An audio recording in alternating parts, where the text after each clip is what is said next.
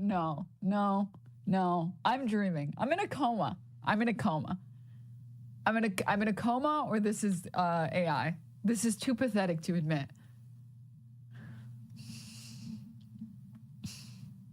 No. Someone wake me up. Come on, guys. All right. Wake me up. All right. I did think the Trump presidency was too weird to happen, to be real. You guys can wake me up now. I'm ready to wake up. I'm ready to wake up, guys. This can't be real. This can't be real. Can't wake up. Wake me up. The lick spittle behavior. Does anyone think Ethan is any good at games? Dude, Mike chat, 1 glaze. I will give 1 glaze, all right? 1 glaze. Mike is surprisingly good at video games. I'm going to be honest. I wasn't aware with your game. I wasn't aware with your game.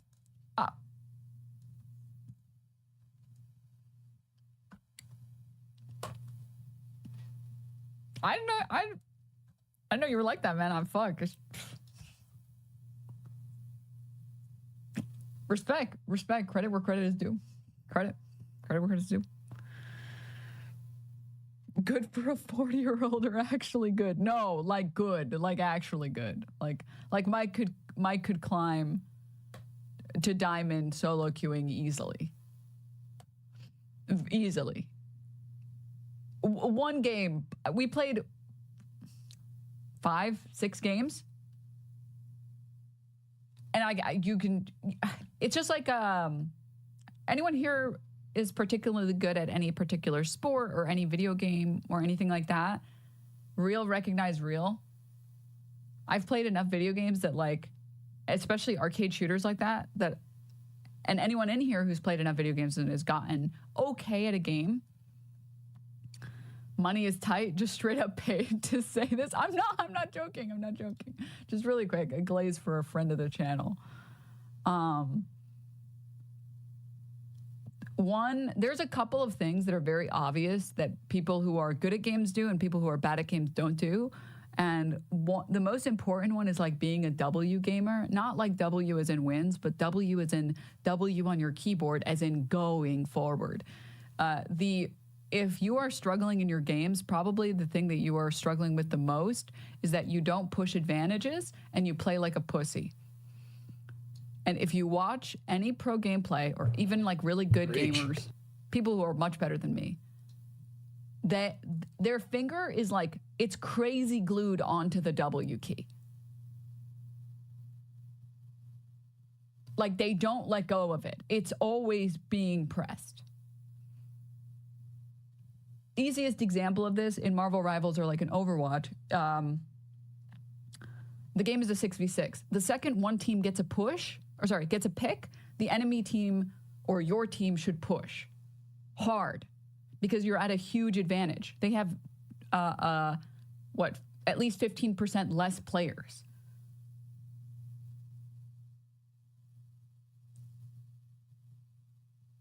You should push.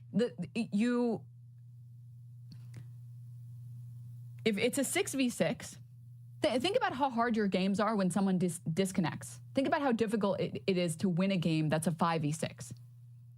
The second your team gets a pick, one pick, everyone on your team should rush into them. And if you watch pro gameplay, this is what they do. You can watch like from like the like high ground or like bird's eye view of like the players in pro games. One person dies, the team that lost a player moves all the way back, and the team that got the pick pushes all the way in. They literally don't let go of their W key.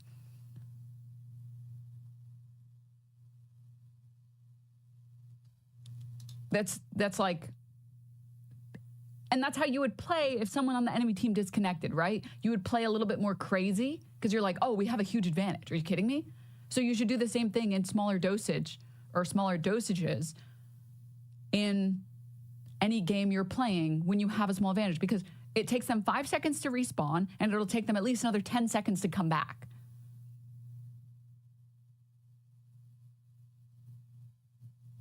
And Mike is a W gamer. I hate to say it. Mike was right. He was. It's true. He's a W gamer.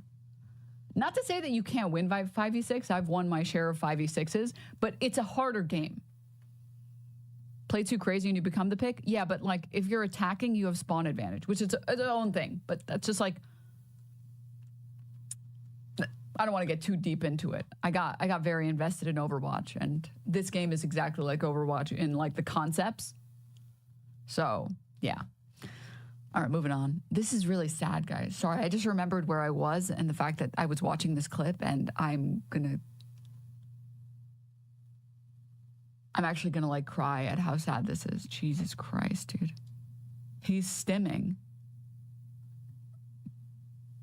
He's watching his comfort stream. He like watches Hassan die in Marvel Rivals, and he's like, oh no, that's gore. Gore of my comfort stream. Man, Jesus. All right. Let's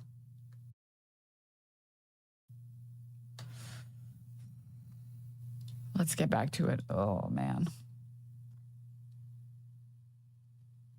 I like how Dan called it an FPS, and it's not an FPS. Yeah.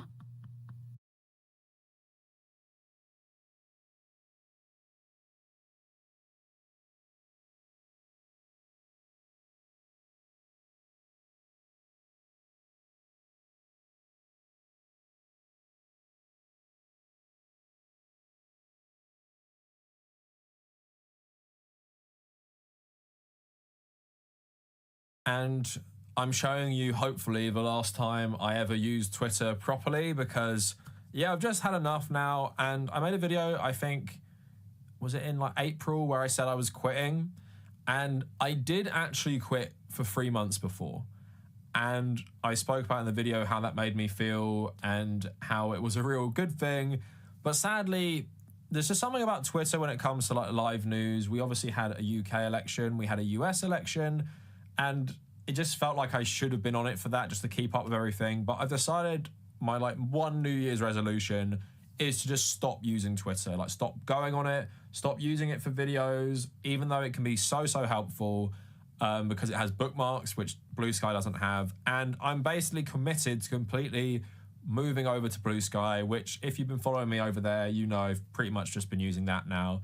Now, the one thing I will say is if you do follow me on Twitter and you are a sicko who's staying, I will be cross-posting certain things using this app called Buffer, where you can post the same like post to Threads, BlueSky, and Twitter at the same time. But I won't be reading replies, I won't be reading the timeline, I won't be just on it really ever, unless there's something very specific that comes up. And that's part of the reason I'm not deleting my account. And I'm also not deleting my account because in the past, when I've had problems with YouTube, the main way you can kind of get their attention is through Twitter, annoyingly. So that's why I'm not just outright deleting it, even though I kind of want to.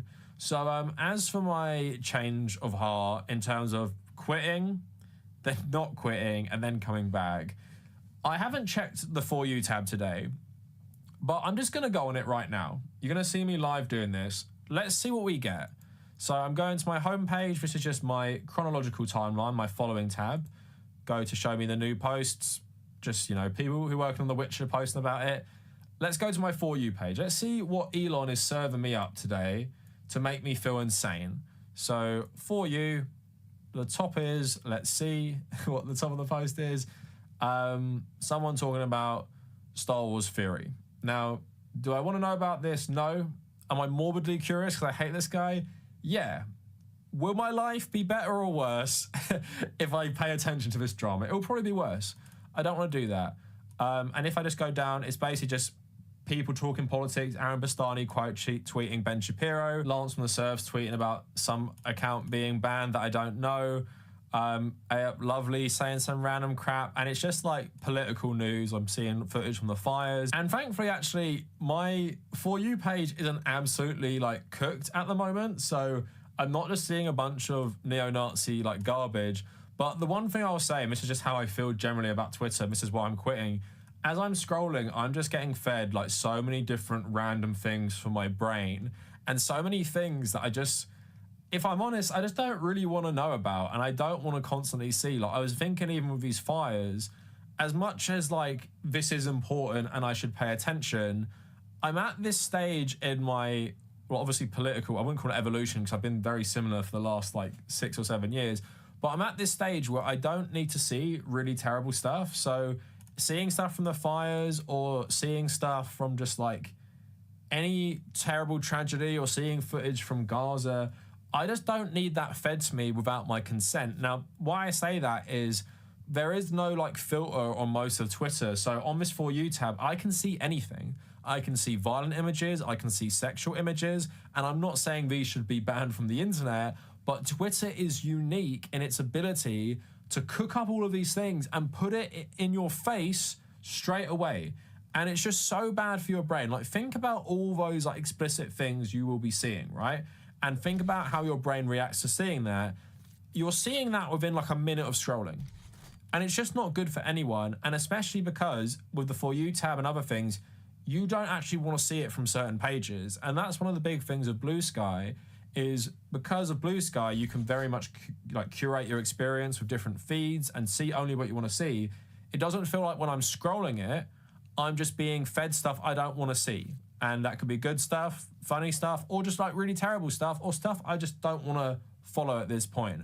And Twitter just keeps you hooked because it throws so much random shit at you. You just keep reading, you keep scrolling, you keep doing all this stuff. Now, another part of this as well, why I'm stopping using this is just Elon Musk. Now, that should be obvious to everyone. I actually said this back in my other video. Shout out Cameron Casey. What Elon Musk is doing on this platform, and I thick, said he was turning it into 4chan like straight away, but it's literally just becoming cake, the most rancid, like fascist place on the entire internet. And I just don't want to be exposed to all this insane fascism all the time. Like, yeah, it's important for me to talk about this at certain points, but it's just such a hotbed. It's like me going on 4chan Poll every day and talking about the insane stuff I find on there. Like, I wouldn't do that, would I? And since Twitter is becoming that, why would I subject myself to the most racist filth I can find on the internet? I'm not going to do that anymore, and I don't want to pay attention, and I don't want this like terrible social media experience anymore because it just occupies your brain. And there's so many people, and you can just think about anyone you see on Twitter. There are so many people who only exist on Twitter. They only annoy you on Twitter, and they only impact you on Twitter through being annoying. Once you stop using it, they're gone from your brain forever. And sadly, this is also in terms of like mutuals I have, other creators. Once I stop using Twitter, I kind of just forget all about them, which is sad in its own way. But the positive is I'm forgetting about loads of far-right accounts. I'm forgetting about loads of fascist shit. And I'm actually insulating my brain from just being irritated 24/7 by this social media feed. Now, something I also want to say is, if you guys are struggling, I totally get it. Like, quitting Twitter is hard. I've used it since 2011, and it's been so helpful for my YouTube career. It's so helpful for ideas, not just talking about stuff on Twitter, but just getting random ideas for videos. It is, you know, there's something about it and its constant feed of garbage that is good for content. I will admit that. But at the same time, I said in my other video, it occupies your brain in so this organization, like, if you go on it in the morning, and even if you just like wake up in the night and you're a bit bored, want to go on your phone, you go on it, you're never going back to sleep because it just triggers your brain in a certain way, and it can just like mess up your whole day if you go on it and read stuff that's annoying or see stuff that's gross. So when I initially quit it, I got back into reading in a big way for the first time in years. Like, I've always read books. I've mainly read like political books or history books, but I've read like 1 to 6 of the Doom books. So I'm on the 6th one right now, and that correlated with me quitting Twitter the first time. So once I quit Twitter, once I got over the phantom scroll where I would literally scroll my phone trying to click Twitter, I would then go to my books app and I would read a book. And I didn't finish, but I'm going to finish it, Neuromancer, and obviously most of the Doom books. And in the last 10 months, I've read like 7 books. And I know, like, to a lot of you readers listening, that's not a lot. That's loads for me, especially because some of these books are very long as well. And I'm proud of myself for doing that. And also because of that, it's inspired me to get back to writing my book, which I started a while back. So all of this free space in my head from quitting Twitter last year just had such positive results on just my general, I wouldn't even call it mental health, but just my headspace. And obviously I went back. I wouldn't call it a mistake because of the elections and important events, but I went back and I found myself getting like so sucked back in. And that was scary because I thought I'd broken the addiction. But what I've noticed now is that did help me break the addiction because it made this so much easier to decide to do. I deleted it off my phone. I deleted it off my iPad. The last day I made a YouTube video in 2024. And then I just thought to myself over the Christmas break, I didn't go on it and I didn't miss it. And now when I go on it, it fills me with a sense of dread. I wouldn't call it anxiety, but I just don't want to be there anymore. And even looking at it now, I'm hoping I just don't look at this like much at all in the future. So the future for me on social media is just not on Twitter anymore. You know, I have 16,000 followers. I've had a lot of good interactions with people, loads of lovely messages from people, loads of just nice people being respectful. I've also had insane dog piles from conservatives and fascists. I've had attacks from other left-wing people. And I just think Twitter uniquely incentivizes a really toxic relationship with each other. We don't treat each other as humans on Twitter. And I say that as someone who also doesn't treat people as humans on Twitter, because that's the worst part about Twitter. You don't treat people like a normal person. You treat them as potential dunks. You don't care how it makes them feel, and you do it all for content, social media likes, and dopamine. And no matter how nice a person you think you are in real life, which I tend to think I'm a nice person, there's something about Twitter that brings out the worst in everyone, which has created a uniquely toxic culture, which has only become worse and worse and worse with Elon Musk. But we can't pretend this toxic culture wasn't there without him, because it definitely was. He just dialed it up and put a fascism or a fascist spin on it. So again, to break our social media addiction, I think sometimes we just have to do the hard part.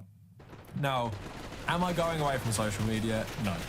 First of all, I like social media, and I like the ones I use: Reddit, Instagram, BlueSky, and YouTube, of course. The difference is, with these other places, it just feels like it's my consent, and I have to go looking for stuff to find it, rather than it just being fed to me without me wanting to see it, but, constantly seeing this shit anyway. So on Instagram now I have my free Instagram accounts, my Tabernacle one, then my travel one, and my gaming one, and I'm having fun, obviously, posting on all of them. I like it because I just post what I want, people like it, or maybe leave a few comments, but there's just not much feedback. Like, people like it, that's it. There's no dog piles, there's no loads of comments, there's no snarky comments, there's no annoying comments. It's just, that. BlueSky has been good so far. It reminds me of old Twitter. And Reddit, of course, is just, Reddit. And it can be super useful, can be annoying, but you just stay away from the annoying stuff. So yeah, rest in peace for Tabernacle Twitter. Again, like I said, if you're staying on it, not deleting it, you will get tweets from me, but I just won't be on there. I won't be interacting with people. I won't be commenting or replying to anything people send me, unless, I've somehow stumbled across it and it's super important or whatever. So, yeah, that is it for Twitter. Thanks, Elon. But honestly, it's not just Elon. It's a toxic social media platform. I think for people who engage in political commentary, it's actually the worst place to be and makes you feel like the worst about yourself. I'm seeing Hassan on my screen right now. I can't imagine how someone like that is both on Twitter all the time and obviously is being targeted by so many different communities. Must just drive you absolutely insane. I don't know how he's still on Twitter himself. But that's it for the video. Let me know what you guys think in the comments, and if you made it this far, thank you for watching.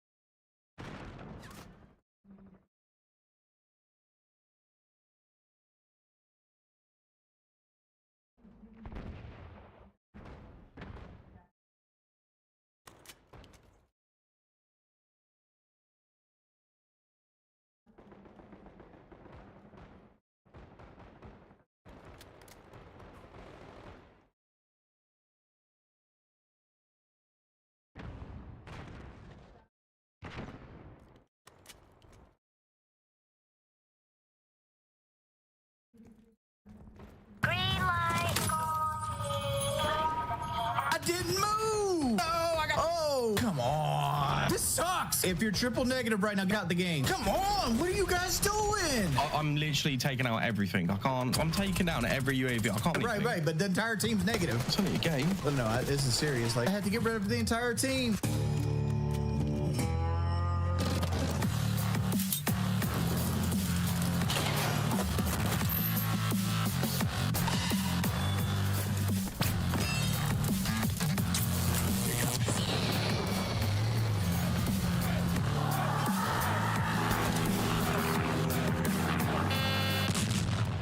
Say my name. Breaking Banquet. You're goddamn right. Oh, no. No, I got... Two in the house. Come on.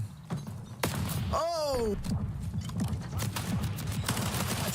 Come on, dude. They're over there. There's somebody in here just throwing smoke grenades at me. One right on me. It's this Nell guy. Like, somebody... Who's this guy? He's not on my friends list. Not one of your guys. I have no friends on there besides you two. It's about to change. I got that. Oh, guns in the middle of the house. What are we in now, team? Oh my god, how does that happen, bro? Middle window of the house. I can't do shit on these snipers. Come on. Jeez. Sniper in the left window. Like, I had a guy shooting at me and like throwing smoke grenades at my feet. All right. What was for dinner? I haven't had dinner yet. Why is my game character black? Because that's who it defaults to. And I don't give a fuck who I play with. It defaults to like Carver and some Asian girl. So like that's who I play with. Pause on that. How long were you willing to work for that 130 finger sniffer good? Another 10 minutes. You gonna hit me up? We're about 220 away. Damn it. All right, we got a live gamer. Be careful, guys. Gotta stress. Gotta sweat. In our spine. Gotta sweat. We need to get the objective. The guys coming up behind us. Oh, die on you, homie. Come on. Yeah, fucking got you too. Dude, come on, boys. Oh, one's pushing us. Dog from it, dogged on me. All right, TDM. Slow it down. Somebody get that counter UAV out of the sky, please. Oh, I shot him on it. Oh, I died. That's that gone. You dumb homie, but just quit eating, dude. I'm not eating. All I right. can't get out of spawn. You're like triple negative. Come on, guys. Win these gunfights. Slow it down. Slow it down. It's one UAV gone. Side of our spawn. Thank you. Can't see shit because Can't these even get fucking out. counter UAVs. Red light, green light.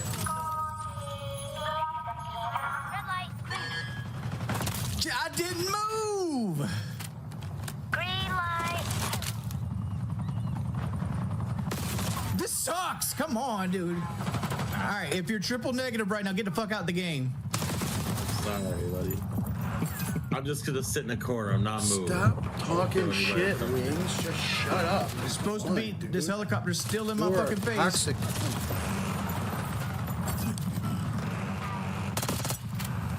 Come on, we're supposed to be somebody with a rocket launcher in their fucking hand right now. You should not be losing to these clowns.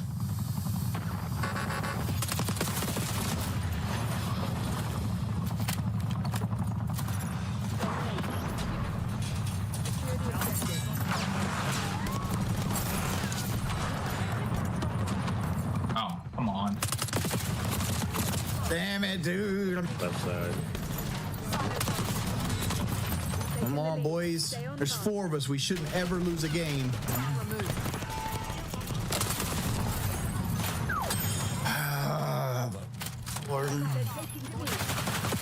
Come on. What are you guys doing?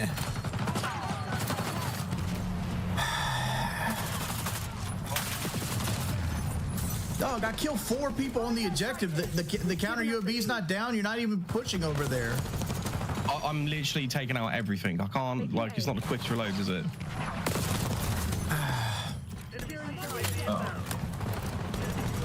Oh my god.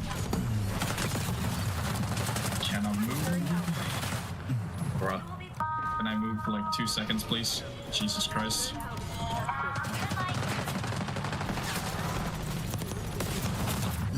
That Zeus kid kills me every 5 seconds. Like, I will quit fucking playing, dude. Get the fuck out the game. I'm sorry.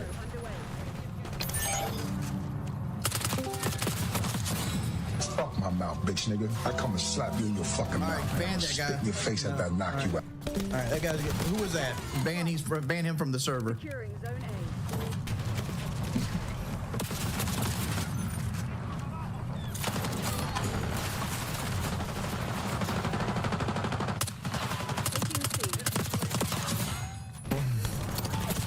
Dude, I can't win every one of these gunfights. I need your guys' help. Bringing in recon.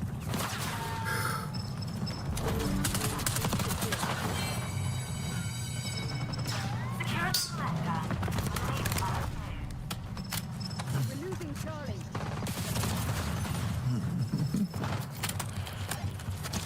Should play by my fucking self, dude. I'm taking down every UAV. I can't fucking do anything. Right. But the entire team's negative. I need help. What? I just won't take down UAVs then. Christ.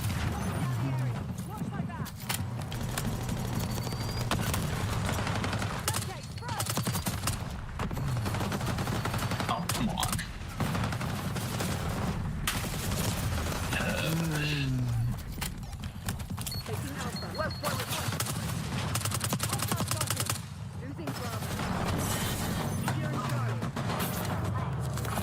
It's ridiculous, man. Playing that fucking sorry.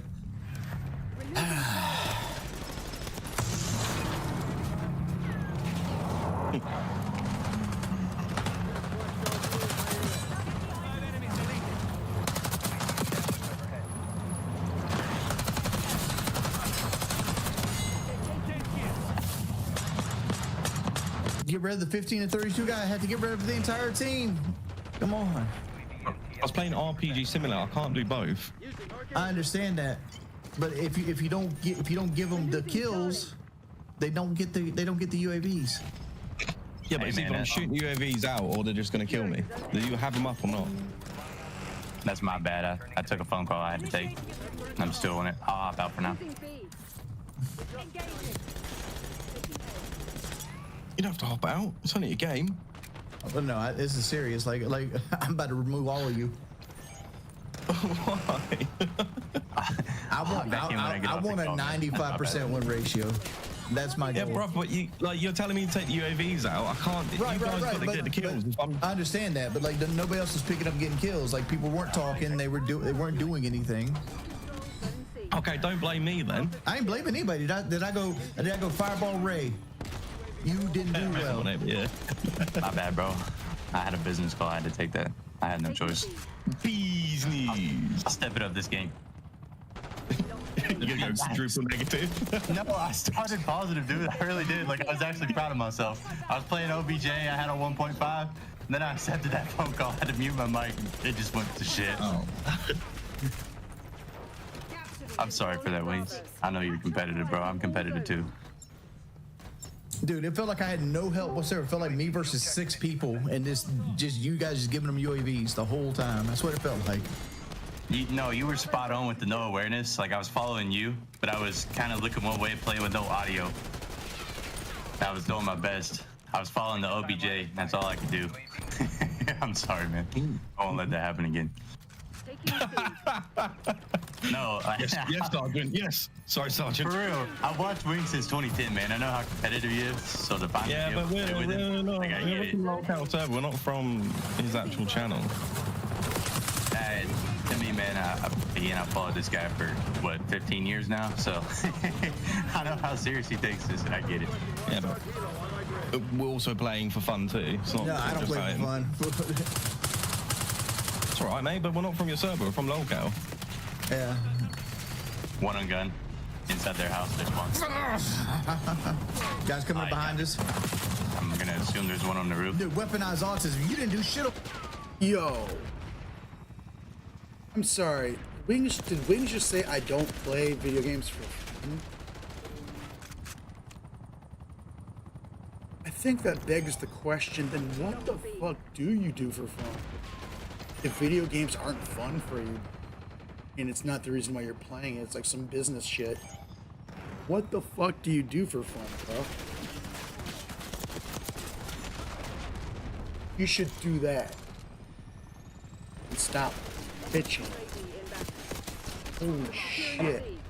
Idiot. You on my team, but you killed me twice already? Yeah. Something wrong with me for still playing. I've got an RPG on my back.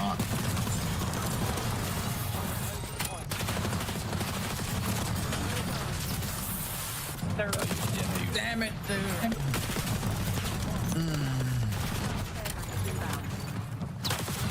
Dude, why are you there?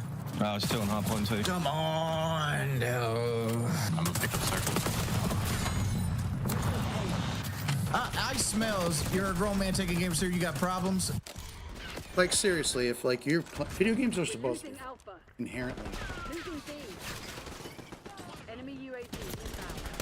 If this literally has the word game in it. Video games are literally for fun. If you're playing video games but it's not fun, just some cynical money making, like, oh, this is the situation I made for myself, so this is, bruh. You should never touch your fucking video game controller ever again. You just put it down, bro. You've lost the plot. That's like the definition of plot losing. Holy shit. Norma Stills asked me what's 9 times 12. Well, let's do this. Let's do this realistically. 9 times 10 is 120. All right. So what's 9 times 10 is 120. All right. So what's 9 times 10 is 120. 9 times 10 is 120. Do y'all have a full lobby? Nah. Oh, we just started the game though. Okay.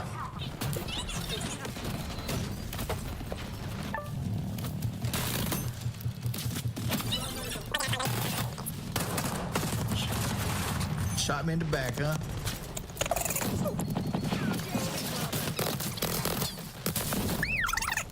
Dude, your mask all fucked up? Yeah. So is your underwear, buddy.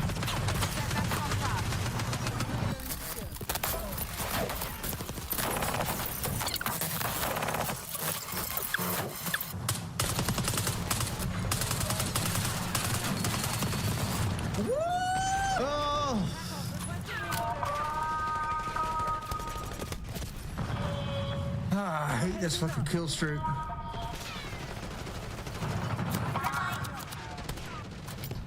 Oh, dude, I didn't even move. What the fuck? Dude, you shot me through the... Trying to push gun. Oh, yeah, that was dumb.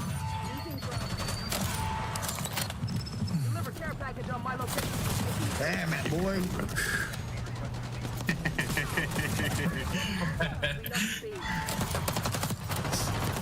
AC. I said fucking 90. I even made a joke about it. What the fuck are you on about? 9 times 10 is 120, all right? So what's 120?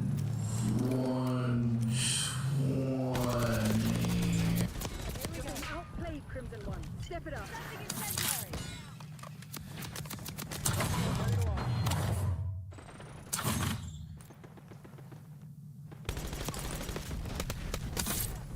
Norma Stilts, what are the 7 continents and 5 oceans?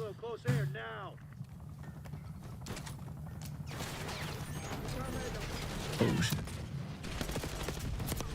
Is there 5 oceans?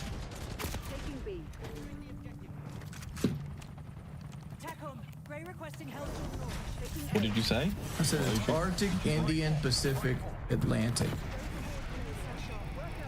Arctic, Pacific, Indian, Atlantic. Yeah, he said there's 5. Yeah, Atlantic.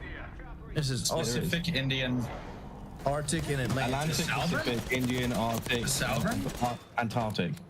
The Southern Ocean, right? No, there's only 4. That's the Antarctic. Yeah, Southern. No, the Antarctic. No, there should be 5. Yeah, that's it. Yeah, you said it. Arctic, Indian, Pacific, Atlantic. Yeah, there's only 4. Yeah, there's 4 of them. There's not 5 oceans. And continents-wise, no. Atlantic, Pacific, Indian, Arctic, and Antarctica. Antarctica doesn't have its own ocean. But Arctic counts as Antarctica's. No, it's the Arctic Ocean. The Arctic Ocean is on the northern side of the planet, but the bottom side doesn't count as its own. Yeah, the bottom doesn't count. Yeah.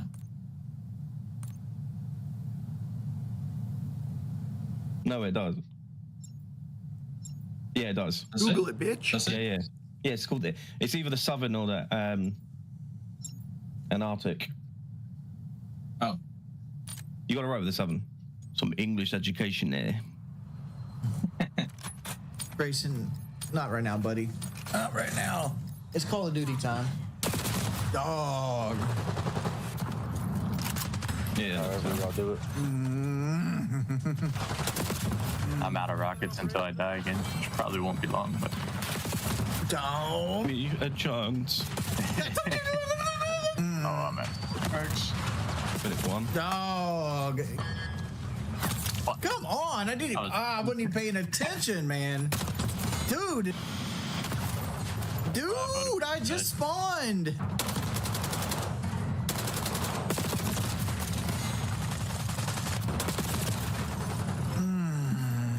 What are the 7 continents? Asia, Europe, Antarctica.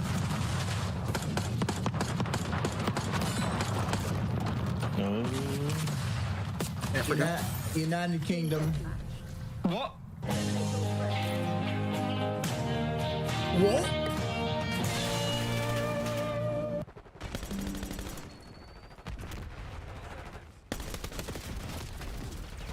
If you have something to say, you best say it.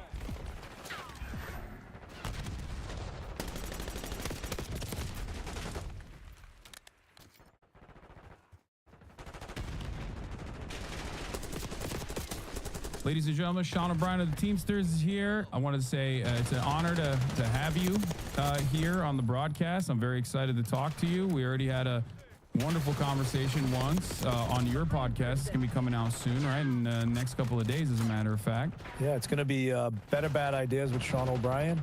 We're going to be launching on January 15th. So make sure you tune in onto YouTube and all the social media platforms. Son of a but bitch. most importantly, you're the first and most important guest. So I appreciate you doing that, so it's important for us. Who are some of the other guests that you're going to be having, if you don't mind me asking, if you don't mind leaking? No, absolutely. I mean, some of the guests we're going to have Casey Affleck. We're also going to have the 3 Olympic hockey players from the Miracle on Ice from Boston, Jack O'Callaghan, Mike Eruzione, and Dave Silk all together. And we're going to hopefully have senators like Josh Hawley, Bernie Sanders, a very diverse group of politicians. Also, we're going to focus on celebrities and any and all. I didn't know this dude was fucking jacked. Shape America. So we're very excited about the podcast. We're very excited about diversity, but more importantly, we're most excited about having conversations uninhibited and not scripted. Hell yeah. I just wanted to ask who the other guests were to see who I'm more important than by your own estimation. But it's wonderful to have you here, Sean.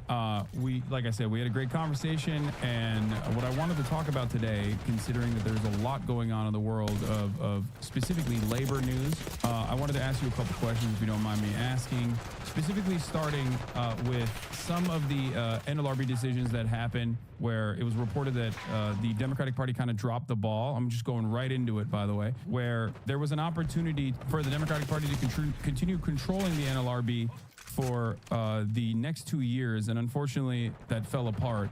And I wanted to hear what your opinion was on that. Yeah, there was a reappointment effort to keep one of the Democratic appointees on there. and it couldn't get done, and it's unfortunate. But the reality of it is you know, there was a key opportunity to, you know, and listen, I think it's important to note the NLRB needs to be revamped. I mean, there's no doubt about that. And in my world, the Teamsters world, we've been avoiding the NLRB as much as possible. I mean, I think if you pay attention to what's been going on for the last 2.5 years, although we have gotten some good decisions, we try and just put the pressure on employers to either recognize us voluntarily, or in some cases, like in DHL and other areas like Cisco or Republic Waste, we strike for recognition. We've done that at Amazon. We have marches on the bosses at the DSPs. So whoever is in that NLRB, you know, I think regardless of who's there, we've got to revamp them. I think, you know, being at the table, having the conversation, being part of the process is important, and we're hopefully optimistic we can do that. I mean, look, we can't keep focusing on missed opportunities. We just got to play with the cards we're dealt and figure it out, and I think that's what we're prepared to do. There's a Rokana tweet from this issue specifically from January 7th where he says, "We then failed to get the word to Vice President Harris quickly enough to come and deliver the tie-breaking vote. In the 90 minutes that transpired, Senator Manchin returned first, swinging the vote in the other direction and ceding the NLRB to Republican control 2 years earlier than necessary. These procedural blunders have massive implications for the American people who deserve better from their elected officials. American workers deserve an explanation." Now, regardless of your opinion on the NLRB overall, it seems like Kamala Harris still had the opportunity to deliver a tie-breaking vote and chose or was not there to cast that vote. Does that track with at least your immediate involvement with Kamala Harris? Because you've been in rooms where you directly talk to Kamala Harris as well for labor-specific issues. Well, I mean, look, if you miss the bell or you don't show up for work in the real world, you're in trouble, right? But there's no consequences for her. She should have been there. She should have done the right thing. And this is what the problem has been all along. Ro Khan has been a great advocate for working people. I spent a lot of time with him. And look, he'd have the inside track on what actually happened. But, you know, if you're expected to be there and you can actually make an influential decision, then be there regardless of whether you won the election or not. Now, we can speculate, or I could speculate, maybe she didn't care because she lost. I don't know whether that's true or not, but, you know, based upon my experiences and based upon the election results, maybe she just doesn't care anymore. And, you know, elections have consequences, and there's clearly a consequence of an election. Yeah. So here's the other side of the story. So in terms of Josh Hawley, you've talked about him with we even had a conversation about Josh Hawley. Where why is the Teamsters Union president? You had a conversation with him. You believe that he's committed to the statements that we've heard from him very publicly about supporting labor unions. And I guess the question I have is, or at least the fears I have, and this is echoed by my friend Alex Press as well, that with the Trump-backed NLRB appointments or new NLRB judges, do you feel like there is something to fear with respect to the judges potentially opposing the Teamsters argument that Amazon is a joint employer of its drivers, specifically the ones that we're talking about with the strikes that are happening or were happening all around the country? I mean, the fear of the unknown obviously is not a comfortable position to be in. We're hopefully optimistic by having conversations with people like Josh Hawley, working bipartisan across the aisle, that we can convince and also support previous rulings that have determined they are, in fact, a joint employer. So time will tell, but I will say this about Josh Hawley.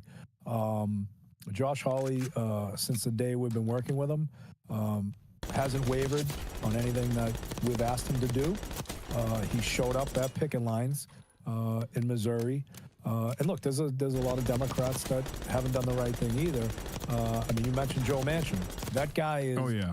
Thank God he's leaving. I mean, talk about being bought and paid for. I mean, that guy comes from a blue-collar state that went right to work, and you know, he flip-flops more than anybody I've ever seen in my life.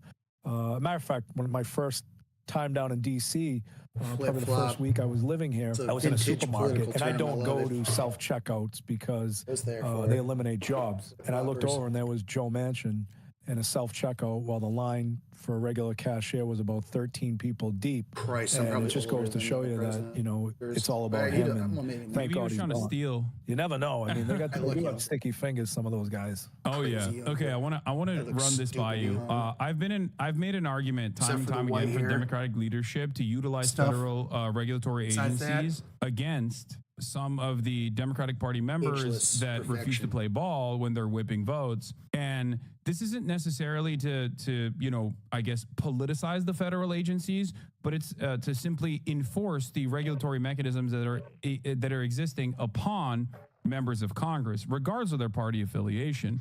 Joe Manchin, I think, is a fantastic target for a conflict of interest, whether it be his I believe his daughter is a big pharmaceutical executive that has dealings with the state that Joe Manchin is obviously or was a senator in West Virginia. His brother, I believe, also operates coal mines. So not only do these guys engage in a lot of insider trading, they also have direct involvement with a lot of these companies, and I think it deserves investigation. You know, what do you think about utilizing these government agencies against politicians to make sure that they also are treated like regular citizens are? Because if there was this sort of corruption, this sort of rampant corruption being conducted by regular citizens, you would expect the government agencies to actually deal with them, right? And investigate them. I mean, there's no doubt rules and regulations are there for a reason. They should be enforced across the board, regardless of who you are or what you do.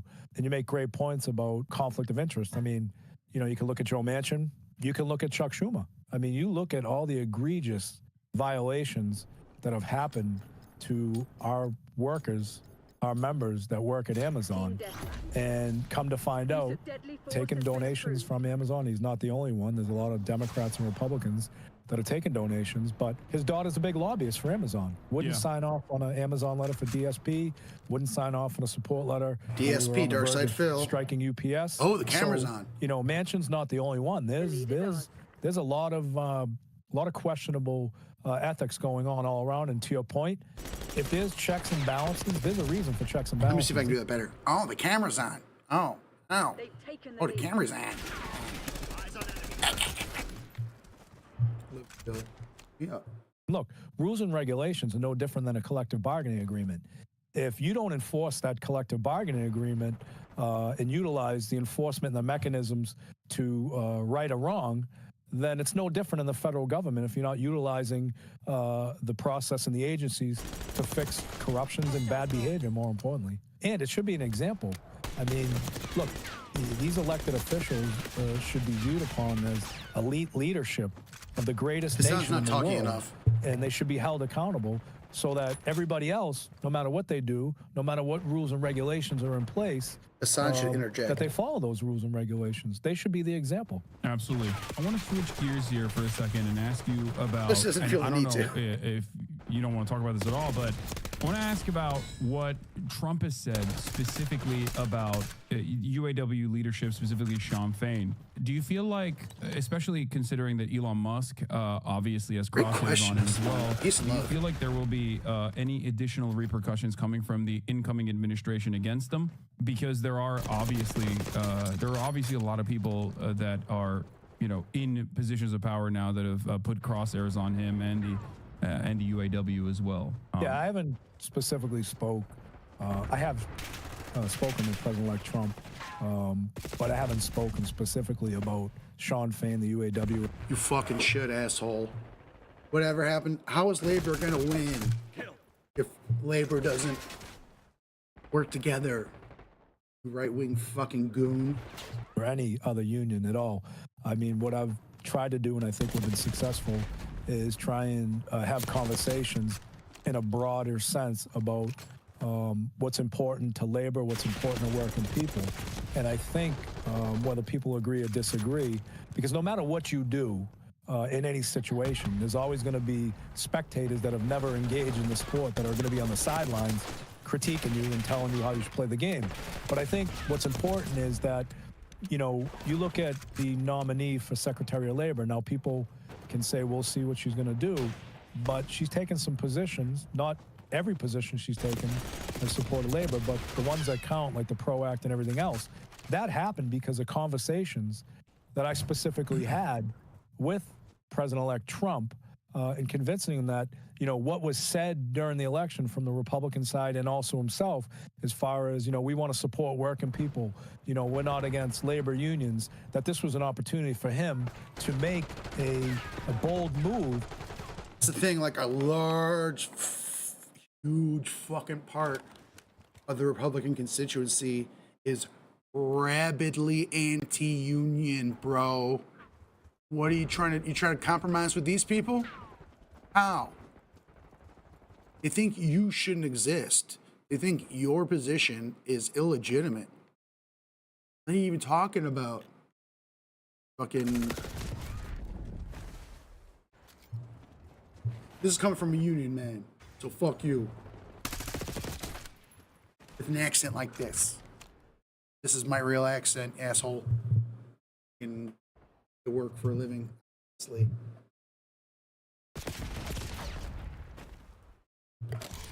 To make this appointment. Union. In a perfect world, you know, I would love everybody to embrace and agree with everything everybody does, but it doesn't happen. Union as worker. far as retribution, retaliation, I can't speak to that because I don't know what the history is. I know about retribution and retaliation because when I spoke at the RNC, there was no secret that the far left and a lot of these politicians, senators, Democratic senators and elected, you know, came after me fast and furious. And that's okay. Was he trying not to laugh? I think he was trying not to laugh. Hey. Hassan. But, you know, as far as what in Sean Fain's future as it relates to a relationship with Donald Trump, I mean, I think you'd have to ask Donald Trump. I mean, you know, the one thing that I pride myself on is, and I think you know this, Hassan, what is this interview? Honestly, I thought this was going to be a little better than it's going. This guy is fucking talking some stupid shit, and he needs to be called out. Like, what do you mean, Josh Hawley? Okay, he came to a picket line. What else has he done? How else has he advocated for union power for working families, working people, individuals like me? Give fuck all about family.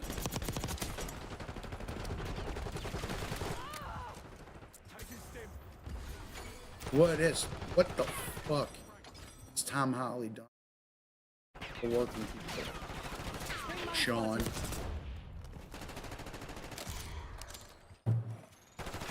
Is it even SEAN? Alright, you're lucky, O'Brien. You're lucky, O'Brien. Not one of them fake Seans.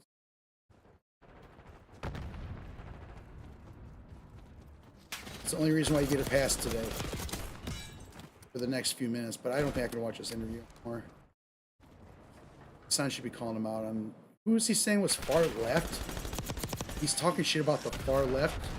You're in a union, bro. Breaking out rocket launcher. You fucking politically fucking illiterate or opportunistic fucking scab, bro. You're advocating for the fucking scabs, asshole. Fuck you. Teamsters can do better. Way better, friend.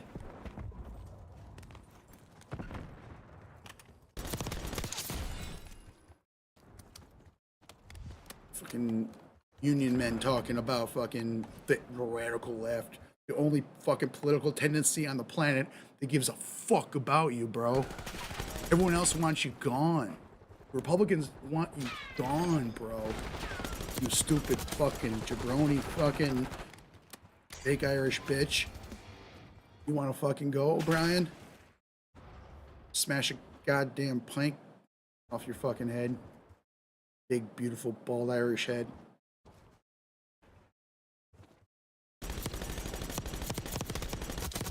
That's a kill. That's how we do it. Fucking teams, yeah, you fucking Teamsters. SEIU would never fucking go to the goddamn RNC. Never.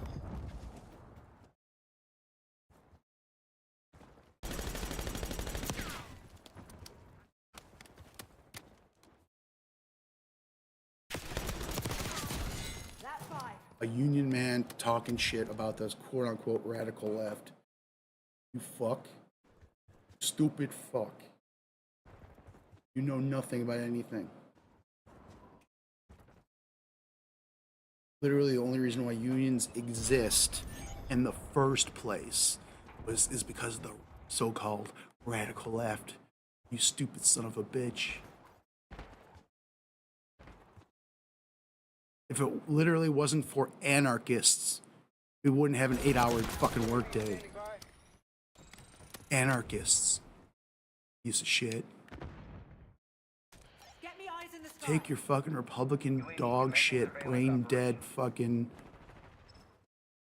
caveman, oog, fucking fake Irish. You're not even Irish. Alright, I can't say that. I'm not gonna say that. All due respect. Still, dude. Slap to the face to oppressed people. Real slap to the face. It's a slap to the face to working people. Trying to fucking gaslight your fucking, Flying on fumes. UAV returning to base. gaslighting the rank and file into thinking that the Republicans have their fucking interests in heart. When literally they're like the big business. Let's kill union since the beginning, bro. Since the beginning. Fuck this clown. I'm done with him. Sorry, Hassan. Peace and love, but you should have fucking called this asshole out. Fucking working against our interests, you bald bitch. Enjoy your podcast. Fucking union power, not fucking Republican power, you white power, you cunt. Which is fairly new. It's, I believe it's like only 5 months old. The Hind Rajab Foundation was founded to hire lawyers all over the world to file cases against Israeli war criminals. And they found out that this soldier, who they had evidence of participating in war crimes because he had posted the evidence on his social media, so they archived it, and they had it saved and ready just in case they got word that he was traveling somewhere. And they filed a criminal case against him in Brazil, something that is possible, I believe, though I'm not exactly sure if, I'm not like a legal expert. I believe this is only possible in countries that have universal jurisdiction for crimes against humanity or war crimes, like international crimes. But he went to Brazil, and lawyers there filed a request to the prosecutor or something, however it works in Brazil, to investigate him. And they opened an investigation. As a result of that, the soldier got word of it somehow, and the Israeli embassy facilitated his escape to Argentina, which, as you all well know, has a far-right pro-Israel government, which is probably going to impede any attempt to do anything against Israeli genociders. Argentina also hosts a number of IDF veterans who went to Gaza and murdered children and then came back and now are just living their best life like nothing ever happened. And you can see the framing of this in the Israeli media. IDF soldier who survived Nova massacre. He's literally a soldier who went to Gaza, and there is clear evidence of him participating in war crimes. Hold on, let me see specifically what they denounced him for. I would assume they went for the easiest charges. Okay, so apparently what they said is they had video footage, geolocation data, and photographs showing him involved in the demolition of civilian homes, which is obviously a war crime and an international crime that would fall under universal jurisdiction. I would assume they went for that rather than charges of him murdering people or whatever, because it's what they had clear evidence of and it would be the easiest thing to prove. So that's why they did it. And in the Israeli media, he is framed, this guy who went to Gaza and filmed himself smiling as he massacred kids and blew up houses. They frame him as a survivor of a massacre, an innocent survivor of a massacre. Now, one might ask the question of, how can a soldier be a massacre survivor? He's a combatant. Yeah. They say the unnamed soldier was a survivor of the Hamas attack on the Nova Festival in 2023. And then it says the soldier survived the attack by running for many kilometers until he reached safety.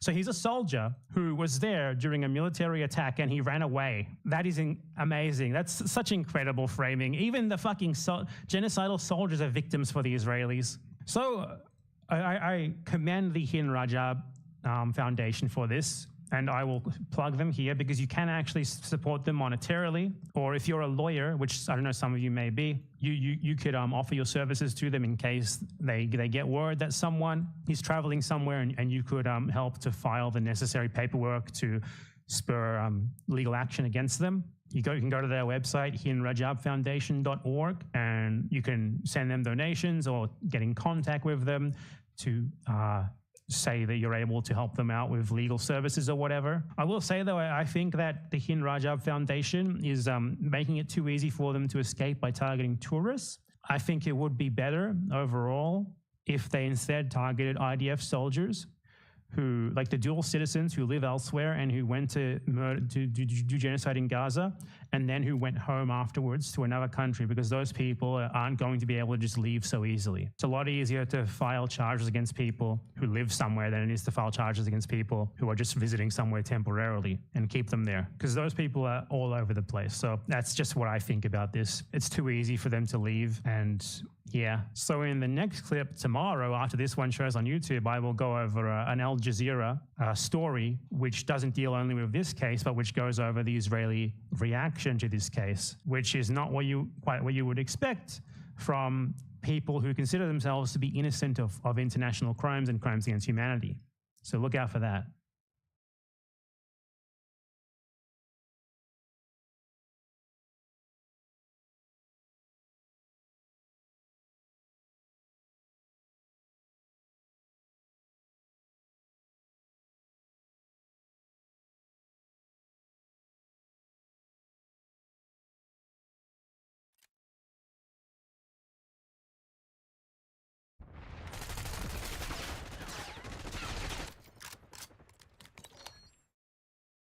What I experience with Filipinas is that they're always very good for my ego. You know, I always feel like the man around a Filipina. Have you ever heard of a passport bro? The kind of man who uses a notebook like this in order to get a woman from abroad. The concept is Western men are not satisfied with the trend in modern dating and modern relationships, so they are changing it up and going overseas. Typically, these men believe that women in the West have become too masculine for that. And I guess, to be fair, I do have a dick, so maybe he's got a point there. I'm dead. I can't. Why did I say that? I be riffing sometimes. So the problem nowadays is men are not being men and women are being men. Passport bros are a very peculiar movement of men on the internet who come together to speak about pursuing women internationally, which on its own isn't necessarily a bad thing, but often comes coupled with quite a bit of misogyny. There's no birth control in the Philippines.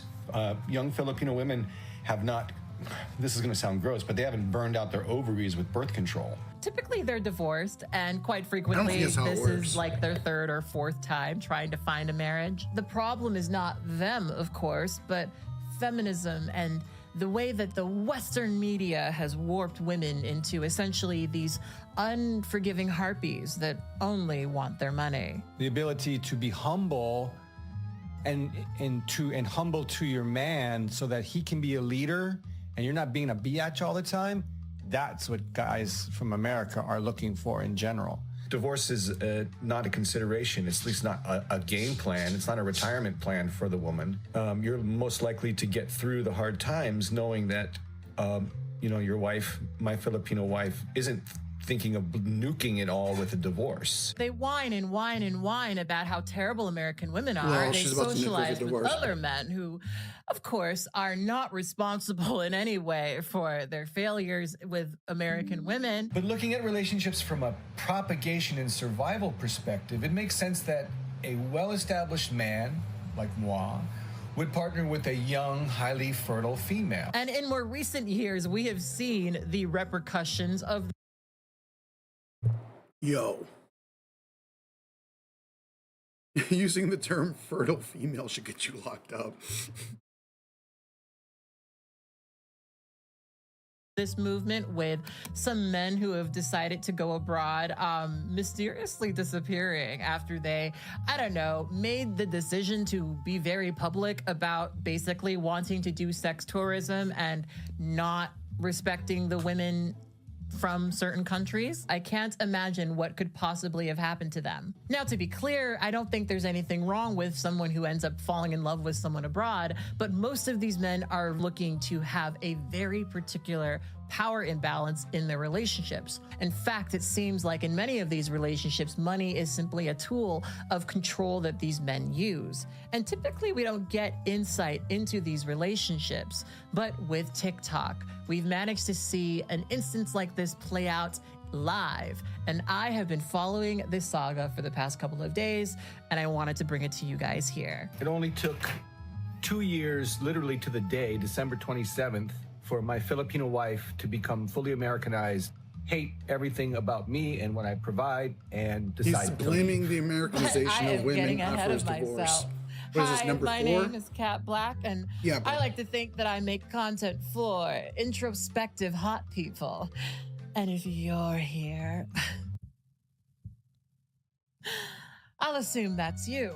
And if you're brand new here, you know exactly what to do if this video pleases you. Click my button and join us right here on the channel. So in this video, I want it to be kind of experimental. I want to do this reaction while doing my makeup because I am on my way to the goth club as per usual. And it's been a really long time since I've done my makeup on YouTube, so I figured that I would do my makeup and we would watch these videos together. So as most of you guys probably have heard by now, TikTok is about to be banned. I have really appreciated TikTok as a platform that empowers certain people to speak and to also find. Once again, this is like the LA fire chief is like in a unique predicament here where she obviously doesn't want to boulder Karen Bass too much because they have to collaborate in times of need. With Los Angeles Fire Chief Kristen Crowley, who's in charge of the department's more than 3,200 uniformed personnel. We began by asking her how they're doing. They're resilient. They're putting everything into this. I can guarantee you that. I'm extremely proud of their dedication and commitment to this mission. They're doing everything in their power to save lives and protect property. I must ask you, because a lot of people are talking about the warning that you sent last month that the budget cuts have, quote, severely limited the department's capacity to prepare for, train for, and respond to large-scale emergencies, including wildfires. You sent that warning about these budget cuts. Was this preventable? I tell you, from the budget cut side of things, when there's a $17 million cut in our budget, operating costs, immediately from that point, I had to make some tough decisions. I looked at some other duties and responsibilities that we do as a fire department and had to focus right back on the training of our firefighters and also our ability to respond to the everyday fires. Take money away from it's shit also that's needed. It's also a unique position because again, because the fires are so expansive and everywhere at the same time, unless you have firefighters, like every single citizen is also a trained firefighter, it's going to be quite difficult to combat all these fires. Like there's always going to be larger problems that they cannot tackle. Do you like this person or is she another government crony? I don't, dude, she's the freaking fire chief, man. She's the Los Angeles Fire Department's fire chief. What do you mean government crony? As far as government cronies goes, like these are the people that you're supposed to defend unconditionally and vociferously, okay? Who can you defend if not the fire department? What are we doing? Like I get being skeptical of all public servants or the government or whatever, but Jesus Christ, dude. Would that $17 million that had been cut from your budget have made a difference in this fight? I would say with the lean forward posture that we took, knowing that a $17 million cut we had to take from somewhere, and that was from the non-essential duties and responsibilities that as a fire department we have taken on over the past many, many years. But with all due respect, in December you had warned that the budget cuts would severely limit your ability to respond to large-scale emergencies. Is that true or not? Yes, so I would say yes, we were limited to a certain factor, yes. And let me ask you about how that limited your response, because in the early hours of the wildfires, especially in the Pacific Palisades, we had a team on the ground, a crew there with our reporter, and witnessed a number of homes burned to the ground, and there was not a fire truck in sight. How did that happen? We pre-deployed the most amount of emergency resources that we could with what we had. With the pre-deployment, when the fire takes off, we're going to push as many resources that we can at that particular incident. And that's what we did. We did exactly what we could with what we had.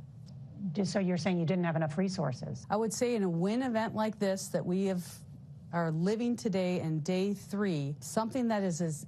You said that the fire department cuts were minimal. It's minimal in comparison to the ginormous budgets spent. Yes, if the overall budget is like around 800 million, then yes, a 17 million cut is going to be minimal in comparison. But it doesn't matter because they need 100 extra million on top of that. And if it's going in the opposite direction of their need, that means that they're underfunded. That's the point. But having said that, obviously more firefighters that are better equipped, more training, more preventative measures, especially with like communicating with the public in dangerous areas that are at risk for wildfires. You need to have a constant upkeep to ensure that there is like dry brush that's cleared out and things of that nature, right? Like all of that stuff, even if you did everything right, even if they got $100 million extra, there is no 100% certainty that they would have stopped all of the fires. You understand what I'm saying? There is always going to be a limit. How many resources you could throw at a problem when the problem becomes too large? Blame the gardeners, eh? It's not,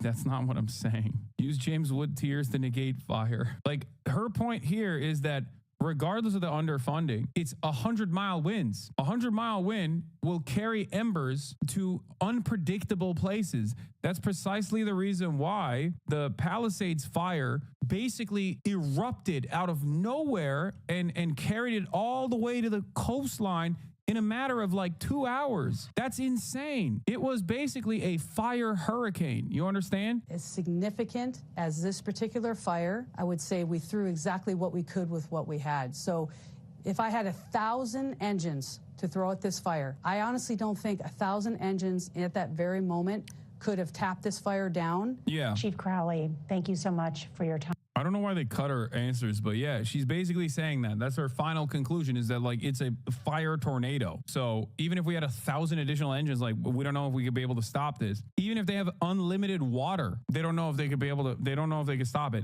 Like one of the things that a lot of people are talking about are the fire hydrants, okay? And due to pressures and due to electronic pump mechanisms being out of commission because they cut electricity to certain areas in order to mitigate, like in order to take extra precautions to ensure that more power lines don't go down and expand the area of fire. There was issues with the electric pumps that actually are supposed to push water into other fire hydrants. The problem, however, is that fire hydrants are there for structural fires. So if you have a large area, or if you have like sporadic structural fires occurring in certain areas, certain neighborhoods, that's what the fire hydrants are for. Fire hydrants are not there to stop a wildfire that has engulfed the entire city, that is in an area that is erupting in fire in a fire tornado. You can't fire hydrant your way out of that problem either. So that's precisely the reason why a lot of the professionals kept saying you can't combat this kind of fire with fire hydrants. That's why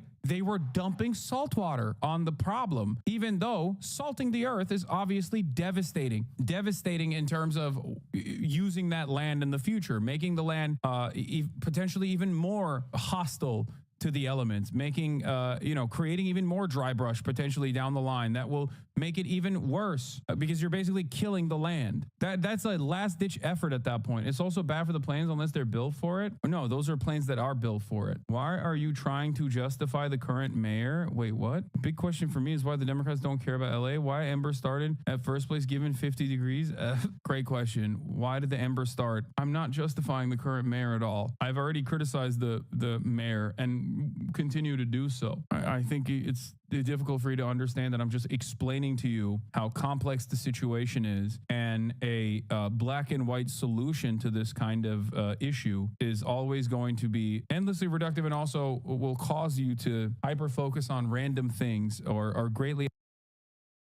Yeah, I mean, this is kind of, how did he put it?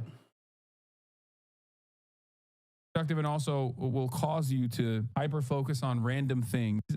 Great question. Why did the Ember start? I'm not justifying the current mayor at all. I've already criticized the mayor and continue to do so. I think it's difficult for you to understand that I'm just explaining to you how complex the situation is, and a black and white solution to this kind of issue is always going to be endlessly reductive and also.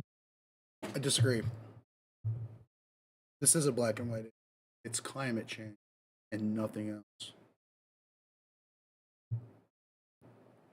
And putting resources, like And I would say, spending money on giving bombs to Israel to drop on children,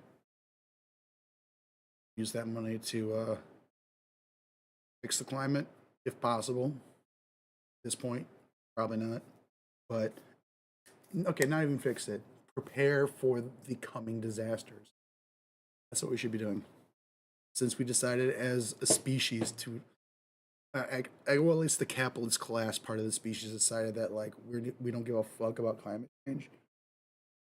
All of our resources need to be put into preventing the damage that will come. The coming climate crisis. It's already here. It's already here, obviously. How are we still debating this? We can see it with our own eyes. It's absurd. Scientists literally talked about wildfire as a result of, literally said this 20 years. Fucking. What are we doing? What are we doing?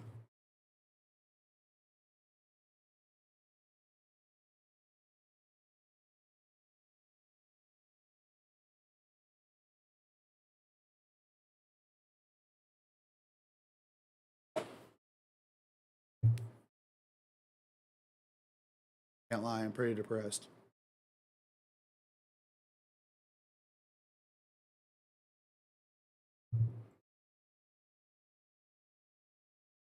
The fuck what? Will cause you to hyper focus on random things or greatly overemphasize certain aspects of the problem while refusing to recognize other contributing factors. Time, and we're thinking of you and all the firefighters. I want to make sure the community knows our firefighters are absolutely doing everything that we can, and I am certainly proud of how hard and dedicated they are working to save lives and property. Well said. Thank you, Chief. Using salt water, using planes at night is a clear indication of the gravity of the situation. It's incredibly dangerous to fly over a fire at night, especially when the wind conditions are so crazy. In many countries in the EU, no matter how bad the fire is, the planes are grounded at sunset. Yeah, it is an act of desperation when you're dumping salt water onto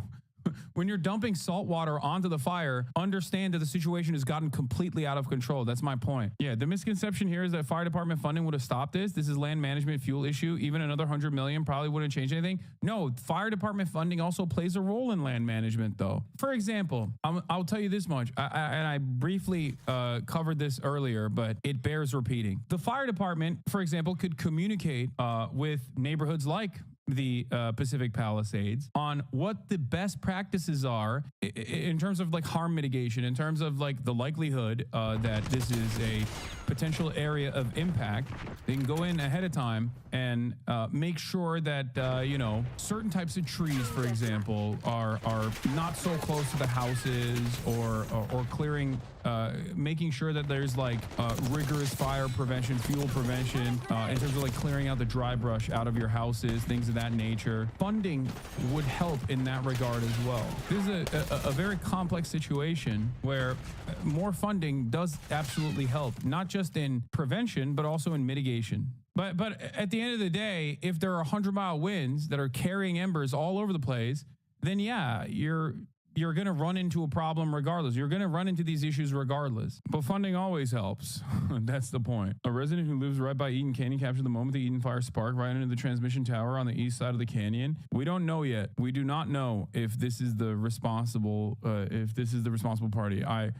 I don't think that there's any reason to just like speculate at this point. They will obviously conduct rigorous examination, rigorous investigations to figure out exactly what the source of the fire was initially. My point is, when you have above ground wires with really old infrastructure, historically in the state of California, the highest likelihood is probably 100-mile winds pushing the above ground lines directly into the brush that is already directly into the vegetation that is overgrown, and most likely that is the most likely contributor to this to the spark initially. That's usually what it is. Yeah, here, this is a great example of this, obviously.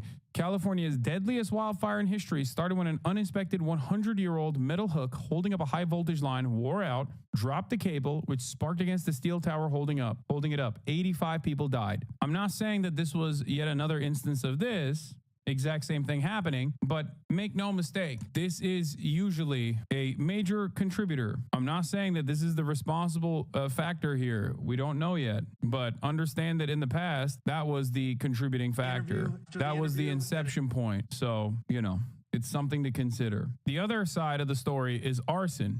Okay, a lot of people immediately speculated that arson was responsible. Let's take a look.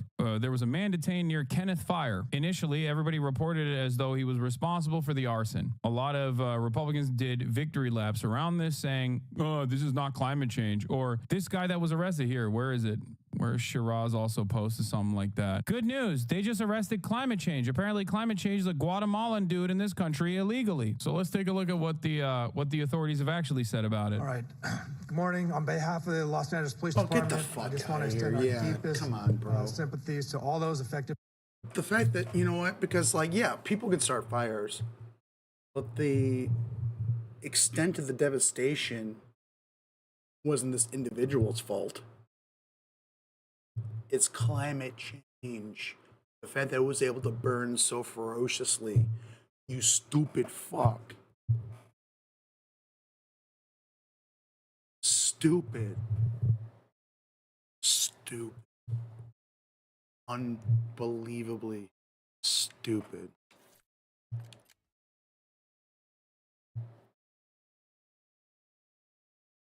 By our fires, and that includes many. Doesn't matter how it started. Someone could have like been pissing and it spontaneously turned into fire because of who cares? Not the point. Could have been from some asshole smoking a ciggy, looking at Lucy into some leaves and everything fucking goes burn. Doesn't matter. It's the fact the wind conditions that made it spread the way it did, and the fact that they haven't had any rain for months. Fuck off. Yeah, some Colombian bro. Eat shit.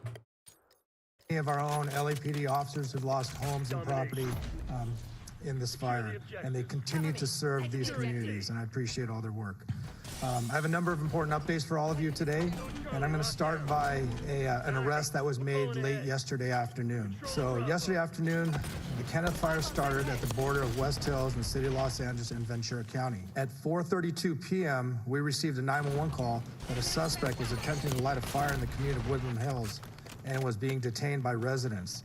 Officers from LAPD's Topanga area responded and took that suspect into custody. And once we learned that this suspect was a possible arson suspect, our Major Crimes Division responded to Topanga Division, along with Ventura County sheriffs, who was the lead in the Kenneth Fire investigation. But they responded, they interviewed this suspect. After the interview and additional investigative steps, looking at some additional evidence that was present, they made the determination that there was not enough probable cause to arrest this person on arson or suspicion of arson, and therefore this person was arrested on a felony probation violation. Anyway, Los Angeles, a man who was detained by citizens shortly after a wildfire exploded near Calabasas and West Hills is not accused of starting the fire, authorities announced on Friday morning. Los Angeles police responded to Woodland Hills around 4:30 p.m. Thursday when a 911 caller said a man was attempting to light a fire in the 21700 block of Ybarra Road, police said. Residents who spotted the suspect held him down until officers arrived. Photos shared on the Citizen app show officers surrounding a home where the man was handcuffed. We were sitting in the backyard and suddenly we hear a car coming to a screeching halt, and the guy is running out saying, "Stop, drop what you're holding." Neighbors, he's trying to start a fire. Call 911, called Renata Grinchpun, who witnessed the incident. At the same time, several miles to the west, firefighters from Los Angeles and Ventura counties were racing to contain the Kenneth fire. The fire was ultimately halted at 1,000 acres and no structures were lost. At a news conference Friday morning, LAPD Divisional Chief Dominic Choi said police investigated the case, interviewed the suspect, and ultimately decided he would not face arson charges. After the interview and additional investigative steps, looking at some additional evidence that was present, they made the determination that there was not enough probable cause to arrest this person on arson or suspicion of arson. Instead, the man was arrested on felony probation violation. The investigation is ongoing, Choi said. I would like to thank those community members that were involved in bringing this person to our attention. Blowtorch just a coincidence? See, that's the part I don't understand. Did he actually have a blowtorch or not? Like, people are saying he had a blowtorch, and I saw photos of him being arrested, but I don't know if he actually had a blowtorch or not. Like, I don't know what his deal was. But even then, dude, cops are incredibly aggressive. This would benefit them. This would benefit them tremendously if he was responsible for the Eaton fire. Are you kidding me? They would take, even if there isn't enough evidence, they would still bring him in to be like, no, this is the guy. So the very fact that the same authorities are saying that this is not the guy, at least we don't have enough evidence to pin the blame on this guy, leads me to believe that it might not be. That's all I'm saying. The cops will fly a mission accomplished banner if they caught the guy that started the fire. Exactly. And there are people that are, I mean, there's like some photos about like what the Eaton fire sparked with, or how the Eaton fire started, that are leading people to speculate that it was an electrical fire rather than one that was born out of a random arsonist, if that makes sense. Initiated every federal agency, from the Department of Defense on, every federal agency to be part of this. And the other thing is, look, you know, I think you're getting a bad rap. I know you're getting a bad rap about these fire hydrants don't have enough water in them. Give me a break. Give me a break. What this is all about is the utilities, understandably. What they did is they cut off power because they're worried about these high tension lines coming down and causing more fires in the wind, right? When they do that, guess what? They shut off the power that controls the ability to pump the water. And so now you're getting generators here. I mean, this is complicated stuff. You're going to have a lot of demagogues out there trying to take advantage of it. But you're doing the right thing. California voters approved $7 billion in bonds for state water supply infrastructure projects. Of that, $2.7 billion was designated for water storage projects. More than 10 years later, there are no new dams or reservoirs or other water storage projects to collect and store California's winter runoff, 80% of which is sent to the Pacific Ocean for environmental purposes. Ah, yes, water starts fires. No, he's not. I mean, he is a delusional old man, but he's not wrong in regurgitating the information that others have given him. With respect to the way that these water hydrants work. For the record, yes, water doesn't magically appear in the water hydrants, especially when there's not a lot of pressure. You need electric pumps to move water around into areas of need. When the electrical pumps are no longer working because they cut electricity to certain regions, especially regions where there is a fire, an existing fire. The reason why they cut the electricity is so that there aren't additional fires that take place. This is yet another issue with our overall refusal to harden the infrastructure against wildfires, because the electrical lines are above ground in areas where they are super close to the vegetation. When you have 100-mile winds that move these power lines around and cause electrical short-circuiting, they can end up lighting the shrubbery on fire. So they cut the electricity. But when they cut the electricity and there are no backup generators for the water pumps can't function and move water around to areas of need. That's how you arrive at water hydrants not having enough water. Having said that, there's another problem here. A wildfire this size, it cannot be combated with water hydrants anyway, or at least that's what firefighters say. Water hydrants are there for structural fires. They are not there to literally stop a massive area like this from being engulfed in flame. We're going to get it done, God willing. And I say to the people of Southern California, God bless you. Stay strong. Stay strong. We're not going anywhere. We're not going anywhere. Thank you. Thank you very much. Thank you, Mr. President, for everything. And you know, all kidding aside, you both have my phone number, so. Trust me. Yes, we do. No, I mean, for real. Anything that comes up, if you have any ideas. He's for real. And if you didn't, I got a California vice president, man. Yeah, that helps too. She's mildly focused on this. Having access to both of you is a Perhaps too specific, but if the fire hydrants wouldn't even be usable, why is this a point of discussion? The real reason why the fire hydrants became a major point of discussion is because, and this is going to dovetail into the other argument that I wanted to talk about, private fire brigades. Rick Caruso is a multi-billionaire real estate developer that owns numerous malls all around Los Angeles. He also owns a mall in the Pacific Palisades. Rick Caruso, being the unimaginably wealthy person that he is, of course, hired private brigades to protect his mall in the Pacific Palisades. He also ran for mayor and almost won. He's a Republican that swapped his party loyalty, his party, right before this election, specifically so that he could turn around and potentially win the mayoral race. Now, he hired private fire brigades to defend the Pacific Palisades Mall, and they actually did defend the Pacific Palisades Mall. Here it is. Here's a video of the entire Caruso property in Palisades Village remains untouched while surrounding homes and properties have been completely destroyed. People will say, oh, this is because this is a newer structure and is up to standard on the new fire codes that were implemented in 2008 and onward, but that is not the only reason. The other reason is because, like I said, he hired a private fire brigade to ensure that his property remained intact. In that process, he found out that there was limited amounts of water that his private fire brigades could use. He made a big stink about it. He said, this is, there's no fire, there's no water in the Palisades. What the hell's going on? And then obviously everyone went along with that. But that is the reason why a lot of people started talking about the water hydrants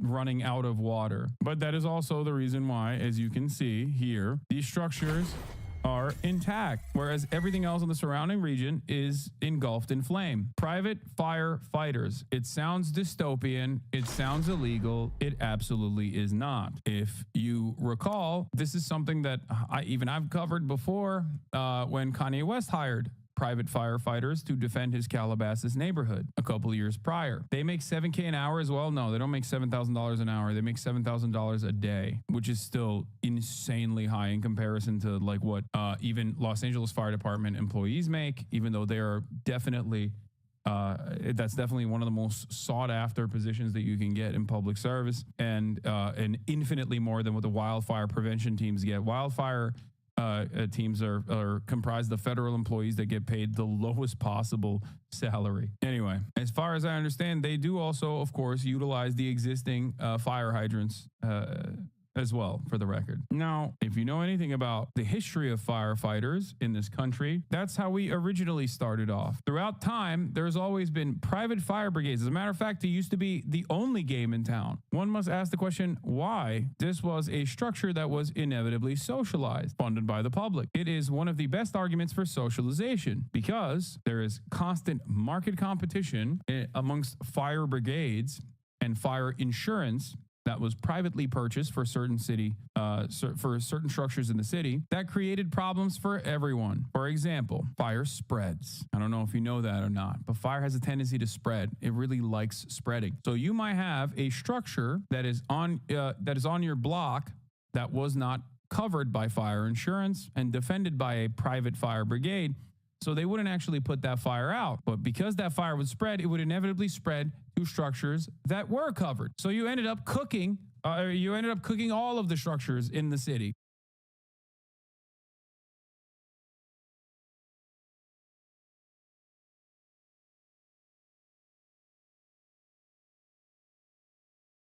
Greetings, my good bitches. The name's Francis, Coke Francis. I'm an editor, Twitch streamer, drag artist, and I'm here because, has this ever happened to you? You're an American kid between the ages of 6 and 11. You're sitting at your desk, you're drawing the Stussy S over and over in your notebook when you're supposed to be learning about fractions, until the principal announces over the intercom that it's time to head to the cafeteria for an assembly. Naturally, you're ecstatic over the idea of doing anything but learning about fractions reactions, or maybe that was just me. Anyway, instead of seeing JJ Bittenbinder or any of the other fun, wacky characters that John Mulaney talked about, you're greeted by a sleazy car salesman who calls himself something like Mr. Candy, or anything else that you've usually been told to avoid when walking near a minivan. And instead of a street smart orientation or anything remotely useful, you're flashed a whole bunch of prizes for some reason. They're not good prizes by any means, but you've probably seen them on the shelves at your favorite local rat casino, and you knew that you would never be good enough at Arctic Thunder to win any of them. To a kid aged 6 to 11, you might as well be winning a brand new Lamborghini. Then Mr. Candy or whatever tells you that all of these prizes could be yours if you participated in the latest school fundraiser. All you had to do to win that prize keychain was to sell 100 chocolate bars or 200 rolls of wrapping paper to everyone you knew. You, a child who definitely had no sales experience unless you're a Girl Scout, and you definitely didn't know more than 10 people in your life who had any kind of money. But not only could you win that keychain, if you sold more than anyone else in your class, you would be the one to treat your whole class to a pizza party. And you certainly wouldn't want to be the kid who prevented their whole class from a pizza party. If this unlocked any repressed memories for you, you were probably a kid in the United States from the 1970s onward. Any kind of kid, regardless of race, religion, socioeconomic status. Because our schools here get hardly any funding, they had and still have to rely on these dreaded school fundraisers, which sounds good in theory, but are ultimately scams that manipulate children into the world of hustle culture. Anyway, I randomly remembered these the other night when I was drunk and playing D&D, and I wanted to dive a bit deeper into this symptom of late-stage capitalism, which, when I think about it in retrospect, was really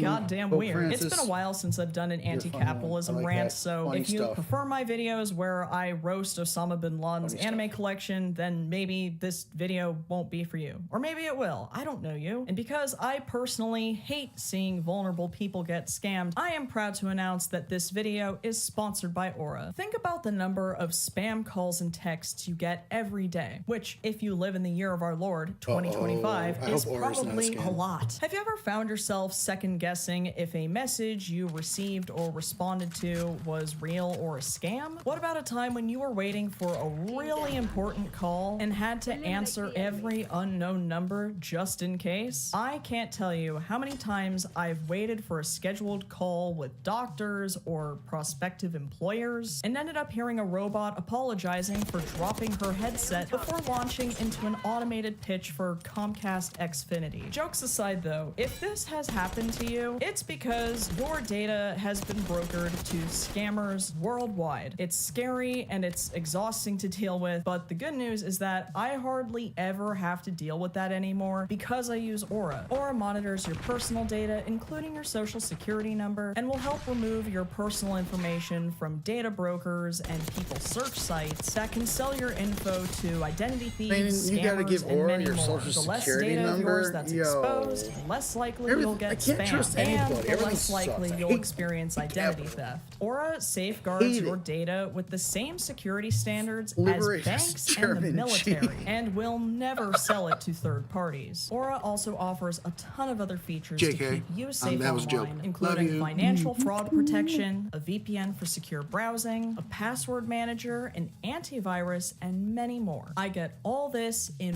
one app at one affordable price. I'm not leaving myself or my family vulnerable to data breaches, and if you don't want to either, you can use my special link aura.com/QueenCodeFrancis to try 2 weeks for free, which is enough time for Aura to find out if. But I'm gonna be real. I literally don't know if anyone's watching this. And doesn't. If like everyone's like the CCP, the Chinese Communist Party, is like capitalist, super capitalist. I'm gonna be honest. If something like this happened in China, whoever did it would be executed.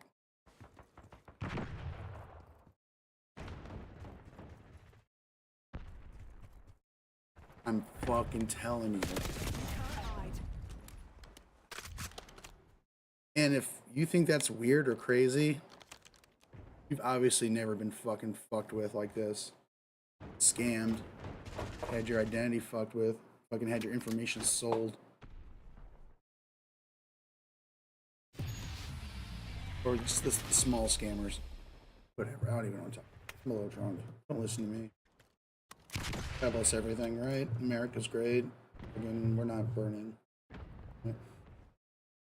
Any of your personal information has been exposed. And with that, back to our regularly scheduled programming. So apparently, and this is what I found in my research, if any non-Americans want to add to this, please do so in the comments. The only school fundraisers that happen in other countries are for, like, charities, not the schools themselves. But here in the good old US of A, education is not only undervalued, it's kept behind a paywall from the time you enter to the time you leave. So for those of you who don't live in a late-stage capitalist hellscape and had no idea what I was talking about at the beginning, every year we'd have some weird dude come in to hold an assembly and show us all these cool prizes we could win if we sold as many things as possible for the latest school fundraiser. Sometimes it's chocolate, sometimes it's like frozen cookie dough, sometimes it's wrapping paper.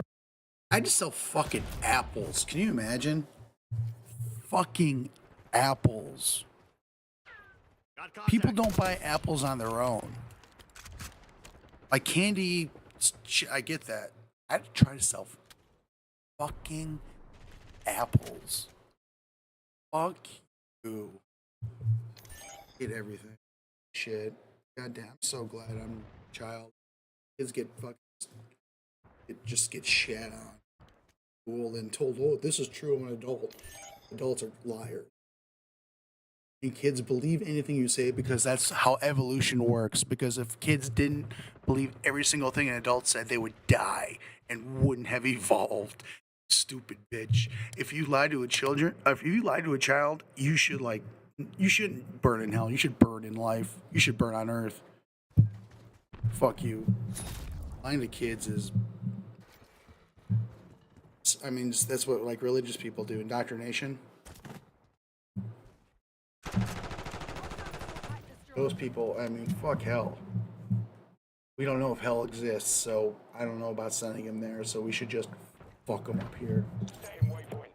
I think my school was chocolate and wrapping paper. He'd say things like, let's put the fun back in fundraising, or something else super cringy like that. And this money would supposedly go towards the most basic aspects of like running a functional school. Not just like updating software or sports equipment or field trips, which should already be a thing anyway. I mean just like basic supplies and materials in general, or any extracurricular activities. So, since the government refuses to fund our schools, we have had to resort to whipping up an auditorium of literal children into a sales frenzy, not unlike those infamous MLM summits that are virtually indistinguishable from a megachurch. They were in church when suddenly their pastor comes flying in from the ceiling when starting his speech. And by children, I don't mean teens or even preteens. The first time I went to one of these assemblies, I was in the first grade. I was 7 years old. And as I mentioned earlier, since my ass couldn't even do basic fractions, I, like everyone else, sincerely believed that a plastic keychain was worth the same as 100 bars of chocolate. And if you sold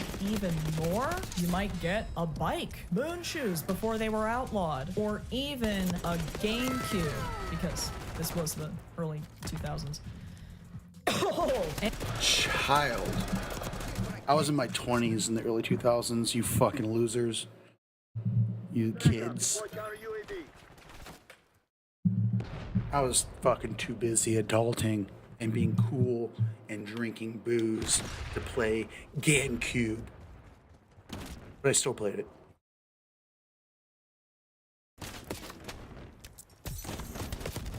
Love you.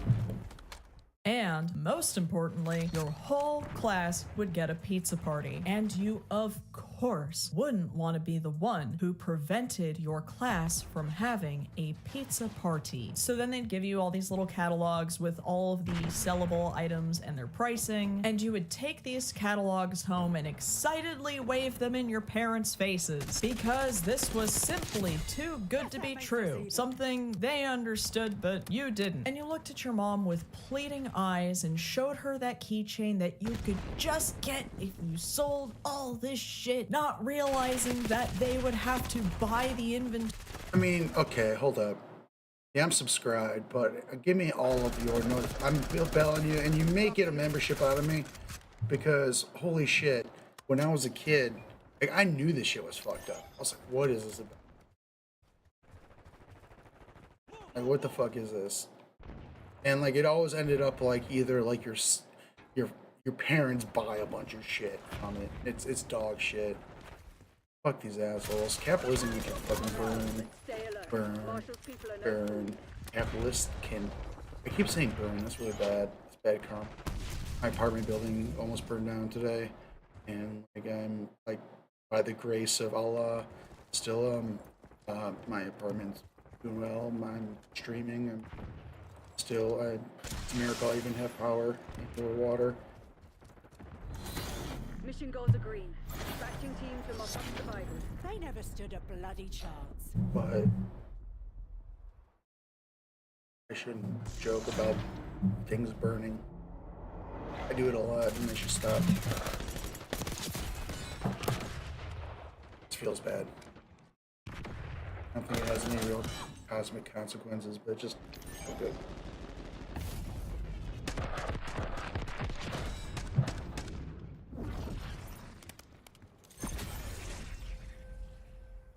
With peace and love. Let's continue with the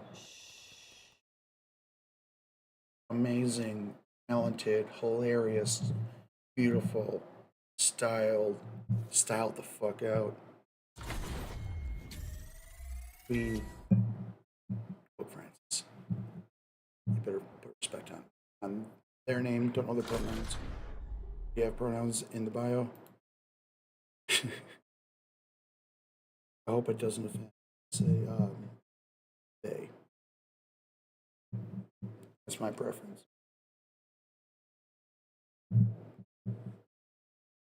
You. This is In the first. I mean you, as in whoever's watching. I don't know about Queen. I love your channel. But I don't like to throw that word around unless I really mean it. Holy shit, no one gives a fuck about anything I'm saying right now. That's how I like it. Place, if you're lucky, like I was, she would tell you it's a scam. And when you argued with her and tried to show her what a great opportunity it was, she'd say something like, I will literally buy this thing for you right now to prove that this is a scam. And then it would finally hit you. And then you wondered why the school that you trusted would even have you do something like this in the first place. But if you're like me, a small kiddo with an ADHD goldfish brain with no actual friends that they want to treat to a pizza party, you'd eventually forget all about it. And then every subsequent assembly, you just tune it out. Then you would randomly remember it. Honestly, like I'm gonna be. I mean, to be 1,000% honest, I learned at that point as a child, like trying to force to sell shit, that like sales wasn't for me. I mean, seriously, like, and I tried, like, as an, I was a kid. And then as an adult, try to, look for substance. You're looking for a job, and usually a fucking assholes like me, go into sales, retail, shit like that. And but I learned already that, like, no, this sucks. Trying to sell shit to people is the worst thing ever. Because it's bullshit. That a salesperson always, at all times, has the incentive to lie. Always. It's inescapable from being in that particular position of trying to or not even trying, but just participating in commerce. The capitalist scum always are incentivized to lie. Small or large capitalist, petty bourgeois, all the way to the imperialists, are all at all times incentivized to lie to your face, sell you some dog shit.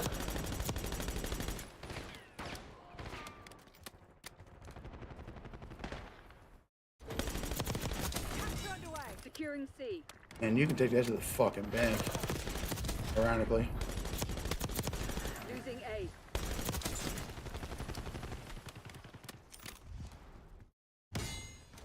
Where are you? Where are you? There you are. Can't hide, bitch. I am merciless. Oh, please, let me get this fucking dreadnought. Come on, dreadnought. Let's go. Yeah! I'm gonna go for the nuke, but if I don't get this nuke... Okay, didn't get the nuke. We're losing Alpha. Huge surprise. But guess what, assholes? Here we go. First, okay, let's, for my team. That one's for the team. This one's for me.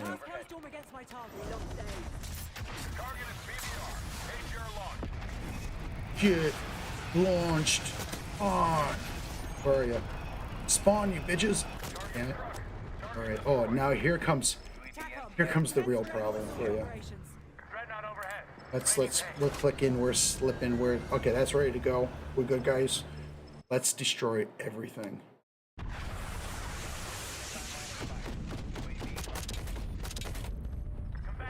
Where are you?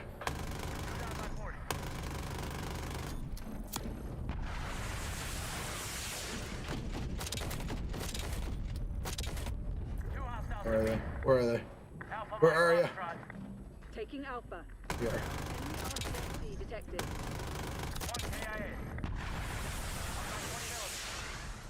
Halfway MTL check. Where are they? Losing Bravo.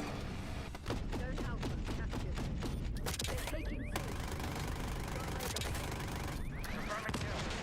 Go ahead. Go ahead. Where is it? Where is it?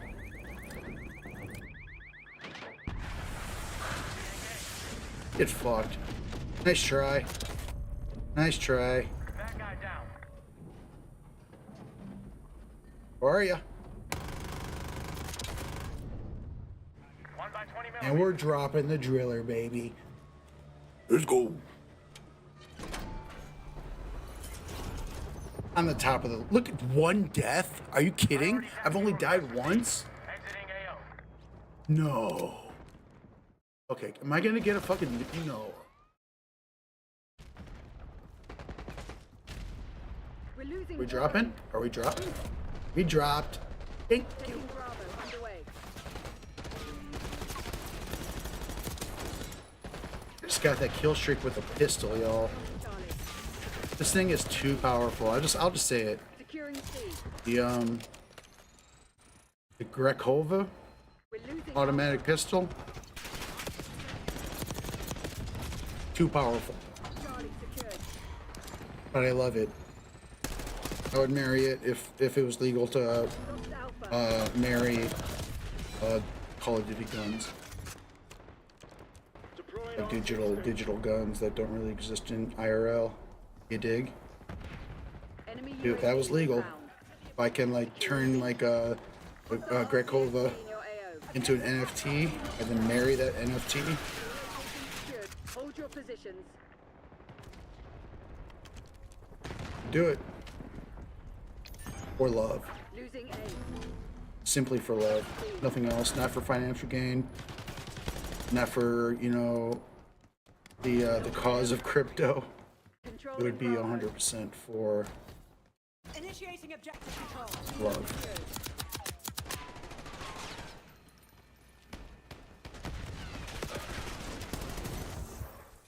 Be a cry of passion.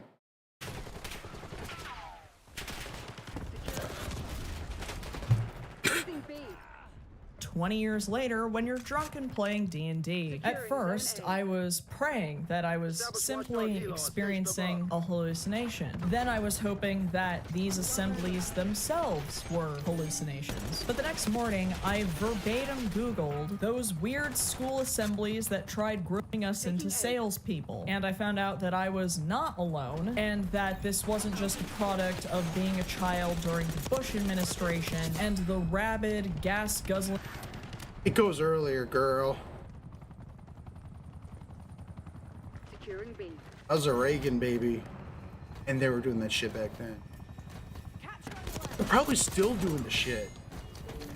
Probably still. We're losing Alpha. Like kids today, Gen A, Taking C. Alpha, Q, Gen Alpha, Gen Elf, that's what I'm gonna call you. Gen Elf. They're probably being forced to sell dog shit too.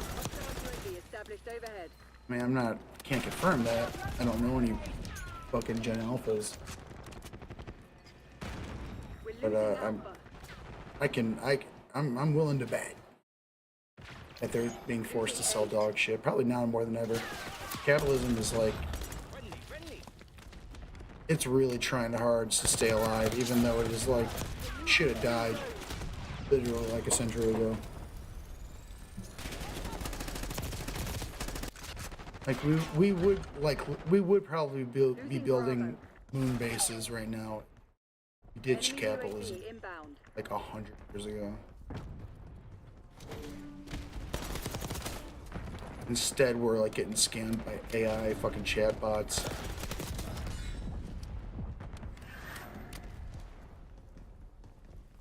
Like, we would be like on track to Star Trek if we ditched goddamn capitalism 100 years ago. Yeah. But no, now we're like now our parents are getting calls from robots that sound like their kids saying, "Send me money because I'm in trouble." This is what not embracing or throwing away capitalism 100 years ago has resulted in. Not progress, not innovation.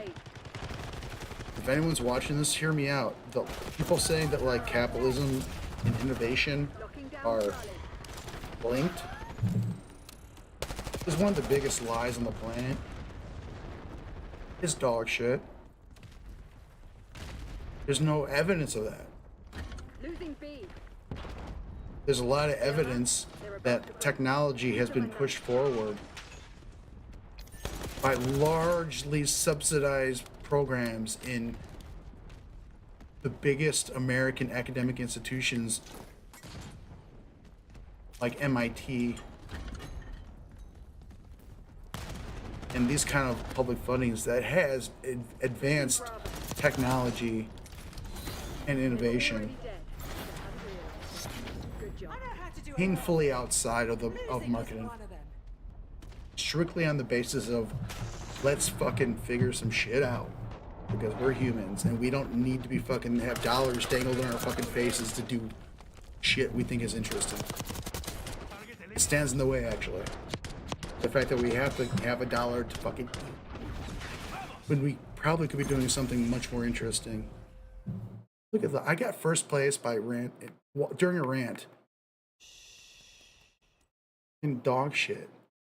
Look at that. Look at that. Dude, I'm the king. I have 0 viewers. And you're like, the king is streaming. No one's watching. I'm ranting. I'm watching Francis the Third videos. I'm murdering motherfuckers in Call of Duty. And no one's watching. You know why? Because like the world just doesn't make sense. Quite frankly, I'm just gonna say it. Just don't make sense. I'm literally like probably the funniest person on YouTube right now, and no one's watching. They don't even know. Tragic. What is that? What is that? Tragic. I gotta pee. So Read this.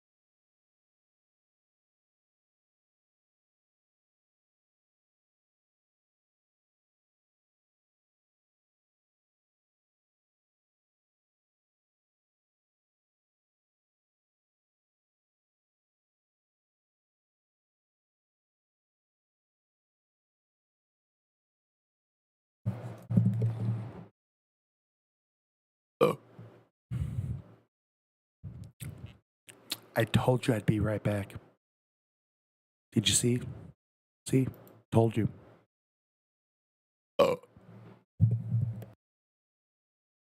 These burps have been brought to you by White Claw, Hard Seltzer, Surge, made pure, gluten-free,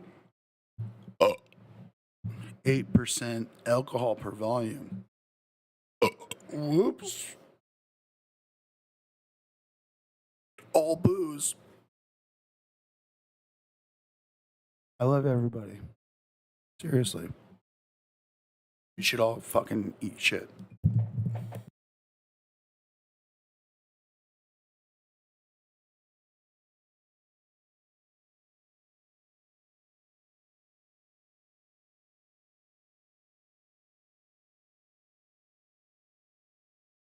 Thank you.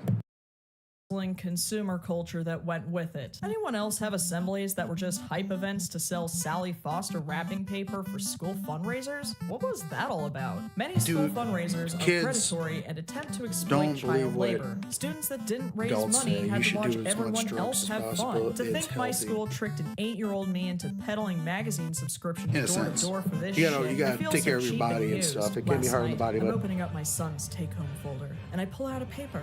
I glance at the it. things it can do for your brain are incalculably. My stomach drops. Thunder and lightning shoot across the sky. The lights flicker. An evil witch cackles in the background. The walls ooze black slime. Sirens blared in the distance. From across the room, my husband sees my face. He says, "What's that?" I glare. He squeaks out, Is it?" I glare harder. "It's not a fundraiser, is it?" Glare intensifies. "It's not.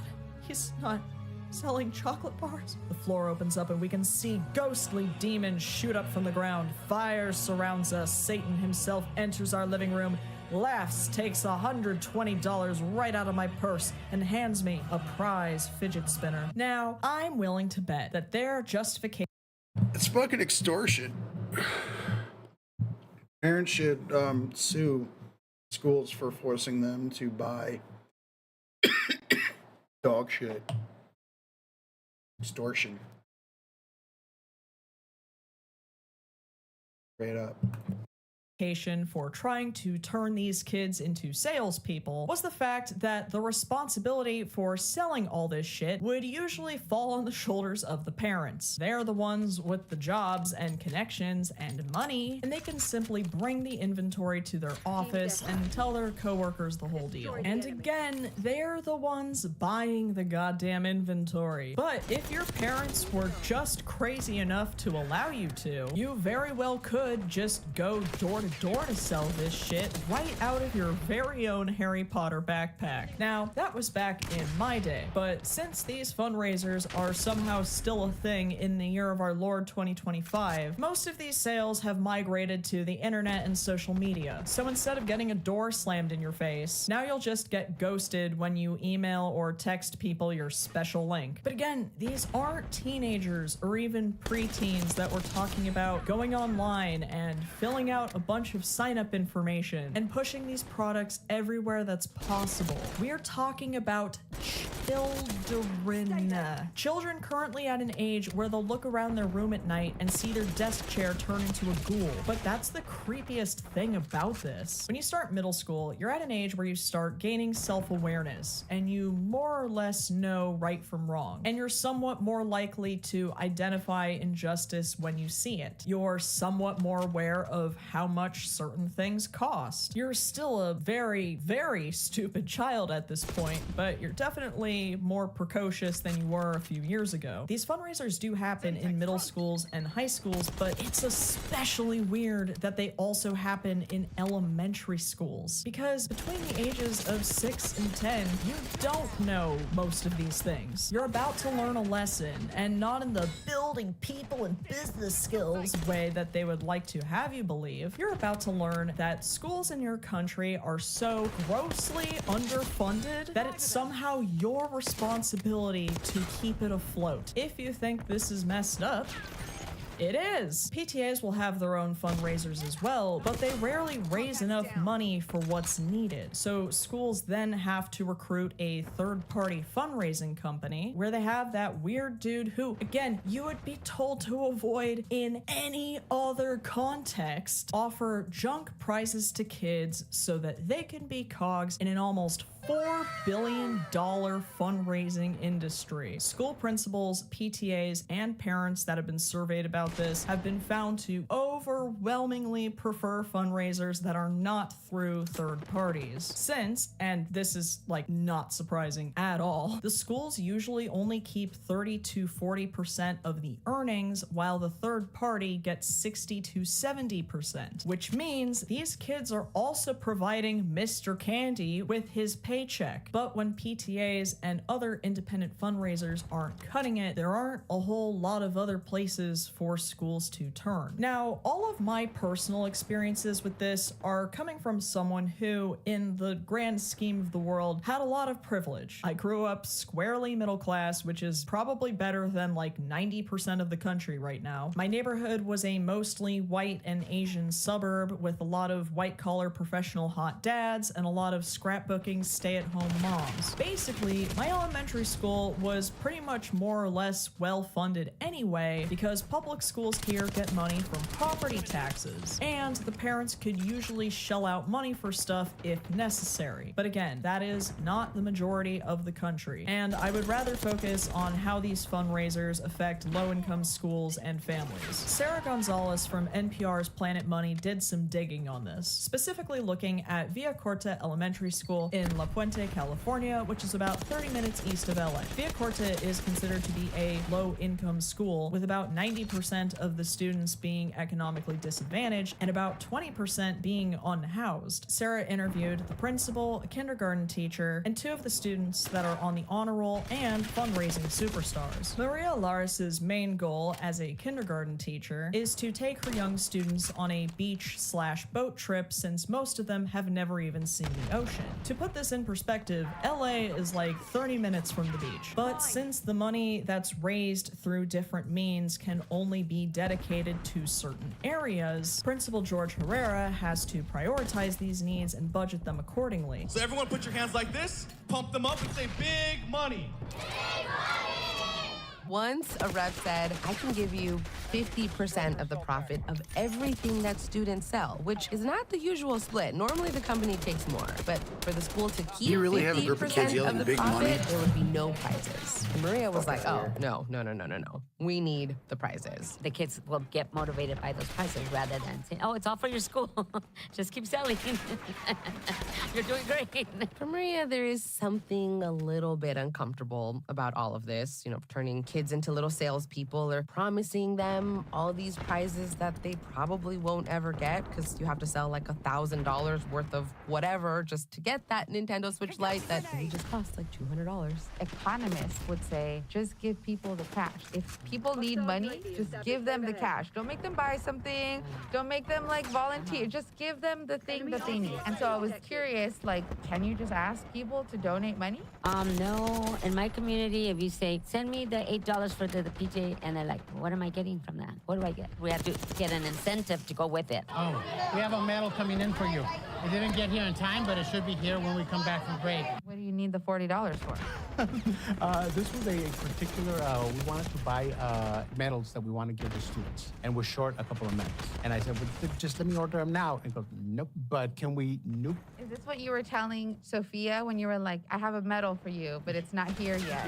Yeah. These are the medals? Oh my gosh. Those are the medals we were talking about. This was the principal's honor roll medal. The principal's honor roll medal, yes. So as you can see, schools like this are put in a very precarious situation. The PTA works their asses off and they still don't bring in enough. They can't just ask for donations because the community wants something in return. When they do use third-party fundraisers, because they take a majority of the cut, there still isn't enough money left for the school. And it's especially shitty to dangle all of these junky prizes in front of these kids, because for a lot of them, their parents can't just buy them for them to prove that the whole thing is a scam. Regardless of socioeconomic status, none of those prizes are junk to you as a child. It's really just a matter of whether or not your family has the means to buy them for you. And I don't know, maybe I'm just a bleeding heart leftist who has a vendetta against capitalism, but this shit makes me really sad. Now, by the time this video is posted, I'll be in my 30s, barf, and a number of things have changed about these fundraisers since I was in school. Obviously, there's the online presence that I mentioned earlier, which is eerily similar to the Facebook messages you get from that girl who bullied you in middle school and is trying to get you to join her pyramid scheme. And don't you worry, we'll be getting to that in just a minute. Anyway, meet these two jabronis. The first one is Rico Riho, I don't care. A guy who brags about how he got rich by 18 by selling snacks at school. Maybe it's a good thing he did, because he looks like his profession is asking people for a lighter. We also have Poppy Chulo TV, who I thankfully have more subscribers than. They have both made YouTube careers off of telling children how to sell snacks at school, how not to get caught, and what to do when caught. Now, I'm not a parent. I don't really know that many kids, and I'm an agent of chaos. So I don't really care whether or not I'm an agent of chaos too. Oh my god. That's awesome.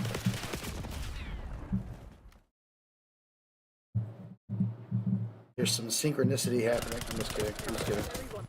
kids have the stupid idea to start selling snacks at school. At that point, they might as well just start a kissing company like Butters did in South Park. But YouTubers who do this really piss me off because they are quite literally profiting off of encouraging children to do something that is technically illegal. Ain't no way they're making these clickbaity titles and thumbnails without receiving some kind of ad revenue. And yet, I'll get demonetized for saying Final Fantasy X served see you next Tuesday. So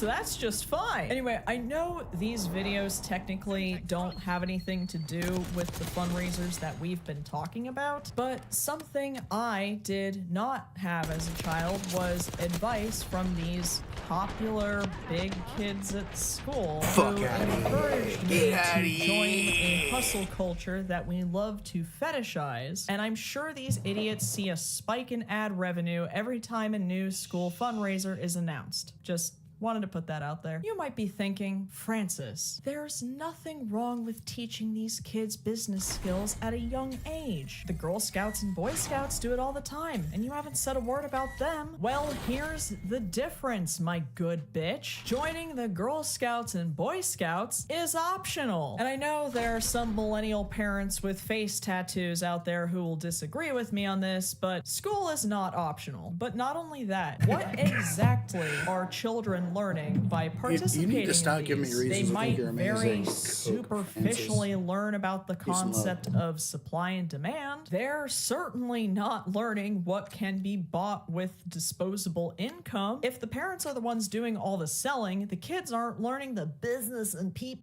Level 1 sniper. I have all my other snipers in diamond. This one level.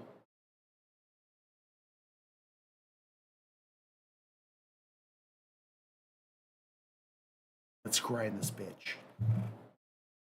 People skills. They're always brought up in the rhetoric that tries to defend this. The only thing they might learn, if they do this part themselves, is how to write down orders on a form, which is something they can learn in 10 years by getting a waitering job. But in the long run, what they do learn is that even if you work hard and you don't earn enough, the answer— Whoa, whoa, whoa, whoa, whoa, whoa, whoa, whoa.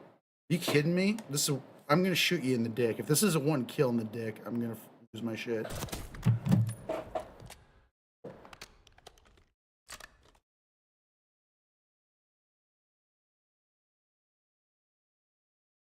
I gotta see.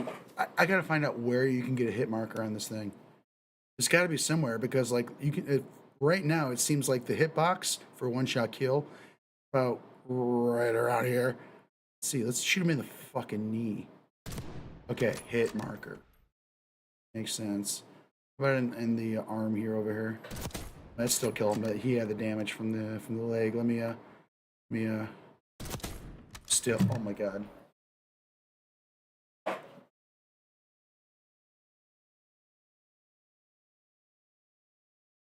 Shut up.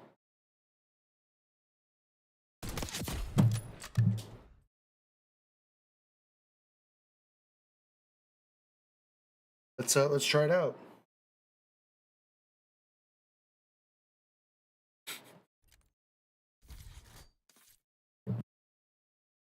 Is to simply work harder. It is absolutely hammered into our brains from the time we exit the womb that if we work hard, it'll pay off. Remember These exiting the womb? fundraisers won't teach you anything about the Good external factors that might affect your business outcome, and they certainly won't teach you that there's anything wrong with the system, and that's by design. As Mary Porto wrote in an opinion piece for Lux magazine, this has been romanticized as a warped kind of community care, which in I like fact Extraction. reduces I don't know if, community like, to a the series of community likes Extraction, transactions. but Many may applaud school sales I like for Extraction. teaching kids Rewind's the okay. value I of don't hate hard work, Rewind, but it's entrepreneurship, not. and It's capitalist lessons it's like just the above, customer is like, always right. Personally, I think it's the, depressing that school sales had headquarters, the, 11-year-old me already what is it? aspiring to work through Payback? lunch. As I suggested earlier, certain People aspects are of these classified. fundraisers Fine. are Let's be eerily surprised. similar to multi-level marketing.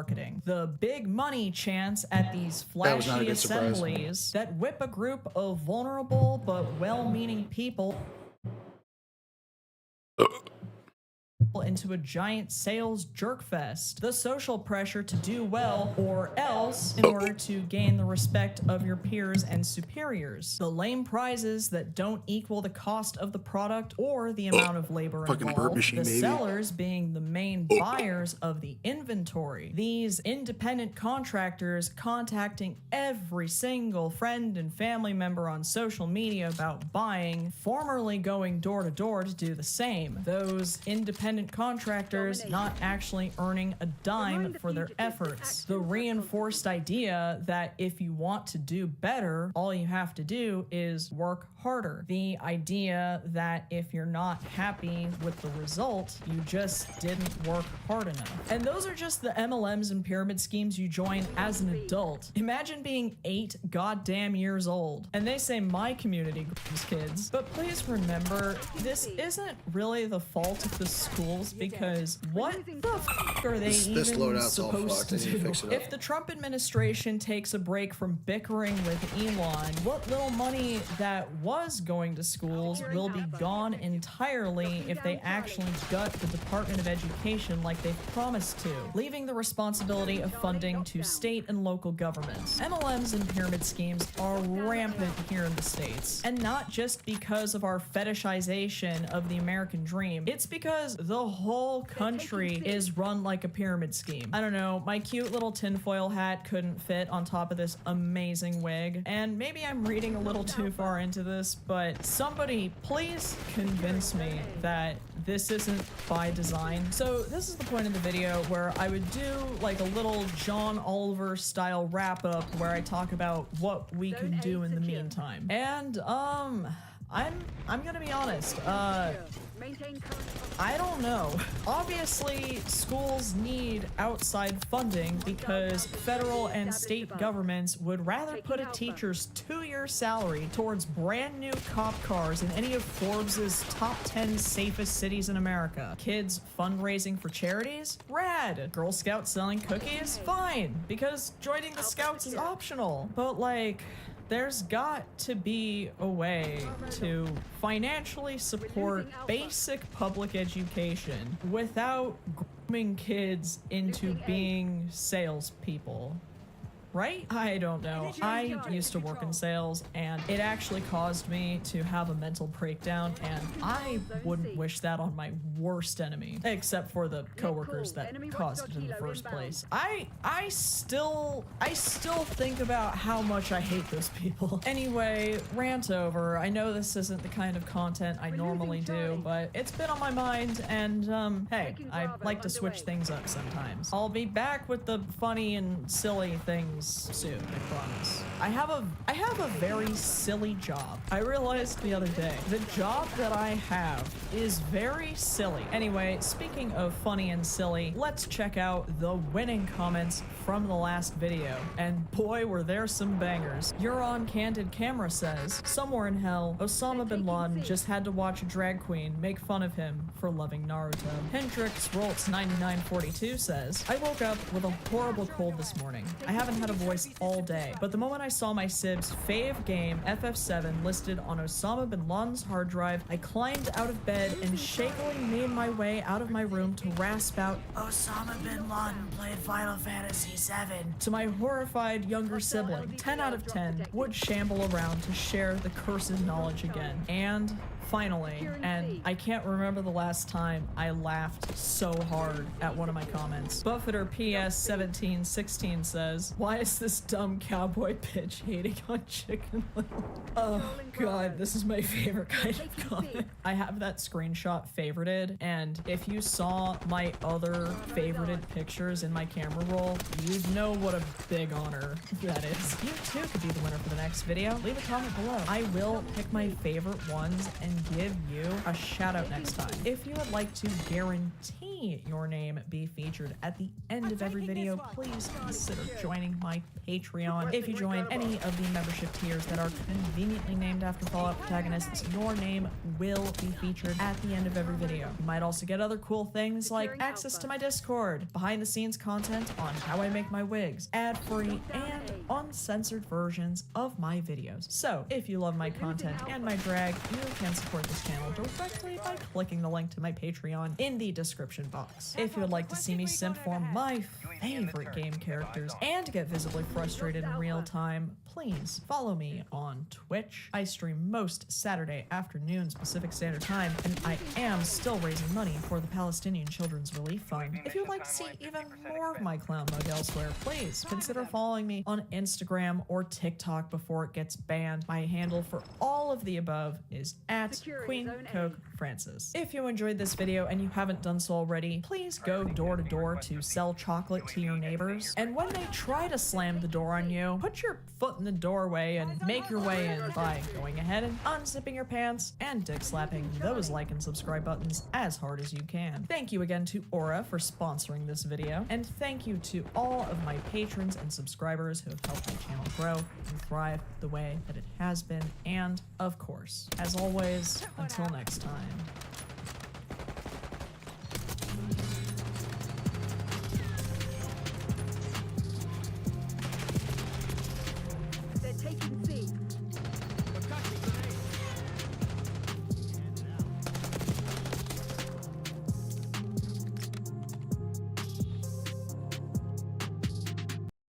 I was going to wait a little bit longer before fully diving in on this, but I've talked about it on stream, tickling the subject here and there, with Elon Musk's weirdest lie so far about being a Path of Exile 2 top player. For as long as I can remember, Elon has always touted himself as basically a gaming god, where anytime he picks up the sticks, he becomes one of the best to ever do it. And he's been trying that with Path of Exile 2, puffing out his chest, popping his collar, letting people know that he has one of the top characters in the game.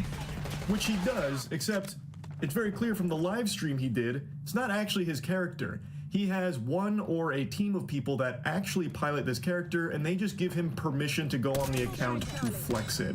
It's not a hurricane machine conspiracy theory. It is beyond a shadow of a doubt true that Elon Musk does not play this game. His account that he showed is definitely not played by him. And it's very clear through the live stream, which we'll go through in a moment, because Quinn made a great video breaking it all down to show just how obvious it is. So let's start off with some context.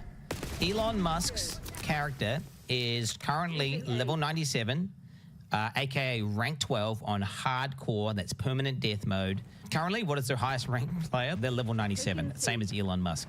So, I mean, he effectively has been playing, pretty much just doing nothing except playing Path of Exile. So let's just go over some of the things that happened. The reason I wanted to wait a little longer before diving into the spaghetti and meatballs of this is because I wanted to see Elon's response to it, because I know he's seen it.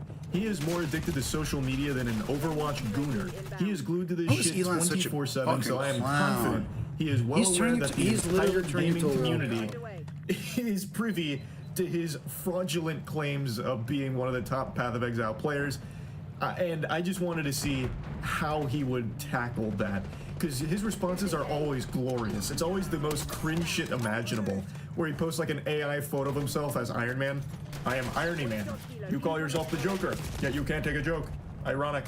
And I wanted to see him do some garbage like that for this, but he hasn't yet, and I just really want to talk about it because it is so clownish. And he opens up his bank and he goes to a tab called Elon's Maps, which immediately is a little bit of a red flag, because I don't know why you would refer to yourself in third person, but okay, he does that. He then proceeds to walk up to his map device and go to put a map in. The literal first thing you learn upon getting to the end game is how to operate this map device. You're going to start off at a node, and then from that node you can go to adjacent connected maps. Now, Elon, he's trying to click. Oh, he's trying to do the map that's not in the chain. He's just clicking a map repeatedly, trying to access it. He was not eligible to enter that map. I just want you guys to understand, this is one of the highest level hardcore characters in the game. He would have played thousands of maps at this point. I don't know how many of you have ever sub. Oh, dude, that's what's his face? Oh God, I should sub again because of his Hearthstone. God damn, what's the name of that channel? Oh, I used to be a real big fan. Begins with a K. I know that for sure. The CIA against a handful of goddamn criminals. This is the best we missed our shot, and they made us pay.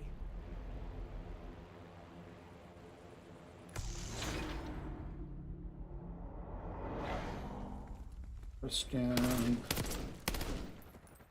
Battlegrounds. Hey. Kriparian. That's Kriparian. I know Kriparian when I see one of Hearthstone. Should I? Hey, chat. Should I stream Hearthstone Battlegrounds? Oh wait, no one's here to answer that. Cool. That's fine. Maybe I will anyway.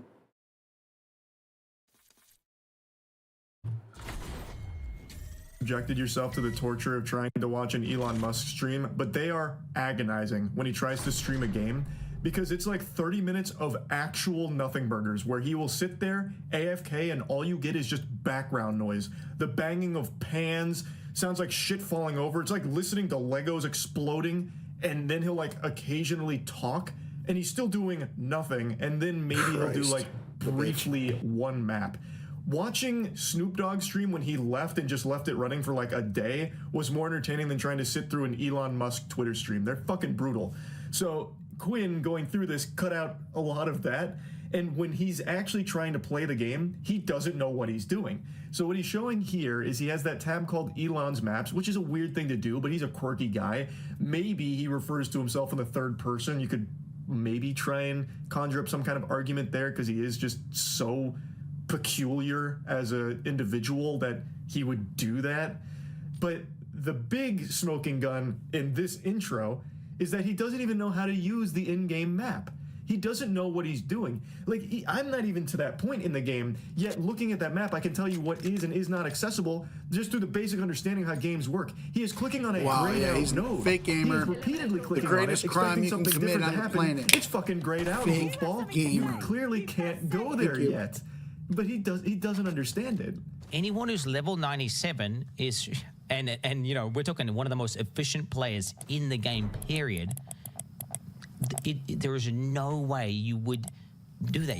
Why just like sitting there like some sort of geriatric old man clicking this node, expecting something to happen, and then he finally kind of gives up after a while, and then realizes his mistake. We then get a look at his inventory. Cringe. Elon Musk is cringe. He's a lolcow. You're falling behind, Chris. You should join the lolcow podcast with Wings of Redemption, fucking Boogie 2998, and Killer Keemstar. He would be the perfect addition to that. You know, people watch that, right? I think maybe still, I'm not sure. So Elon Musk is stuck going into the map and with full bags. If you're an efficient player, you're going to clear a map, you're going to loot the valuable items. And you're going to sell the trash, keep the good stuff, salvage the bad stuff. Everyone knows that. It's not just being an efficient player, it's just I don't even play those kind of looting games like Diablo. I mean, I've dabbled. I prefer shooters like this. But even I knew that. Wow. Wow. Elon Musk, dude. How'd you think he was going to go away? He'll get away with this with boomers or something because gamers. But he's trying to get away with it with gamers, dude. And like, how does he think he's not going to get called out? What a bitch. Fuck you, Elon. Fuck you. He's fucking shit. Being a player in general. Elon Musk goes into it with a full inventory. You don't have to be a Path of Exile player to know that that's pretty stupid. If you're playing a game that revolves around getting loot, why would you go in with no ability of collecting loot? It doesn't make sense. Unless, of course, you're Elon, who doesn't actually play the game and can't wrap his head around that concept that, you know, having a full inventory... you know what? I didn't know the details of this until now, and then it's like, it's blatant. Like, yeah, you don't go into a game... You don't go in to collect loot with full loot because then you can't collect it. Your inventory is full. What is wrong? He doesn't even understand the concept of the game, like the point of the game, and he wants people to think he's good at it. He doesn't even understand the point of it. Dear God. Oh. How did this dude get rich? It's there. We do not live in a meritocracy. Lies, lies, lies. Everything about capitalism is a lie. I'm gonna say it. A lie. Love you. Kind of defeats the whole purpose. You'd want to get rid of your trash, or if all of that is just treasure, just absolute beautiful loot you don't want to part with, you'd put it in your stash. You wouldn't take it into the map with you because you need the space in your inventory. And you can lose it. That is like actual basics. And he's already failing on the most fundamental aspects of playing not only this game, but any games even similar to it. It's actually a rookie mistake that I myself was making when I was first starting this game, where I was just taking unnecessary shit with me. I didn't realize just how quick and easy it was to just go store it or sell it. You can just click a single button, it'll make a portal to the town, and you can just sell it and then go right back through that portal to where you were. You don't lose any time or anything. It's not a hassle or a chore. And it's something that once you start playing the game... Charlie, you don't understand. He is literally only looking for the pure aesthetic of being a gamer. With literally knowing, like, not even being like a bad gamer. I mean, that's like one thing to be like, I'm a shit gamer, but I'm gonna kind of like LARP as a good gamer. He literally knows nothing about gaming. Like, he probably couldn't even fucking play Mario Brothers, bro. You put him in fucking Super Mario Brothers NES, he'd probably fucking be killed by the first fucking what are those mushroom things called? The Goombas? The first one that you run into in Super Mario Brothers from NES in 1980, goddamn 5. The very first Goomba. He runs right into it and dies. That's how fake of a gamer he is at this point. You know exactly what I'm talking about. Very first Goomba that you're running on. And when you're the first time you ever played it, you ran right into that motherfucker. Like when you were 6 years old. Fuck.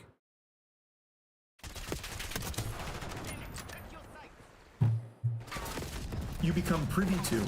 Elon Musk doesn't really play this game, it seems, yet somehow has one of the top accounts in the whole fucking hardcore space. How odd. So what I've been doing here is just boosting my shield before battle via meditation. Meditation before battle is always good. And he starts killing monsters. He starts obliterating monsters with his character. 1v1 becomes me, Elon. obviously apparent. You don't have what it takes. Chaos Orb, no loot filter. Is like, no, he's just running past Chaos Orbs. He just ran past the Chaos Orbs. Chaos Orbs are one of the most important currencies, and they're also really rare. I have about 140 exalts. I have like 9 Chaos Orbs. Just so you guys understand. This fucking goober doesn't even have the wherewithal to loot one of the most valuable currencies in the game with a Chaos Orb. So I'm 30 hours deep. I've seen one. I've seen one in 30 hours.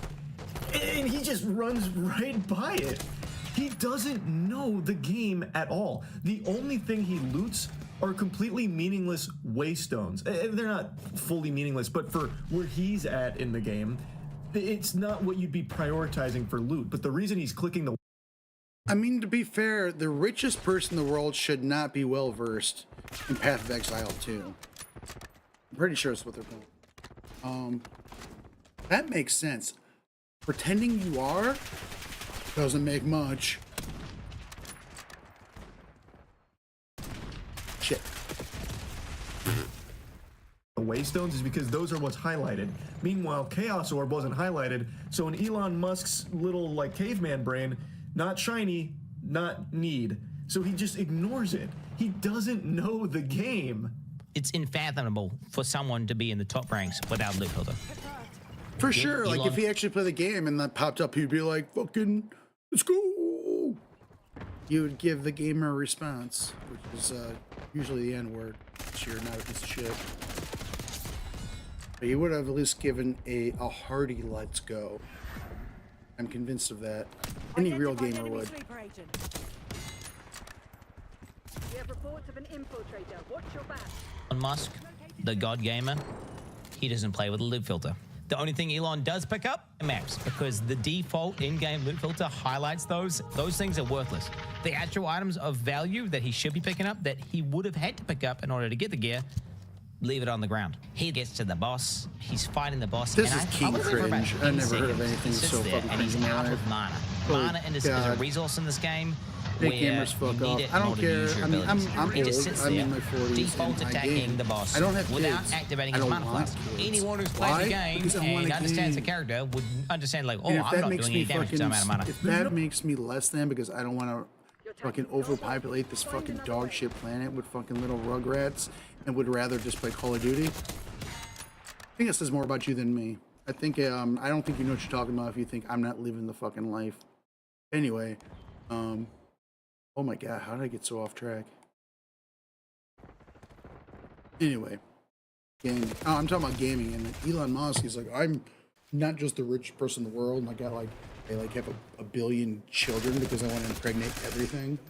I'm also good at Path of Exile 2. Dude, shut the fuck up. It's cringe. Like it's Underwhelming effort. like it's like it's almost like it might Elon Musk might possibly be the source of all cringe in the universe. Let's go. I can bitch about Elon Musk and fucking play the game. Look at this.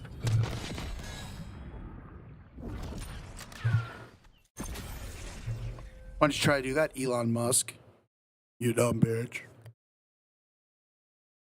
No explanation for him being bad at this character at this level. If he was the one that has been piloting it this whole journey, he would have mastered it.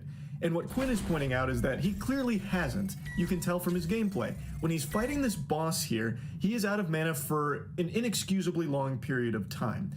In Path of Exile 2, if you go out of mana, if you play League of Legends, you can immediately pop a mana flask and get it back to continue optimizing your DPS. He doesn't do that. His character is juiced out the wazoo, so he's able to get away with being so dog shit. But the fact that he doesn't pop his mana flask for like 10 seconds is crazy to me. And anybody who plays the game. It's not him being some kind of chess master galaxy braining this where he's being frugal with his mana. Well, actually, I made a calculation that it would be suboptimal if I had popped one of my fucking 20 mana flasks at this moment because you wouldn't understand. I'm one of the top players in the game. I'm thinking, well, 5 steps ahead of you. It's just him just being bad. It's him being bad at this character because it's not really his character. Whoever is piloting this account behind the scenes and boosting it lets Elon go on and do these really easy maps where even when he's super shit, he can get away with being bad and not be punished for it. He then goes on to loot items off the ground. He starts dragging them into his bag. Like, I don't even know how to describe to you how painful that is to anyone who actually plays the game. How do you think his he bags are would get away full with and he this? just keeps clicking it over and over and over again. Nobody, not even people who are kind of noobs at the game do this. I don't even think Elon Musk has done the campaign, honestly. I also don't think he's finished the campaign, and I'm going to go a step further. Of course he hasn't. He hasn't played a single second of this game. He's seen clips on X. That's it. Or saw people talking about it. Twitter, you bitch. I don't think he has ever really played an ARPG to a high level at all, including Diablo. Nobody, I mean actually nobody, is going to drag the... He probably hasn't played Diablo since the 90s. I believe that he played Diablo in 1994, whenever the hell it came out. Their loot into their bag once they spend any amount of hours in Path of Exile or Diablo or anything. No one's going to be doing that. That is a mistake that only your grandpappy would make if you sat him down to play this game where you just slowly drag in the loot. Nobody fucking does that. So I really question the authenticity of his... I don't even play these games, and I know this shit. Like, I've never been super into Diablo. Or any looting game. Never really been into looting. I'm all about, like, action in the morning. Not about some kind of economy. Just, you know, I get it. I'm sure if there's some kind of spoke to me on the level I play it, but I like the first game I ever like really. I mean, I've played games, but Doom 2016.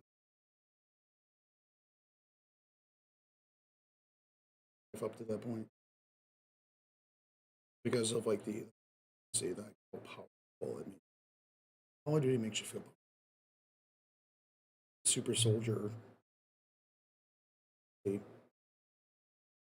And you know, it's great because it's so not real. I can sit in my chair here and flip around with a gun and destroy everything around. Just sitting here. I've had friends that are like, "Oh, Call of Duty, let's go paint." Oh, fuck you. All just chilling at the crib, eating some pizza, drinking White Claw Surge, doing the same thing, but like literally losing a single breath.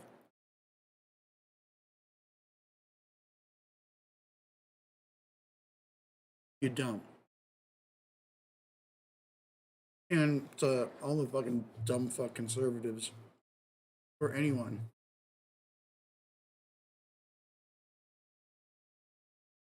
who thinks video games cause violence, playing Call of Duty, running around with a gun, shooting people.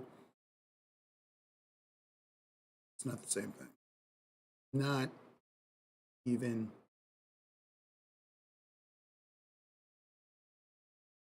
Unless you're a real psychopath who's like, I play Call of Duty. Call of Duty, play it every day. Give a fuck about guns. I don't want to run around. That sounds exhausting. Thank you. Well, thank you.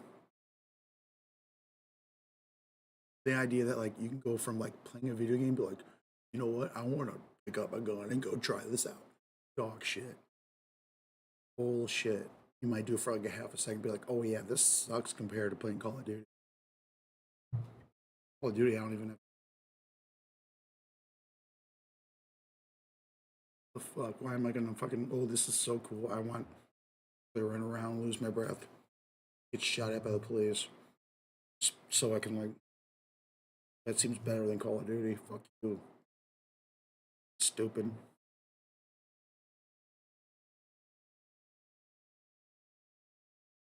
So dumb. People think Call of Duty leads to violence. I know Call of Duty leads to like getting hooked on the camera grind. This diamond, beautiful diamond Goblin Mark II. One of the most gorgeous weapons. Personally, ever seen it in my life. And it's not even a real gun. Fuck real guns. Digital guns are better than real guns. Period. 1,000%. Billion%. Digital, anything is better than, except for currency. But as far as weapons of warfare, all digital versions are far superior to the real thing. Probably convinced. Claims of being one of the top Diablo players through his own sheer blood, sweat, tears, and elbow grease and cum. I think something similar has been happening for him on Diablo, where he has people behind the scenes playing the game for him, and then he just goes on occasionally to do a couple maps to flex on Twitter streams. You're also an innovator there. Fucking embarrassing, I played a lot of video games. You think about like StarCraft. I play a lot of video games. No, you don't. Maybe Candy Crush on your phone. Your feed, you rich bitch. Any game where a lot of people are playing, to rise to the top, you have to be exceptional, period, as a human being. There has to be something exceptional about you. Are you in the top 20 in the world or top 20? Wow, in Diablo. A ton of people are calling this into question now after watching the Path of Exile stream, because those are transferable skills. If you're really good at Diablo, you should at least be pretty good at Path of Exile. And he's just not. To not know that. Fake gamer. Fake gamers, fuck off. All fake gamers should be thrown under the... Just kidding. And he lacks the basic understanding of ARPG fundamentals. So how the fuck could he be one of the top Diablo players and be this clueless for Path of Exile? It just doesn't make sense. Yo. I'm gonna be a humble.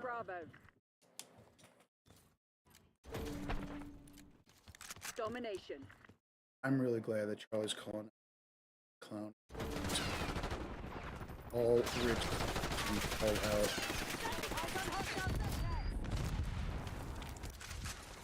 Gamers rise up. Don't take shit from these rich assholes. Bring them down to size when they try to fucking walk around like they're commoners. They're just like you. No, they're not. Pull out that beam with the guy from Breaking Bad. We are not the same. I grind games, you fake the shit. We are not the same. You, sir, are a fake gamer. You should eat Mount Everest of dog shit. Bye-bye. Thank you. It just doesn't compute. His settings on the map transparency are turned on by default. His life values are turned on. All these basic settings that anyone in the top 100 would do, he is not doing. Maps can effectively have different content on them, and that content will be signified by icons on the map. So it could be a map which has an expedition in it, a breach in it, or it could be corrupted. Elon starts looking through the atlas, and he finds a map with, I kid you not, 4 things on it. There are 4 things there, so this one has the real risk of dying. 4 things. What are those things? God, dude. 4 things. It's 4 things, dude. You can't just write this off as him being lazy and trying to put it in layman's terms, because this stream of him flexing his Path of Exile 2 achievements isn't made for, you know, your uncle or something who's a big Elon meat swallower. This is like specifically catered to gamers. So it makes no sense that he would just write that off as just 4 things, and also his settings make no sense for. This is arrogance and pride, dude. I hate everyone who thinks that you can fake until you make it should fucking seriously find something very large and very long, themselves to death with it. Thank you, because faking it till you make it is dog shit. If you're faking it, you're never gonna make it. Because you don't know what the fuck you're doing. You're faking it.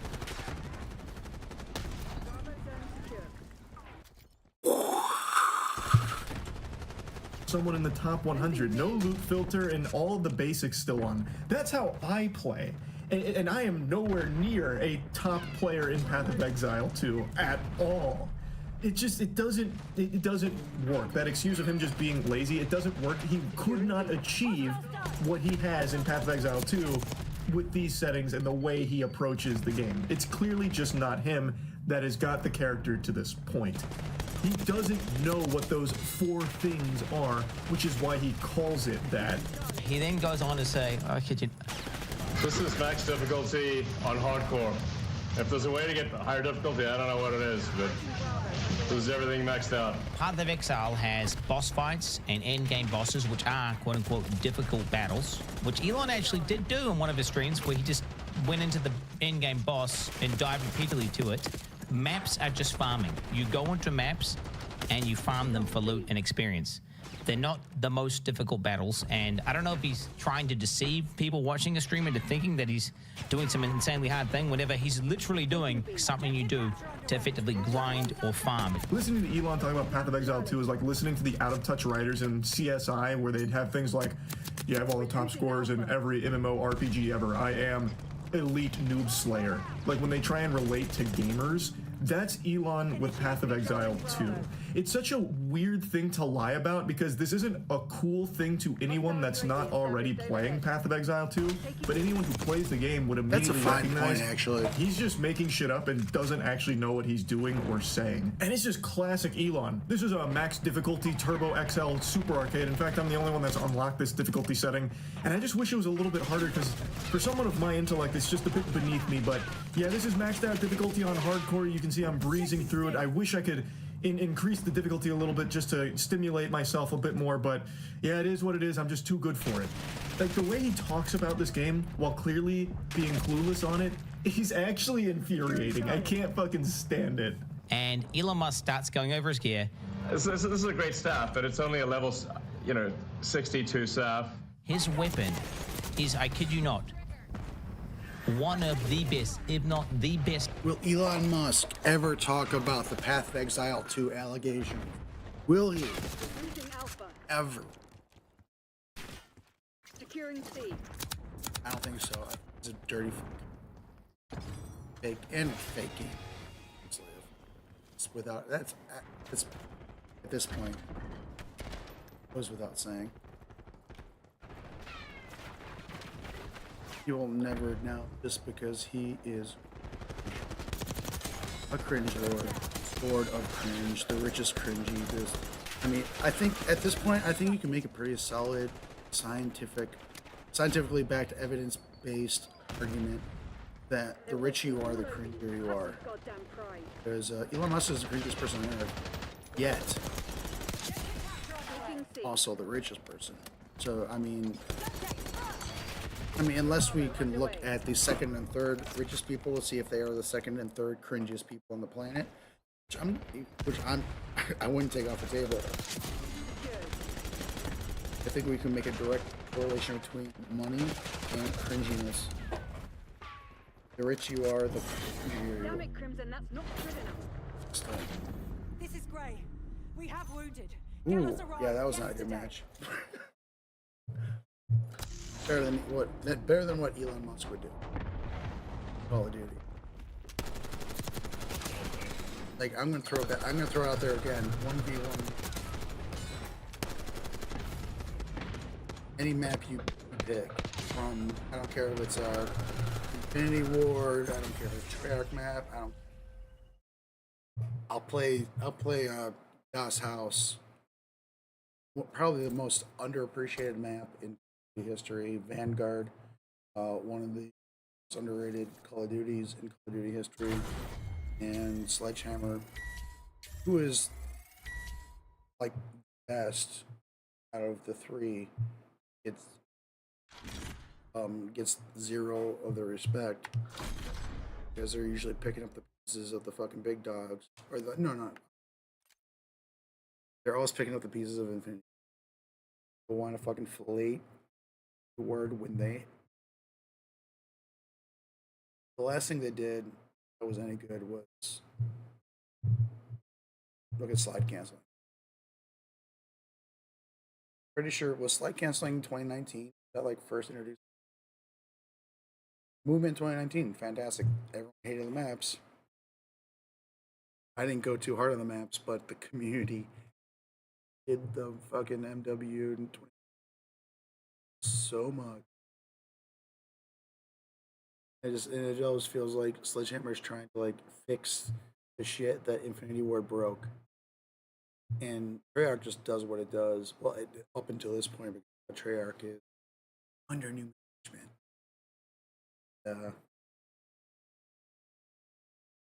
I'm having fun. I mean, but there are people that are not having those games.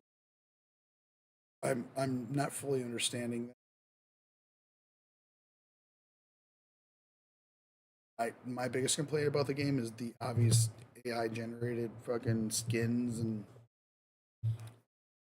calling cards and all that, which is just gross. AI should be fucking shot into the fucking sun. Like all AI, every hard drive that has AI and it, just throw it, shoot it into the fucking sun. It's dog shit. Or at least it should be heavily regulated. And generative AI should be fucking smashed into dust. I'm gonna say about it. Let's continue. Elon, fake gamer. Let's go. Staffs on the entire hardcore trade league. You cannot even buy it. Insane weapon. Not only does Elon have a staff that you can't even buy, but it's so good that second best one, which is missing 2 of what makes a staff so powerful for an invoker, which is the crit and crit bonus, is still 20 divines, and that's obviously very expensive. Here I am, like level 95, but my staff is only level 62. That is something that you learn pretty early on into the game, that the actual level of gear isn't the most important part about it. That's just the requirement to equip it. Quinn gave an example that one of the strongest, most meta builds at the moment uses a weapon that is level 1 requirement. A level 1. If Elon Musk had that on his stream, he would have probably blown a fucking gasket. He would have had a conniption, thinking that his boosters were doing a bad job. But they're doing such a good job that it has become blatantly obvious that Elon is not the one behind it at all. His weapon is nuts, yet he is fixated on it being level 62, thinking it's beneath him because he's a much higher level. He doesn't grasp the concept that it's not the level that makes the weapon good, it's all of the blue stuff there. You can't reach this point in the game without that basic understanding. You just can't. Like he's talking like he needs to upgrade his weapon soon. Like, yeah, I need to get myself a better weapon, you know, one that reaches my potential at level 95. But for now, this is getting the job done. I'm able to do all of this with such a low-leveled weapon.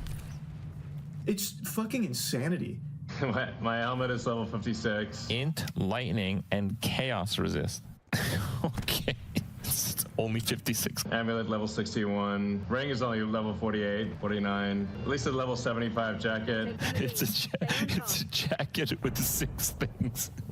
Yeah, tell us how bad the item that only drops from the highest difficulty of the hardest boss. Just tell us that it's only level 52. Did you find this at level 52? That's impressive. Level 52 here. They can only ever be level 52. Bro, Elon Musk is a fucking fraud, bro. Pretty low level compared to my character level, but it seems to work pretty well. In softcore, you can get much better equipment. Seems to work pretty well is an understatement. He is a fucking force of nature with this gear. He is beyond juiced. The actual pilots of this account have done an extraordinary job of making an absolute deity with this gear here. And yet Elon can't recognize that because he's not the one that did it. He only mentions the item's level, the least important part about items in the game. And once again, the excuse of, oh, he's just being lazy and he's trying to put it in layman's terms so people can understand. People know like level 62 versus level 95. Well, no, because that doesn't work because the 62 is extremely good regardless of him being level 95. He could be level 1000 and that level 62 weapon is still going to be fucking unbelievable. Like, he just doesn't understand how the game works. He just doesn't. Like, if he didn't want to go into detail on everything for his gear during the stream, that's fine, but he is actively saying that the gear isn't really good because of its level, which is so false, it's laughable. That's why he is being giggled at by both Crip and Quinn during this, because he is beyond clueless as to what he's even looking at and what he's talking about. And from his gameplay, it seems he doesn't even really know how to play the game itself either. I would wager a guess he's maybe spent a couple of hours actually playing the game, but only like clearing maps. I don't think he has ever picked up a piece of fucking gear in his life or worked on a build or anything at all. I don't think he even knows how to use like skill gems or support gems or anything. I bet if you asked him to bring up like certain things, like explain why this gem is where it is, he would have no clue why. If he brought up his skill tree, he would have no idea what's even on it. And like if you asked him about trials, he would hit you with big fucking question marks or just ignore it and move on. He doesn't know the game, and he proved it with this live stream here. But the question needs to be asked, why? Why even lie about this in the first place? Again, this isn't something cool to people who don't play Path of Exile, but anyone who plays Path of Exile is going to recognize that you're a fraud. This is not your account. If he was honest about it, saying like, hey, I tried Path of Exile, I really liked it, but I don't have time to grind it, so I paid people to grind it for me, I think people would have a little bit more respect for that, as opposed to him cosplaying as one of the top players, pretending he's the one actually putting in the work and doing it, when he's definitely not. And if you needed any more proof that Elon is 100% boosted, he was playing the game today inside of maps, blasting, while simultaneously on a X space. Yeah, RIP. So Elon's account, Percy, did die, and in hardcore that is permadeath. And I'm not sure if it was Elon that died on it or if one of the people he paid to boost it made a mistake while grinding. I'm not sure. But I love the idea that it was Elon who bit the dust on it and bought the farm, because the people that actually put the hundreds of hours into getting this account so juiced out the wazoo are probably fucking furious. Like, they set Elon's maps aside, which are very easy maps for him to clear for the sake of flexing on Twitter with this account that they're actually putting the work into, and yet somehow this bumbling buffoon still finds a way to die on this overpowered character, just reverting all of their hard work to zero.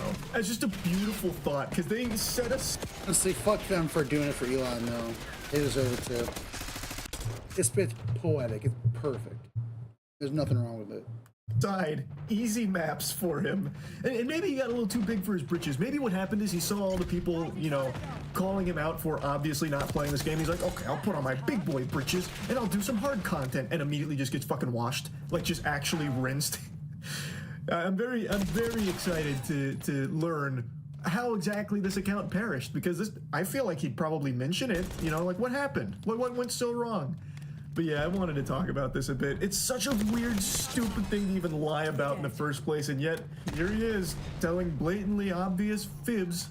He's got all the money in the world and all of the insecurity imaginable.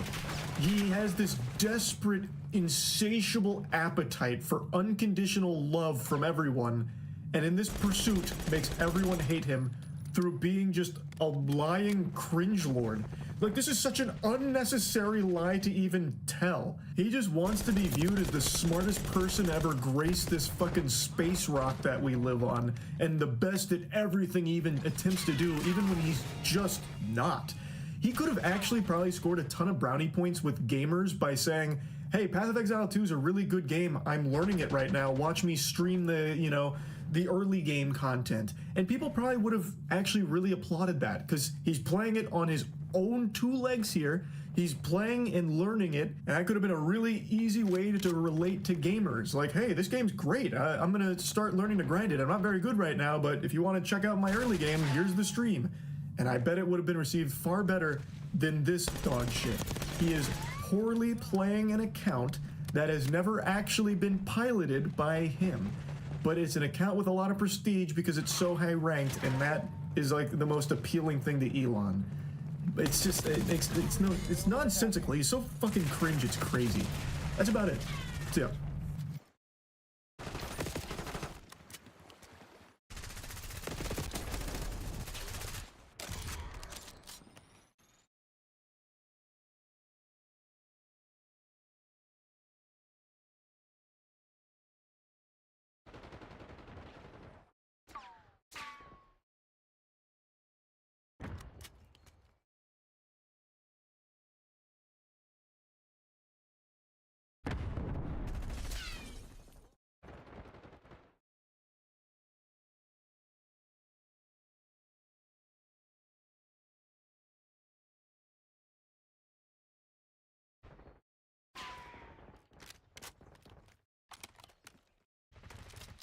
Operating RCXP.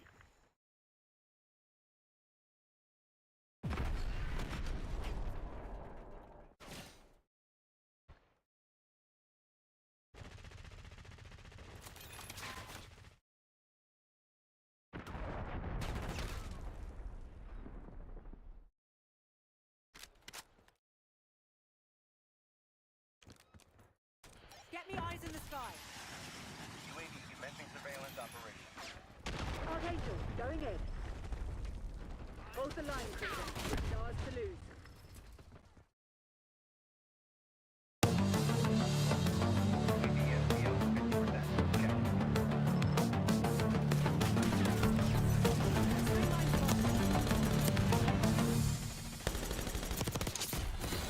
Stand down, Crimson. We have what we came for. Welcome to Bad Gear, the show about the world's most hated audio tools. Synthesizers can be considered a mature technology. Traditional manufacturers focus on the regurgitation of classics, market disruption is limited to design overkill and process optimization, and real innovators are crushed by the relentless economics of this oversaturated niche. Today we are going to talk about HydraSynth. This range of next-generation synthesizers caused a hype that usually only comes with the release of Scandinavian hipster gadgets, and depending on whom you ask, they're either the CS80 of the 2020s or a harsh and digital-sounding testament to the demise of a culture. At the first glance, HydraSynths are ticking all the VST in a box boxes. I opted for the Explorer version,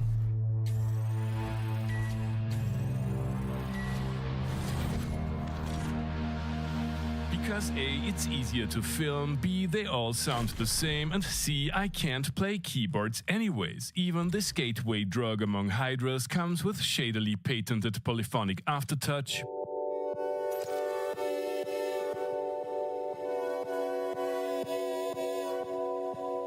but you will have to make do with a smaller display and reduced number of adult-sized knobs. But more of that later. The synth engine offers 8 voices of polyphony,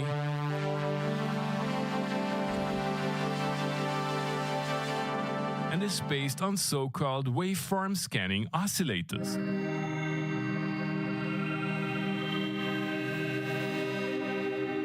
Classic VA shapes are accompanied by a rich selection of digital monstrosities for every occasion. The aforementioned scanning technology can be found in 2 of the 3 oscillators and is a simplified wavetable feature with wave lists of up to 8 slots.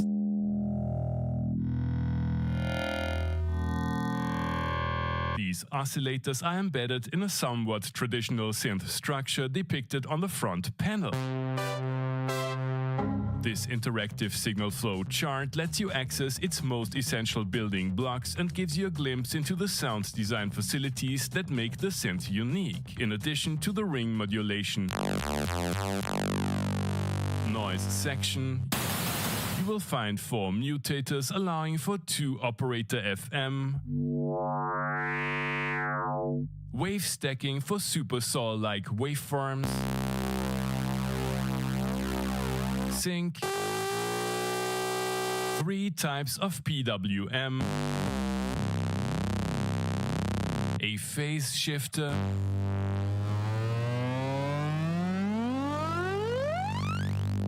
and the harmonic mutator I've yet to fully understand.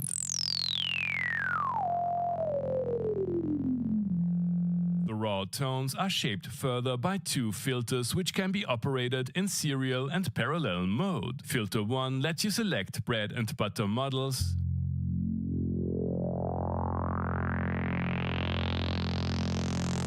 with drive. Number 2 is morphable between a 12 dB high, band and low pass. 5 overpowered LFOs. And envelopes not only modulate staples like amplitude and filter cutoff, they also can, together with the awesome performance controllers of the top-shelf models, be freely routed using a 32-slot modulation matrix.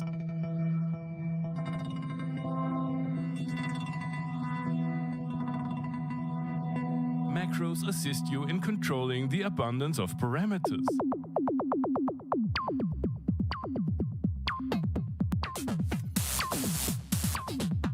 All this is topped off with a truly epic-sounding FX section, a multi-FX unit each before and after reverb and delay.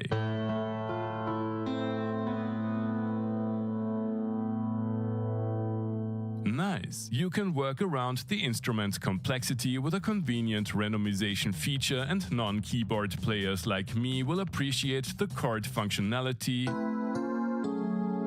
and roided up arpeggiator.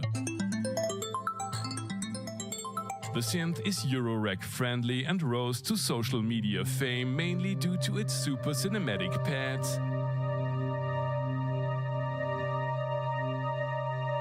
and ambient sounds.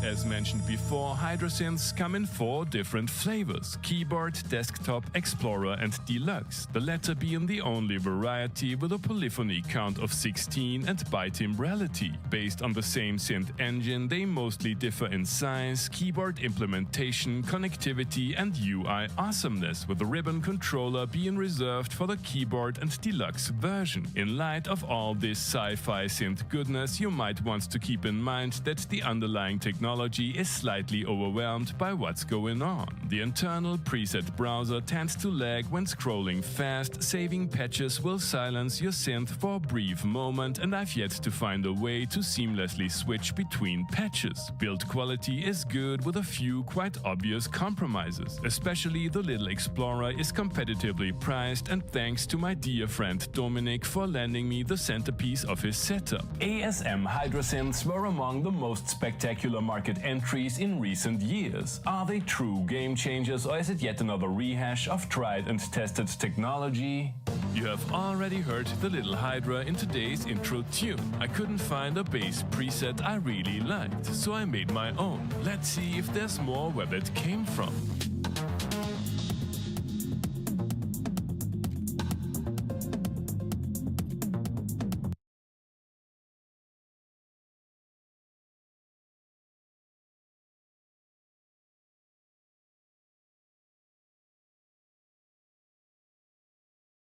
Hey, sorry I didn't see the invite and spaced out or something.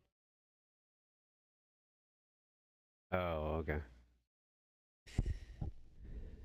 Cool. Pretty good, pretty good. Wow, you had a day. Jeez.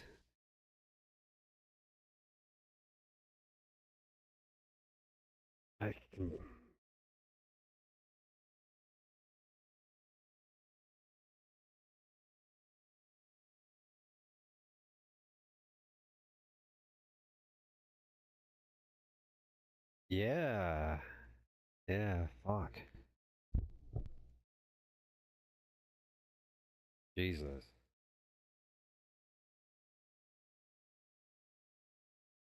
Wow.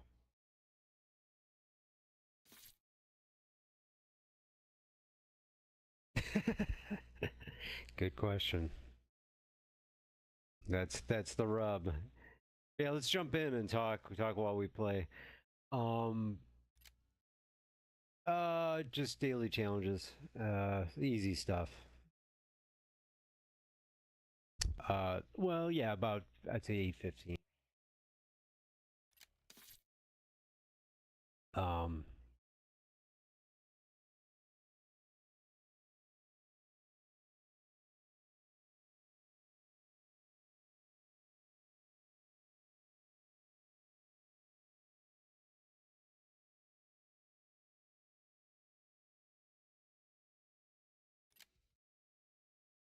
Yeah, so there's got to be people who didn't return to their apartments, I assume, right? Shit. Fuck. And that's not good because it's gonna get cold and then the pipes will freeze. Well, like next week, Monday, Tuesday, I think it's really cold. Anyway. Jesus. Yeah.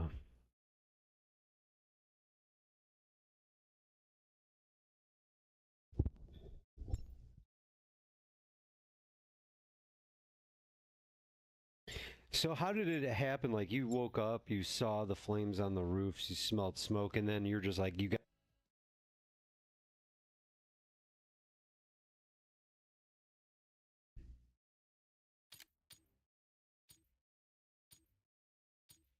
You totally cut off. Sorry. Dominic. Playtime's over. Let's see what you're made of. Control Bravo.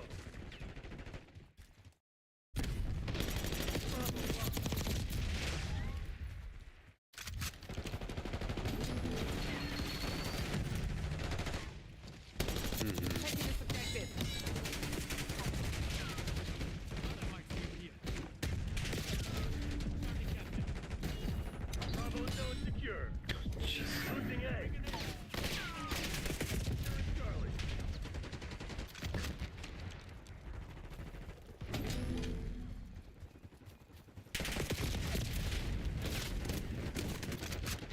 Yeah.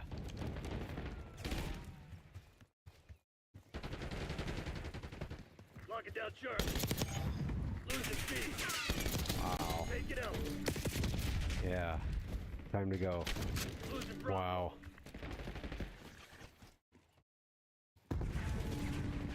Losing speed. Target dropped. Oh, jeez. Lost speed. Oh, God.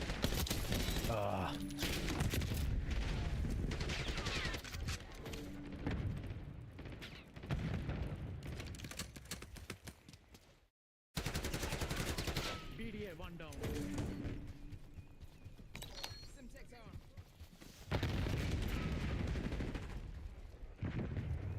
Beginning capture. Alpha.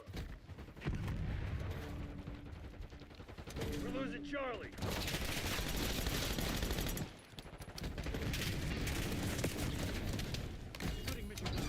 Bravo is ours. Secure Oh, zone fuck. A.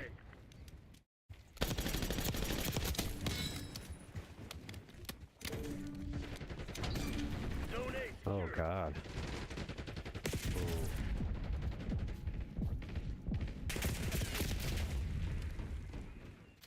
Taking C.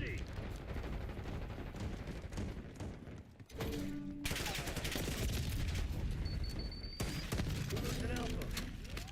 Bravo lost. Charlie secure. Watch out.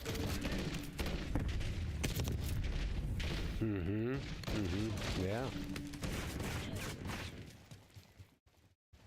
Oh god. Come on, Charlie. Taking Bravo underway.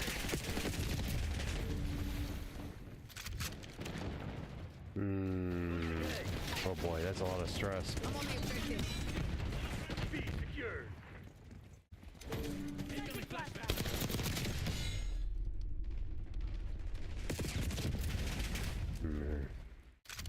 We're losing Alpha. Sighted flashbang. I can't believe they didn't put like a porta potty or something out there for you guys. Jesus.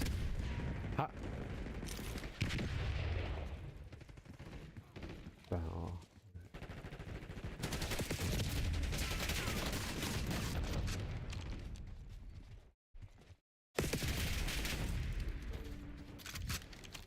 Securing C.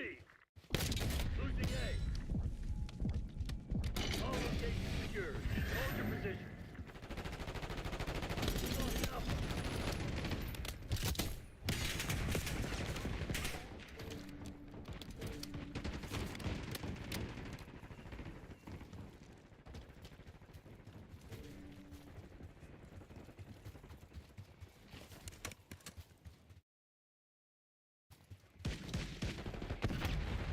Archangel, take it out. Taking A. Wow.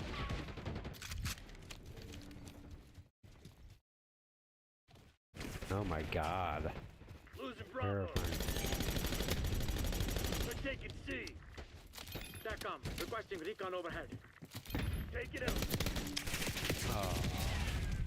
Orbital. Concussion grenade sighted. You're mine. Christ. Terrible. Capturing. Keep an eye out.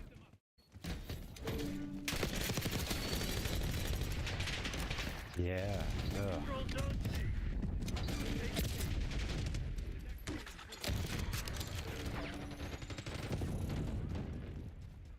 Oi, enemy grenade. Yeah, I saw that picture. Man. We're losing Charlie.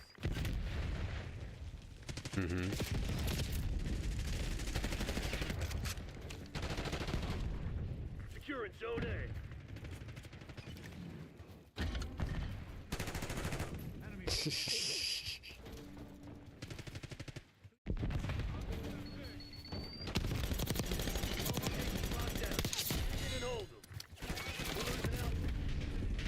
Eyes in the sky.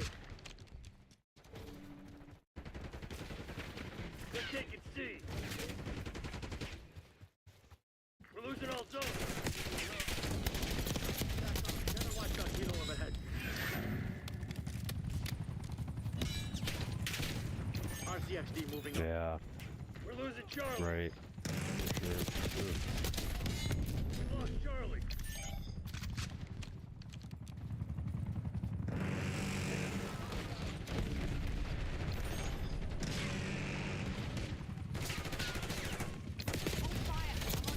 Cover me.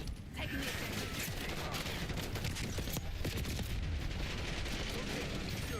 Maintain current posture.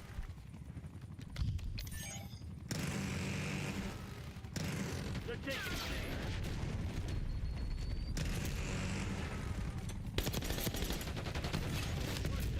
Incoming with your location.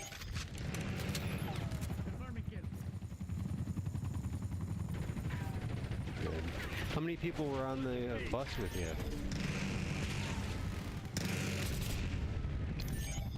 We're losing Charlie.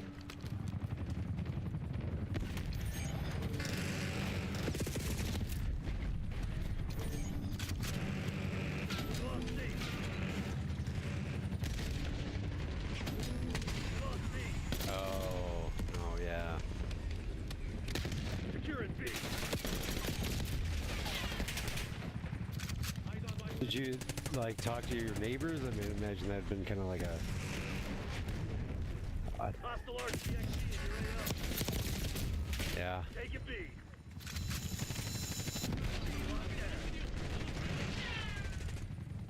Yeah. Area. Yeah. Right, yeah, you're all occupied.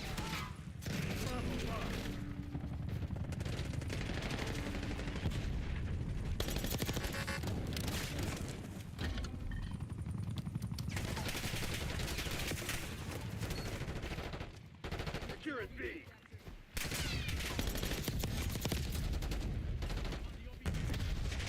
We're losing Yeah. Alpha.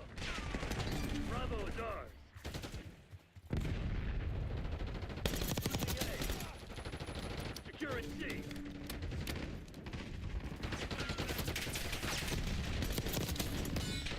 Right. Lost A. All zones being locked down. Locked down. Securing Alpha. Locked down A. You just got the play of the game, yeah? UAV commencing surveillance operation. We lost B.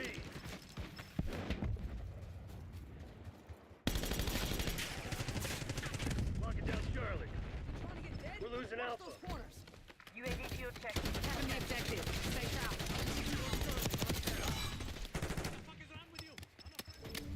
Enemies have a blast trap. We've lost Alpha. Priority tasking request received. UAV entering AO. Taking Bravo underway. We're taking C. C locked down. Enemy grenade.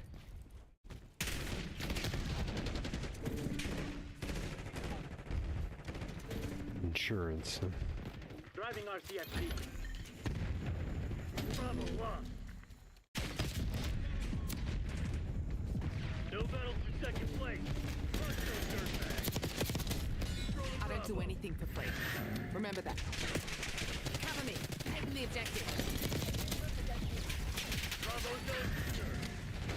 We're losing Charlie. Ronaldo calling in UAV. Come on. Taking A. Ah.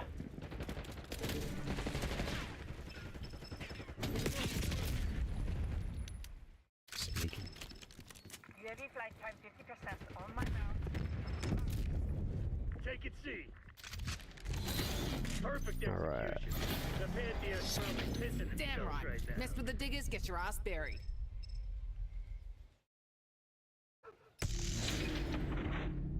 Ooh.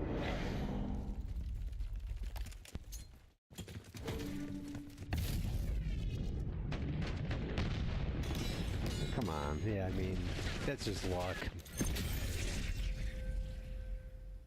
Wow.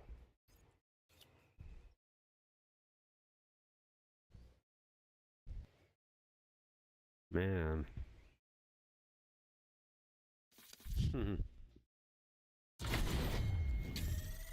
That's lame.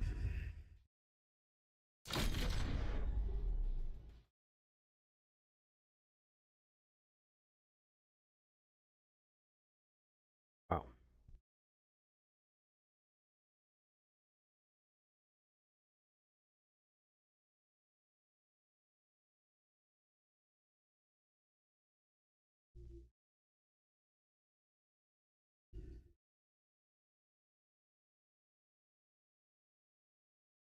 Yeah.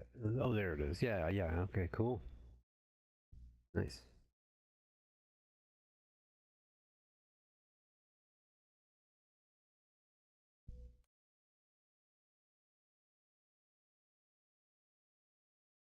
Right?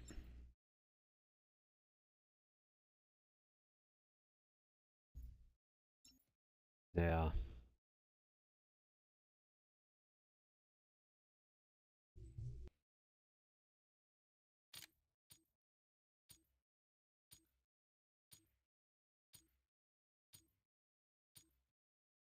You were breaking up there. Just hit the Call of Duty community one.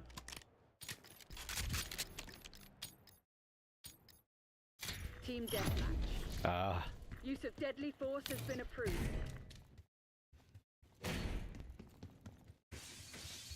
Taking the lead. Stay on task.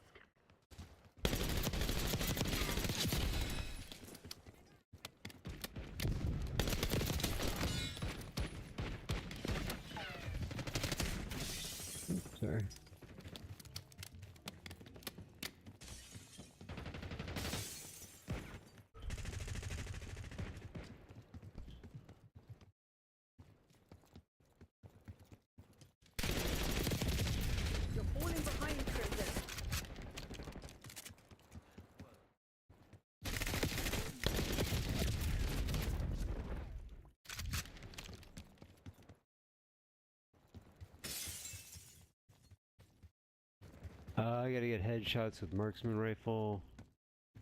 We've claimed the advantage. Now hold it. Semtex kills and call in the score streaks.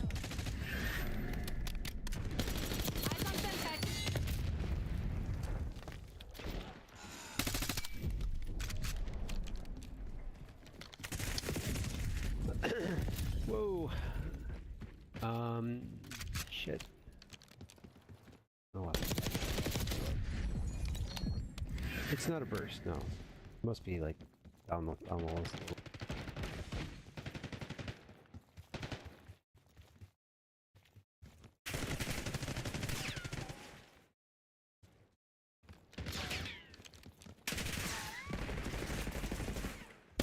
Knock it off, genius.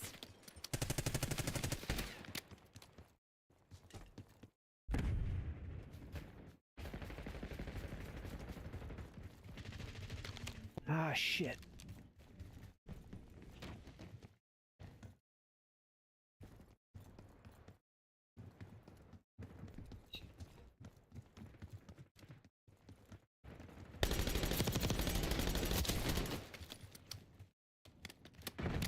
Contact, hostile C4.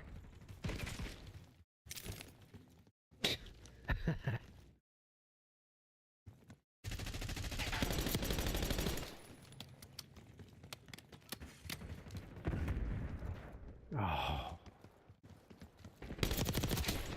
How's it feel? Not good, right? Love that line. Get resupply. Yeah, I heard it. It's good.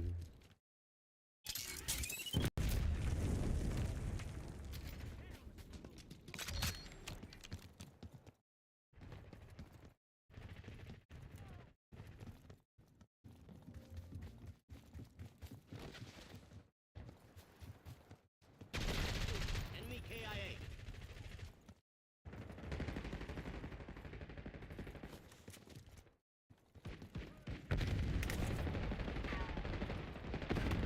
Consequences, asshole. Tossing Semtex grenade.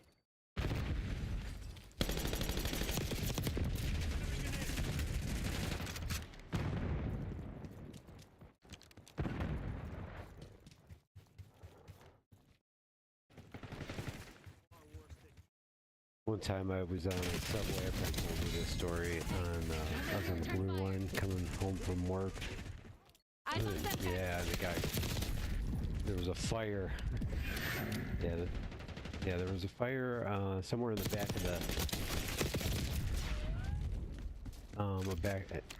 we didn't know exactly what was going on, but yeah, the first thing that happened was the car filled up with smoke. And then it stopped, and we were underneath the river in the dark. Then, like, I guess the conductor walked on the catwalk on the outside and pounded on the window, like, "Hey, get out! Get out of here. Oh shit! Get out of here!" And then we were on the catwalk, and it was the whole subway was by that point just completely filled with smoke, and people were shouting. It was pretty fucking terrifying. It was right after 9/11 too. It was like not that long after that, so I was thinking, fuck, this could be a terrorist attack. And then I was like, you know, we're underneath the fucking river. What if a bomb goes off? Like, are we all gonna drown? You know, it was like, what's gonna get you? The fire, the water, or what? A bomb? Like a lot of options.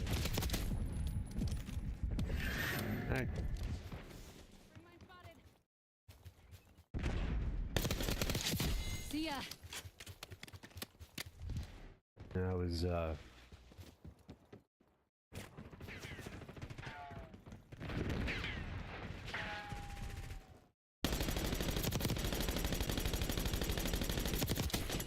Five down.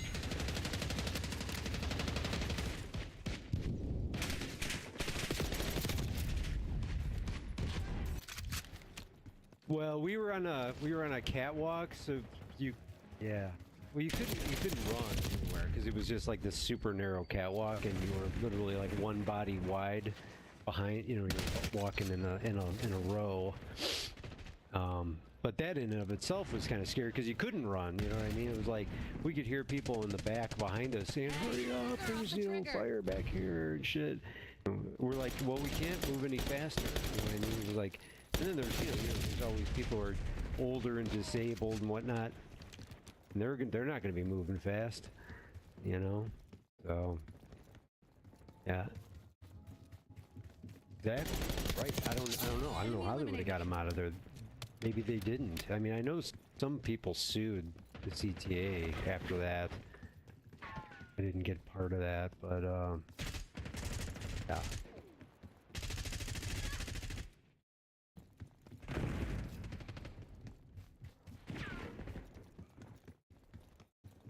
Yeah, they.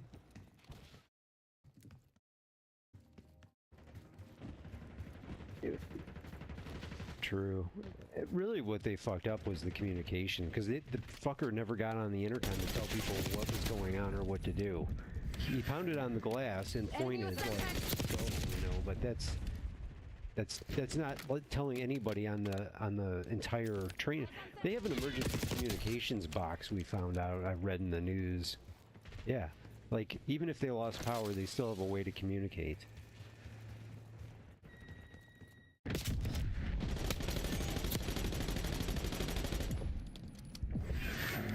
Heads up, frag!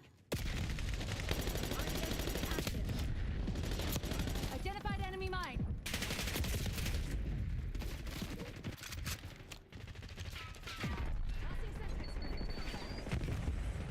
There's a mole among us. Viz on sleeper agent. Right. Got contact.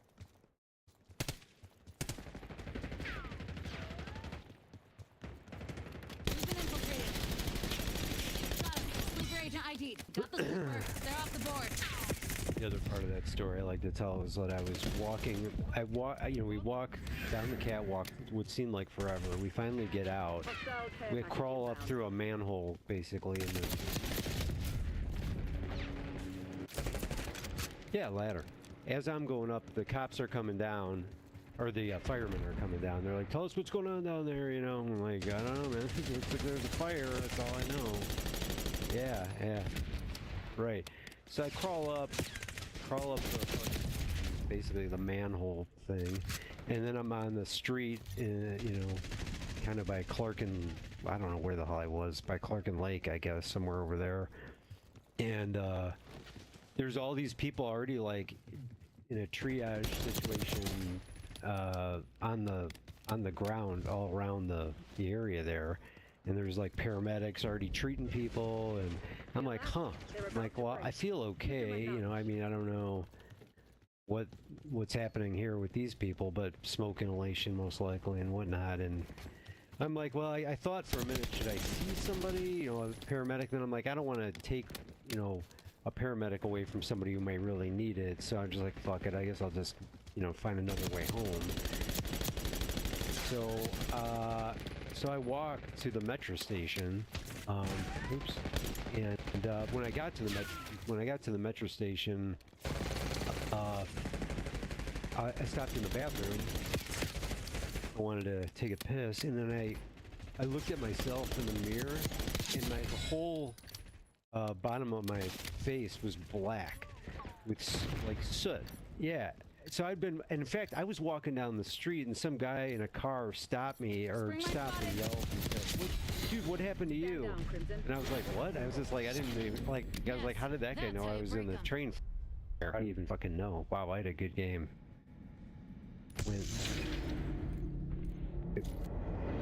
Dabby, baby. Okay. Tango down. Oh, maybe not.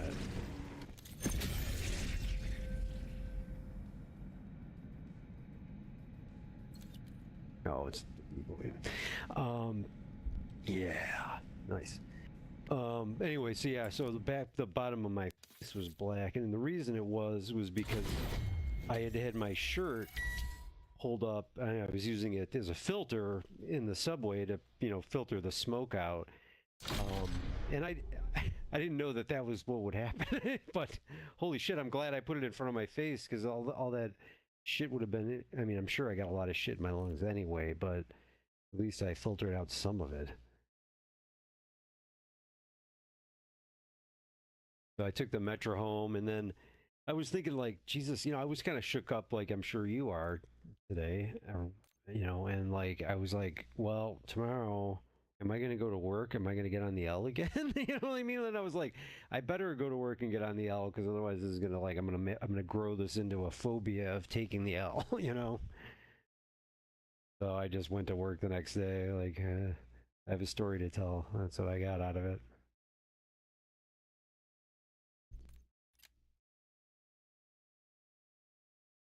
Could have been worse.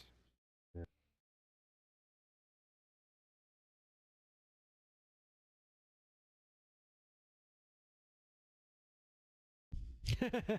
Yeah, true. It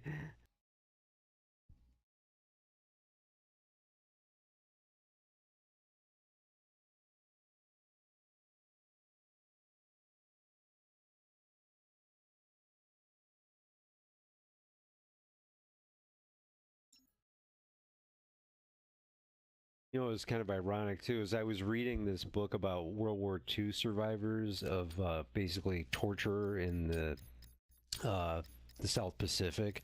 Like, if you got captured as a prisoner of the war by the Japanese, these guys, all these American soldiers, were telling the tales of being captives, and it was fucking pretty brutal stuff. And I'm reading this book thinking, well, my life isn't that bad. then subway fire, enter subway fire. Not that that was like torture, but stop the presses. Yeah, we'll give him a taste. Give him a taste. There's this weird church not far from us. I can't remember off the top of my head what the brand of religion it is. I'll tell you later when I look it up, but when I pass by it again. But I think it started in Japan. It's really weird. When I was reading their, like, because I never see anybody at this church. Whenever I walk the dog on Sunday and I pass by, there's like never, like, it says like it has sermons or whatever once a month, I guess, but I've never seen. It's like somebody just lives in this house on this big bunch of property by themselves. That's what it looks like to me. But anyway, well, it does have like a church component, but it also has like a residence component to it. So it's a little bit of both. But yeah, it's not a really big church, but it's on a huge plot of land. Feeding the fishes. It's, all religions are kind of a cult. But yeah, some are more culty than others. Anyway, like, yeah. Right. Why aren't they both tax exempt? No, aren't the cults are tax exempt too, aren't they? Securing Charlie.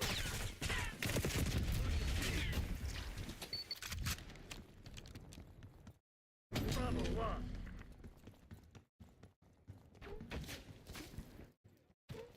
Oh, okay. Gotcha. Secure objective. I'm on the objective.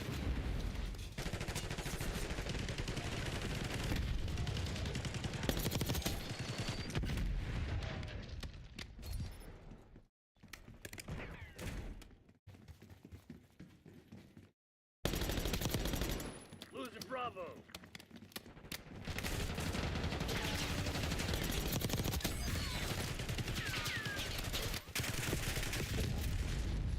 I don't know. One doesn't give people deadly Kool-Aid.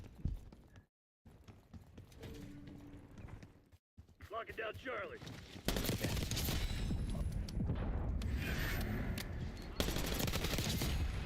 Right? Give me the Kool-Aid. Give me the Kool-Aid.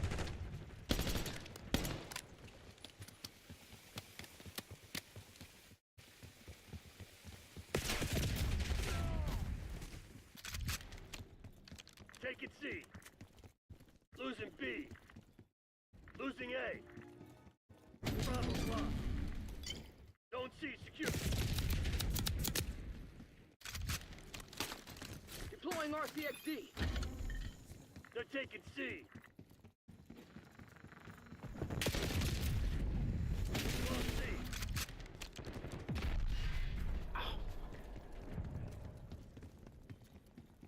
Taking B.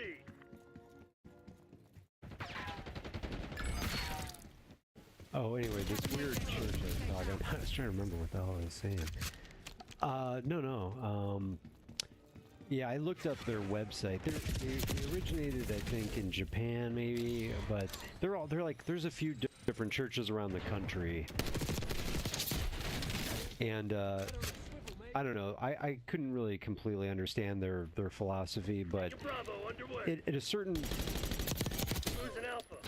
way, it seemed to me they seem to be saying like that we're God's entertainment, and that's at least that's my misreading. God's entertainment. Funny. I was like, yeah. So I'm like, what if that's really what it was like? You know, like if we were just channeled to God's watch. We're God's strippers. Like, for fun. Strippers and gestures. Right? I mean, that's it, you know, that would explain. And here's why I like the idea, because it explains why God is cruel. Because you know, God, who wants to watch the Hallmark Channel all day long? You know, once in a while you got to watch a little Breaking Bad. You know. So he makes bad things happen, and it keeps the channels interesting. Right? Well, it keeps it interesting. That's for sure. I don't know. No, I mean honestly, like if you want to look at like where are the motivations of this God coming from, you can probably look directly at the people who started the religion and what they want. So the idea that like God wants to be entertained by everyone basically means that like the leaders of the church just want to be entertained by everyone, and you should pay them money because of their relationship with God, and you should entertain them, and they'll pass on the entertainment to God because of their direct connection. Yeah. And God is totally real. Not bullshit. Not making it up. I'm sorry, God, I'm so fucking cynical. Fucking chill.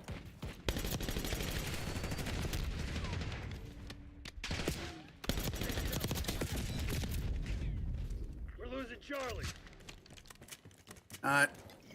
What's off?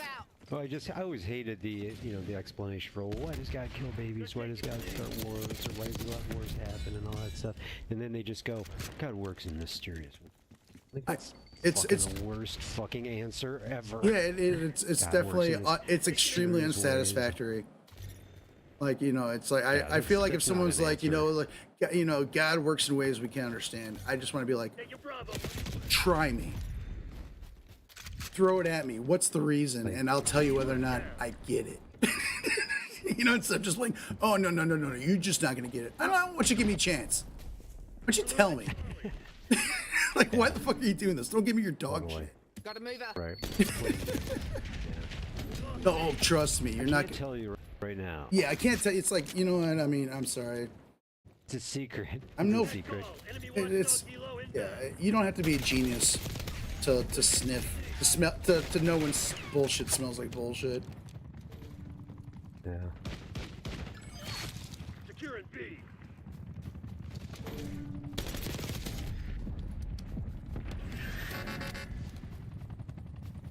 Is that one of our helicopters or? No, that's definitely an enemy.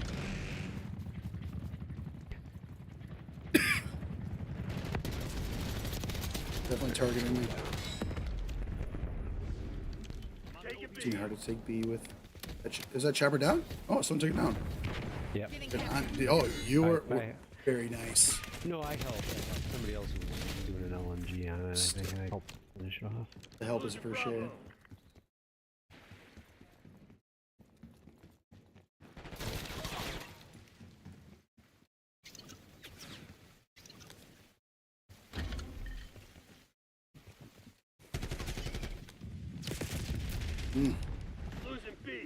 Ooh. That person running around in like a girl's dress with a big bobblehead. Yeah. They make a great target. Very easy to get headshots on that skin. I've noticed. Yeah. That's what they call pay to lose. Yeah, right? Yeah, it is pretty hilarious. The head is huge.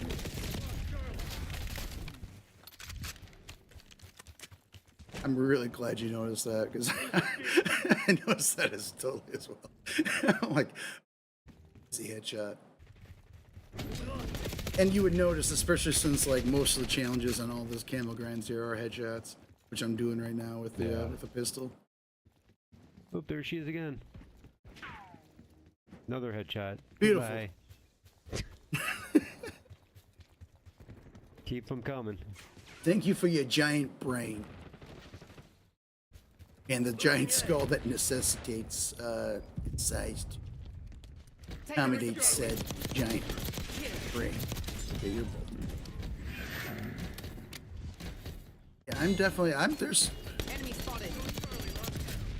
there's a lot of guns in this game that I really... All locations locked down. Dig in and hold them. I pretty much have the most ridiculous setup at the moment. I've got the Grekova automatic pistol, and then I've also got the Maelstrom automatic shotgun. So I gotta set up with an automatic shotgun and an automatic pistol. Two kinds of weapons that have no business being automatic. The fuckers had us in a box from the start. Yeah, you had a good game. Chad. I did not have a good game. I didn't even go positive. We all got beat up pretty good. You had the best game. You actually went positive. This was just playing the objective. Getting murdered. And Choke your dad. That was the name of that character. Choke your dad. Interesting. How did you get in team top 3 with that giant skull that kept getting headshotted? Damn it. Doesn't seem fair.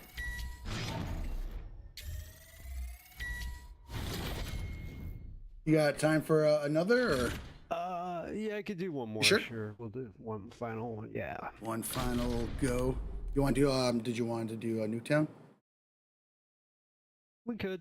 I mean, I got my challenges done, but yeah, Nuketown's always a fun one.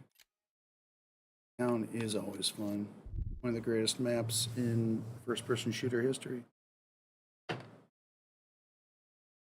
a chance to play it? You should. But yeah, I'm really glad that the smoke kind of feels like it cleared out. Like I was trying to play, like right when I came back in, I think it was like around 10 o'clock or so, 10 o'clock. I don't know, but I came in, you know, fed my cats, ate something myself, you know, had a bit of a breakdown. All that was fine. Then I tried to play some Call of Duty, but the smoke was like giving me a headache, and like I'm just like, oh, this kind of sucks. And actually, I put a bandana over my mouth. But then I'm just like, oh, I feel like dog shit. I think I only like played for like an hour, and I did my challenges, but I was just kind of like, I think I just went and took a nap for like a good 3-4 hours, so like 2 p.m. But it's. Did you see the? I see what? I was just gonna ask if you did you see the girl whose apartment was she? Yeah, on yeah. the bus, or was she? Yeah, she was on the bus. She was on the bus. She was. Really? At first, we were in this atrium of an apartment. Breaking up here. I'm sorry. We were in the atrium of the apartment next door for a bit. Sorry, that was the breakup. Sorry. What, she was on the bus. Yeah, she was on the bus. She was in the atrium before we went. Okay. She was in 311, which is apparently where it all started. Yeah, I heard her story. Seemed like sweet, and she might be single. I might like talk to her. She might be a lesbian too. In the neighborhood. But talk to her. Wasn't with anyone. No. 2 lonely people in a burning down apartment building. We should maybe get a drink. shit. It's a great icebreaker. It's a shared communal. Did you ever find your fire cat? experience. There you go. No, my cat's dead. Oh, that sucks. Do you want to get a drink? Oh. You got cats in common. That's something. Well, since her apartment is the one that's completely burned to a crisp, there might be a pretty strong likelihood that I'm never going to see that person again. Moving on.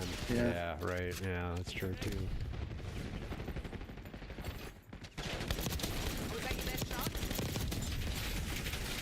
Yeah, I lived in so many apartments in Chicago, and I fucking never talked to my neighbors. It was like some exceptions here and there, but quite a few.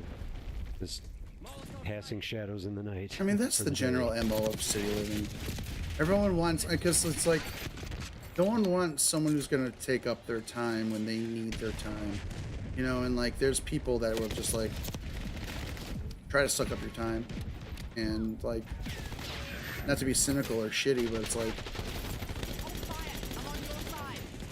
sometimes it's risky to bring someone into your life who might take more time, energy from you than you are wanting to expel.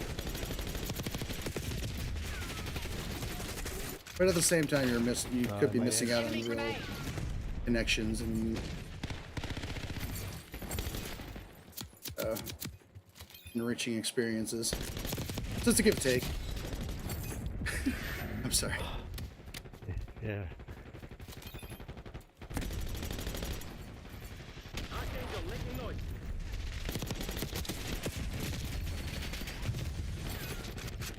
Oops.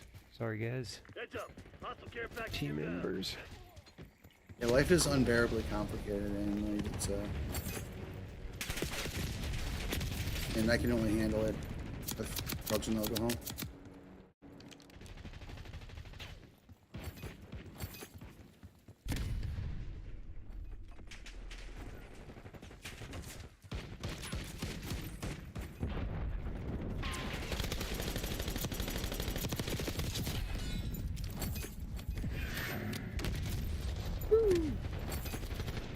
I might have to play the game. I had like a 5-kill streak, I think. I'm gonna knock on some wood here for you. I want you to get to kill the game. Last game of the night. Doesn't make me happy. Oops. I love over. Sorry, I know I won't shut up about it. There's a lot of guns in this game that I'm playing. Just can't stop saying how much I like playing.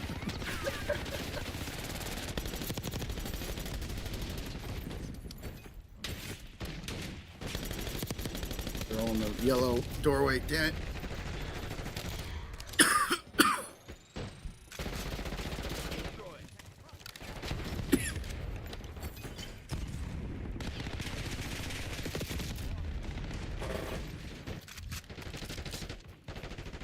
Yeah, I had a Molotov challenge earlier, and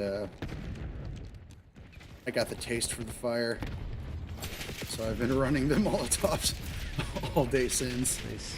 But That's funny. I'm sure. Yeah. Then I was like, actually, yeah, that might be bad. That's why I texted you and asked. It was bad karma, maybe. I don't think.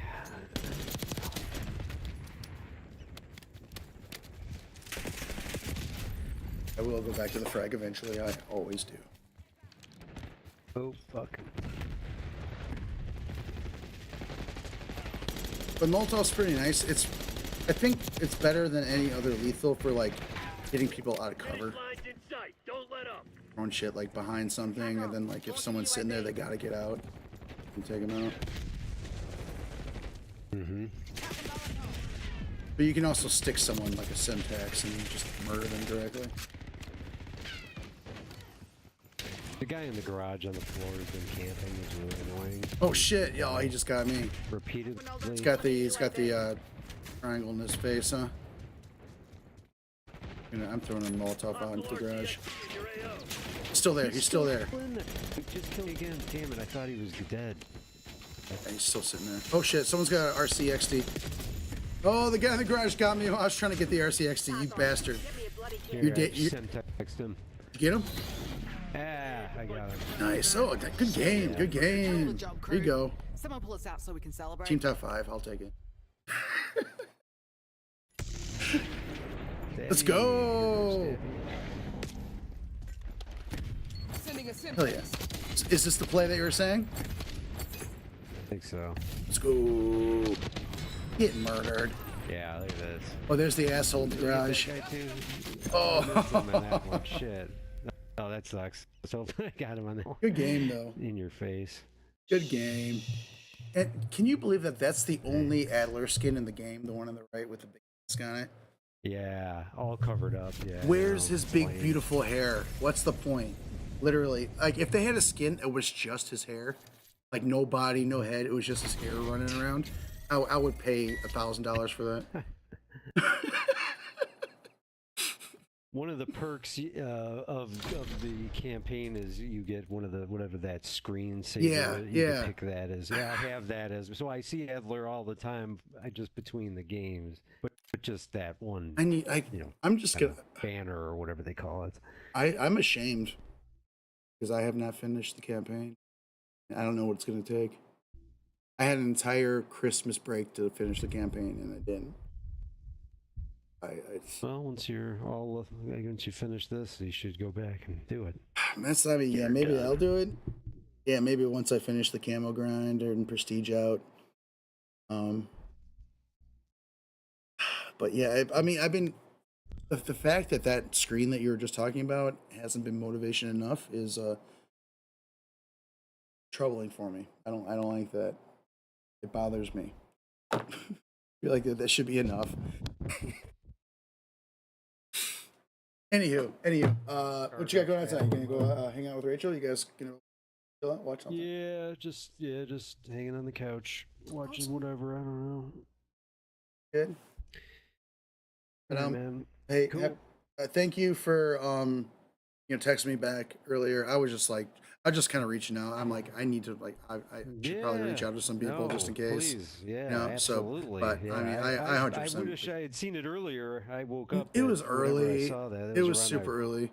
I mean, I hit up like a couple people. It took a while, because it was just so damn. It's like, and it's whatever. I just wanted someone to know. Oh yeah. Just in case, Yeah. Well, right. If you needed to get somewhere, or you're what if they didn't let you back? Or if if anyone's wondering where I'm at, like, please can like ask some people. Oh, I talked to this person. Right. I know that. Any plans tomorrow? You do anything interesting? I'm probably gonna do more than the same. Try to clean, probably won't. No. Yeah, no, I don't think we got much going on tomorrow. Chill day. Cool. Well, tell Rachel I said what's up. Okay, man. We'll do. I'll look for you tomorrow. Excellent. Have a great evening. Thank you for playing. All right. See you.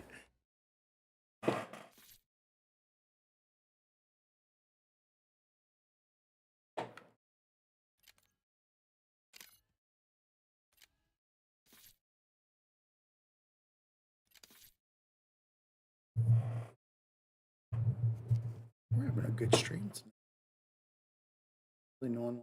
I've been going for 4 hours. Nope. Big donuts across the board. I'm okay with that.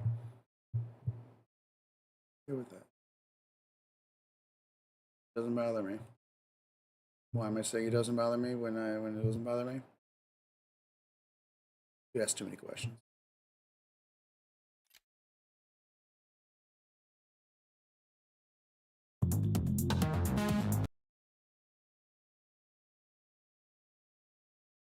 Is that there's like, bro, Elon Musk basically destroyed this man. He is literally following the footsteps of Elon Musk. In order to win favor with the Trump administration, he's just like, yeah, I'm just like Elon. Priority. That's something Donald Trump talked about on the Joe Rogan Experience. Yes, he did. And then recently, Mark Zuckerberg from Meta was on the Joe Rogan Experience. He was talking about the the kind of pressure that he got, that Facebook got from the Biden administration to censor during COVID. Watch. During the Biden administration, when they were trying to roll out the vaccine program, while they're trying to... Let's talk about Zuckerbot. To push that program, they also tried to censor anyone who was basically arguing against it. And they pushed us super hard to take down things that were honestly were true, right? I mean, they basically pushed us and said, you know, anything that says that vaccines might have side effects, you basically need to take down. And I was just like, well, we're not going to do that. Like, we're clearly not going to do that. I mean, that is kind of inarguable. Bro, I'm sorry, but it is so unimaginably simple to dupe conservabots. All you need to do is just be like, yeah, I hate vaccines and gay people and Mexicans, really. What I hate the most, though, a gay vaccinated Mexican. And then that's it. They're like, oh, he's no longer overcome by the woke mind virus. That's it. That's all it takes, man. What the hell is wrong with these people? But he did. Right. And he's a weasel. just like everybody covering their you-know-whats in the fire situation. This guy was weak. And you know what's interesting when I was reading all the stuff about it? Do you remember when people were talking about him being presidential timber, like he could run for president? Remember this? Oh yeah, there was a lot of talk about that. Like, this guy, he's so brilliant. I think it's awesome that these guys still are saying we don't trust them, though, which is also weird because it's like who is this for them? He's doing all this for you, and you still don't trust him? Okay, I like it. I'll take it. Weak, and it's what is he looking at? What was he looking at just there? Only now that all the tide has turned, that he feels safe to say what he cooperated with the government to do, which was to censor you and stifle your First American right. And he's crying like a little baby on a podcast because he got cursed at by somebody in the administration. Oh, my staff got yelled at, and you didn't stand up for them. No, I think you're 100% right. He's weak, and he's going. He's now bending to the new direction of the wind, which, by the way, also includes Meta, Facebook's parent company, doing away with a lot of DEI stuff. You know, they've taken tampons out of the men's restroom at Meta, and they're doing away with... What will we do? They're doing away with some DEI. This is a memo leaked from Meta.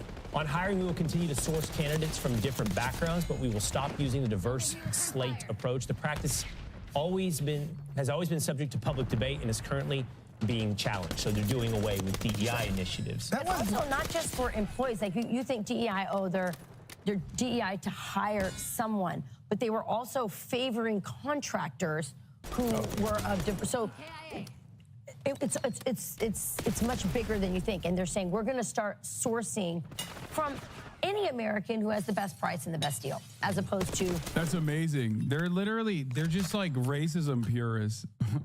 Like, you're not doing enough symbolic racism for me.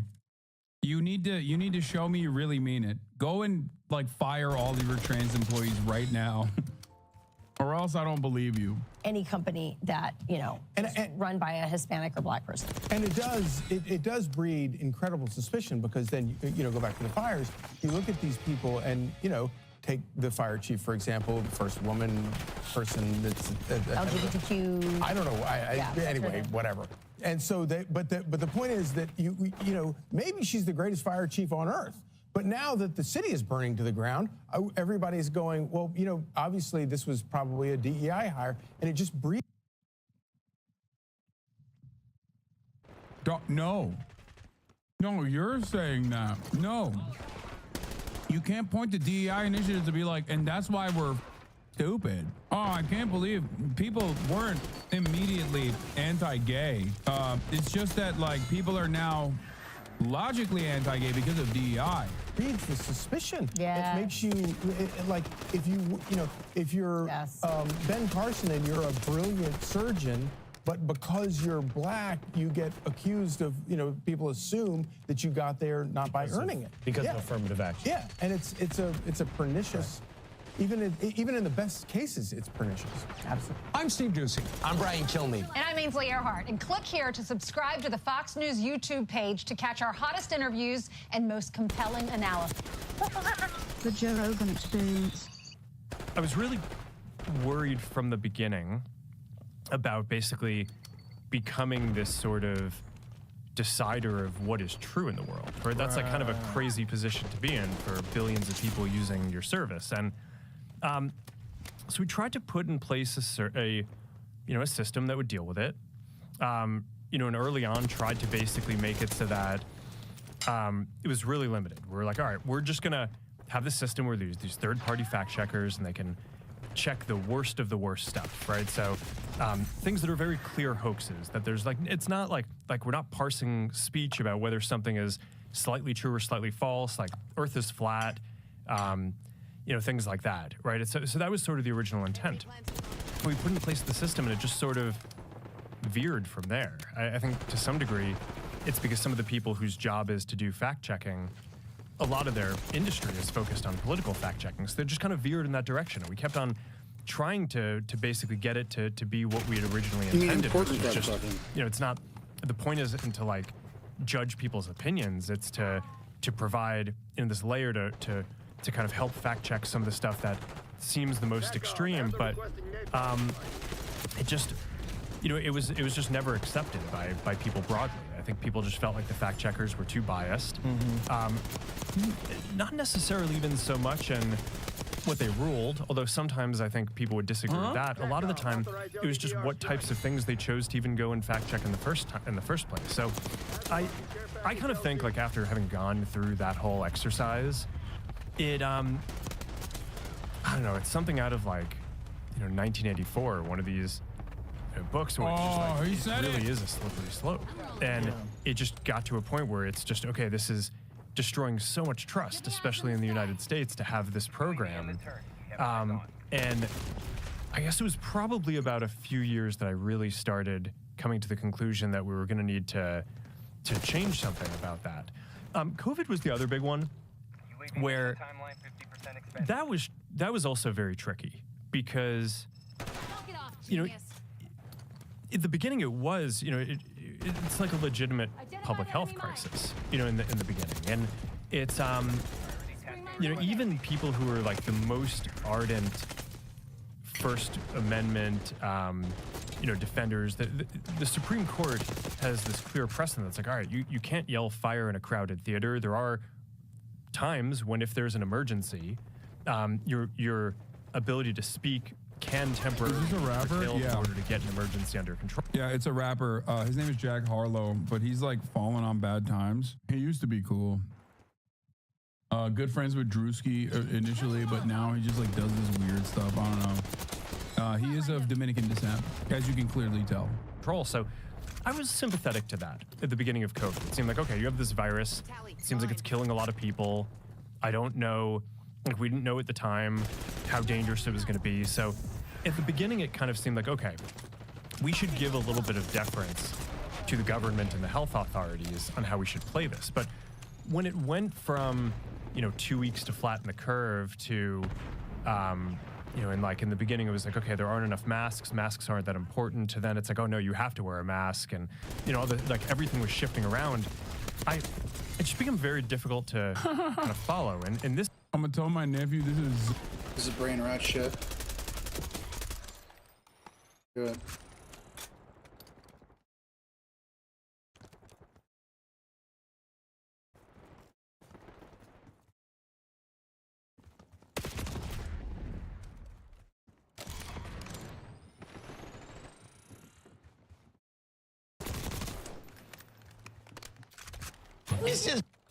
Dude, this is why I never played it. One, because I'm not a real gamer, but two, like, even portaling to a map is an arduous, multiple-pronged, multiple-tree option process. How? It's just like, it doesn't make sense. It is literally so the skill tree is why I've never touched Poe.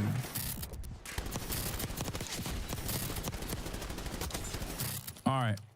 Did the guild say if you don't return on the island, they assume you died as a joke? What are you talking about? Yeah, Penguinzo did a minute video on Elon Musk faking his Path of Exile 2 gameplay by cheating and by hiring people to play for 24 hours of the day from Asian servers.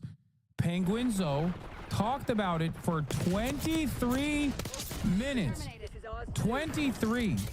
That is insane. I just explained to you the same situation in 30 seconds. That is crazy. And the wildest part about this is not that Elon Musk has always been a con man and a charlatan who has failed upward successfully, right place at the right time, is very lucky to have all of the best people.